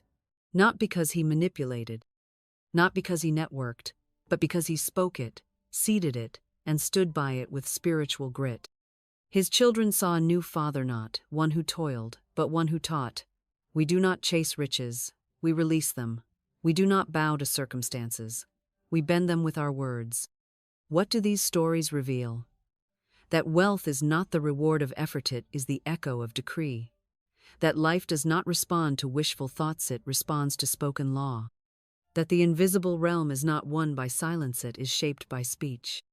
These are not fairy tales, these are field notes from the kingdom, and your life is. There is a sentence simple in form, but divine in function, that carries the vibrational signature of wealth, the spiritual authority of heaven, and the metaphysical blueprint of all supply. And when this sentence is spoken not from doubt but from dominion, not from panic but from power, not as a question but as a decree, it does not flutter in the atmosphere as empty sound, but strikes the substance of spirit with the force of creation, the weight of command, and the heat of holy fire. And the sentence is this: God is my unfailing supply, and large sums of money come to me quickly, under grace, in perfect ways. Do not rush past it. Do not whisper it. Do not nod politely. Speak it. Feel it. Let it roll from your spirit like thunder wrapped in velvet. This sentence is not a wish. It is a work order. It is not a hope. It is a hammer. It does not beget builds. It does not flatter, it forms. Now listen to me well, for this is sacred territory. This sentence works not because it manipulates the external, but because it aligns the internal with the eternal. It is a coded decree, where each phrase carries power beyond its surface meaning. God is my unfailing supply. This is the foundation, the stone under your feet, the denial of all lack, the holy cancellation of dependence on bosses, banks, or budgets, the clear and final refusal to treat money as your source, and instead to declare the eternal as your infinite reservoir, your overflowing storehouse, your unshakable economy, your ever-present abundance without condition or delay. This phrase alone dismantles fear. It breaks the chains of scarcity. It reclaims the soul's forgotten inheritance. When you say it, feel the thrones of limitation shatter beneath your feet. Then, large sums of money come to me quickly, not trickles, not someday, not in spiritual metaphors, but large, visible, tangible, spendable, traceable, specific sums. This is where most fall short, for they are afraid to name their desire, afraid to sound greedy, afraid to speak large when they've been taught to whisper. But I say to you with sacred boldness, large sums are not carnale, are covenant. You were never meant to live in crumbs. You were born for loaves. You are not selfish to ask for more. You are sacred when you prepare to steward the overflow. And when you speak this line, you are not asking, you are announcing. You are not pleading, you are proclaiming. And then we seal it in grace, under grace, in perfect ways. Because this is not toil, this is not trade, this is not stress. This is the gentle wind of spirit, the path of least resistance, the invisible orchestration of divine perfection, the arrival of wealth, not by competition, not by striving, but by sequence sacred, orderly, unforced, yet unstoppable. It means you do not chase, you receive. You do not panic, you pronounce. You do not bribe, you believe. This phrase turns the key in the treasury. It opens doors that were invisible to you. It reroutes currents of divine supply already moving but unrecognized. And you, when you speak it, with reverence, rhythm, and repetition, you do not just say a sentence. You send a signal. And I tell you now, say it slow, say it strong, say it as the CEO of your spirit, say it as the priest of your own household, say it until lack forgets your name, say it until your account echoes your authority, say it as if angels are listening because they are, say it as if money is alive because it responds, say it because it is your birthright, say it because you are done with begging, say it because your wealth begins where your words begin. Before the treasury opens, the inner chamber must be cleansed, for no decree of power can pass through a polluted pipe, and no word of dominion can flow cleanly from a mouth still defiled by bitterness, resentment, or inherited limitation. So I ask you now to turn inward, not to judge, not to analyze, not to critique, but to surrender, to release from your temple every echo of shame, every word ever spoken over you in ignorance, every phrase of lack you swallowed without question, every subtle curse wrapped in the language of realism, and I declare before heaven and earth, I forgive all who have spoken poverty over me. Say it, not as a nicety, but as a thunderclap of liberation. Say it not because they were right, but because you are ready. Ready to leave behind the inheritance of fear, ready to cleanse the subconscious of hand-me-down scarcity, ready to purify the tongue, so that what leaves it next will not be compromise, will not be caution, will not be a copy of your past, but a clear stream of holy command. Say it again. I forgive all who have spoken poverty over me. And now let us go further. I cast the burden of doubt on the Christ within, and I go free. Say it like you mean it. Say it as if a prison door swings open with every breath. Say it as if this is your final day of financial confusion. Say it as if you are placing every burden into the hands of divine intelligence. Every weight of how, every lie that says it's too late, every whisper that you missed your moment, place it now on the altar of the Christ within. And rise. Rise empty of fear. Rise empty of dead identity. Rise empty of familial scripts that told you wealth was for others. Rise as the one who now governs by word what others tried to earn by worry.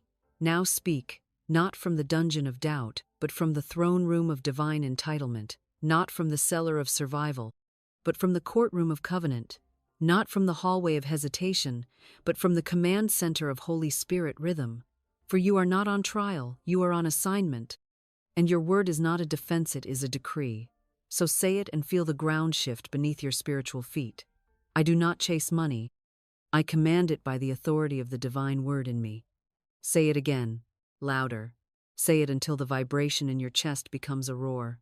Say it until lack bows its trembling head before your voice. Say it because your subconscious is recording. Say it because the universe is listening. Say it because angels are moving. Say it because wealth is waiting. You are not here to hustle. You are here to harmonize. You are not here to labor. You are here to legislate. And with every spoken sentence, you are writing spiritual law, not suggestions, not affirmations alone, but holy instructions delivered to the corridors of substance, sent to the vaults of provision, launched into the bloodstream of divine economy. Say it now. Every dollar I need is seeking me now. Let that not be a metaphor. Let it be a magnetic law. Let it be your new financial gravity. You are not lost. You are located. You are not forgotten. You are foreordained. You are not poor. You are the portal through which heaven pours. Do not whisper this. Declare it. Every dollar, every opportunity, every contract, every investor, every business idea, every harvest from seeds sown long ago, every increase you forgot you asked for. Say it again. Every dollar I need is seeking me now. And now seal it. Seal it not with more instruction, but with thanksgiving. Seal it not with repetition, but with reverence. Seal it with the language of those who have already received. Thanksgiving is the voice of prophetic ownership. Gratitude is not a mudit, is a method of manifestation. So say it now and say it with overflowing certainty, with reverent intensity, with the joy of a receiver, not the worry of a wisher. I thank thee, Father, for riches manifesting before my eyes. Yes, say it with breath. Say it with power. Say it with gratitude so rich it vibrates the veil away. You do not thank after it shows up. You thank because it has already arrived in the invisible and is now being drawn, shaped, molded, and moved into your realm. Speak again. Money comes to me richly, freely, and without delay. Say it like a river. Say it like rainfall. Say it as if you are under a waterfall of favor. Say it until your skin tingles and your soul shouts amen. Say it until you remember who you are. Not a beggar, not a borrower, not a someday saver, but a sacred speaker of divine economy. Money comes to me, not in stress, not in drips, not in debt, not in desperation, but richly, freely, and without delay. Say it once more, and this time with all the certainty of heaven backing your breath. Money comes to me richly, freely, and without delay. And now we pause a note because the power has waned, but because the treasury has heard you. And in the stillness between your declarations and your demonstration, wealth is moving, shifting, assembling, obeying. And now, beloved, having emptied your mouth of fear, having filled your spirit with decree, having purified the temple of your tongue, and having summoned forth the divine wealth that always was never withheld, only unspokeny charge you by the light of truth. Do not return to the language of lack. Do not retreat to the vocabulary of victimhood. Do not, I say again, do not reverse the current by speaking like one who has forgotten the throne upon which they sit. For this is not about hype, but about holy identity. Not about wishing, but about wielding. Not about desperation, but dominion. And dominion means your mouth is not a mirror. It is a mold. Not a recorder of what is, but a designer of what shall be. Not a parrot of your past, but a prophet of your increase. So let me say clearly and without compromise. Never speak small again. Never apologize for declaring what has already been declared in the heavens. Never shrink your sound to make others comfortable. Never tiptoe around divine authority, because someone else has not yet remembered theirs. You were born for this. You were formed to form. You were sent to speak, to bless, to activate, to rebuild the ruins of your financial structure with bricks made not of toil, not of timelines, but of truth, cemented with the mortar of bold and sacred decree. So I remind you now, the word builds worlds. Let it build your wealth. The word forms substance. Let it form your surplus. The word commands angels. Let it command opportunity, favor, perfect timing, supernatural connections, wealth beyond your planning, abundance beyond your budget, riches that carry no sorrow, and provision so precise it silences every critic, including the one that once whispered inside your own soul. This is not prosperity fluff. This is metaphysical law. This is divine logic. This is spiritual blueprint. This is the covenant made audible. This is the kingdom transferred into cash flow. This is the sound that precedes supply. This is the language of kings and queens, of priests and prophets, of those who do not work for money but command it by voice, by vibration, by divine legal authority. So speak the rhythm again. I walk in divine wealth. I speak from divine authority. I expect divine results. Say it again, slower, louder. Let every syllable sanctify your cells. Let every phrase become your energetic fingerprint. Let your voice open the gates of provision like a key fits a lock. Like a lion's roar echoes through a valley. Like a trumpet that signals the beginning of harvest. Let the word walk ahead of you and build the roads where your feet shall tread. You don't need more grind. You need more God. You don't need more overtime. You need more overspeech. You don't need to prove your worthiness to wealth. You need to pronounce your oneness with it. You don't need to hustle your way into increase. You need to harmonize your way into overflow. And if all you had was your tongue, your truth, your tone, and your timing, you would have all you need to create, command, collect, and consecrate the abundance that already knows your name. So I ask you now, as you leave this sacred moment, this sanctuary of the spoken word, this throne room of financial transformation, if your words formed your fortune, what would you say today? What would you no longer say? What would you repeat until the heavens reverberate and the earth rearranges itself to match the new script? Say it now. Say it clearly. Say it finally. I walk in divine wealth. I speak from divine authority. I expect divine results. Let it be done unto you as you have spoken. Let it be seen because you have declared. Let it appear, not because you deserved it, but because you decreed it. This is what happens when you speak like a billionaire, when your tongue no longer trembles but thunders, when your words are not inquiries but instruments, when your sentences strike gold in the spirit and draw it forth into form. It is done. Speak again tomorrow. Speak again until the scene matches the spoken. Speak again until silence is no longer your master and wealth is no longer your mystery. Speak again because you now know the truth. The mouth is the gate to every miracle.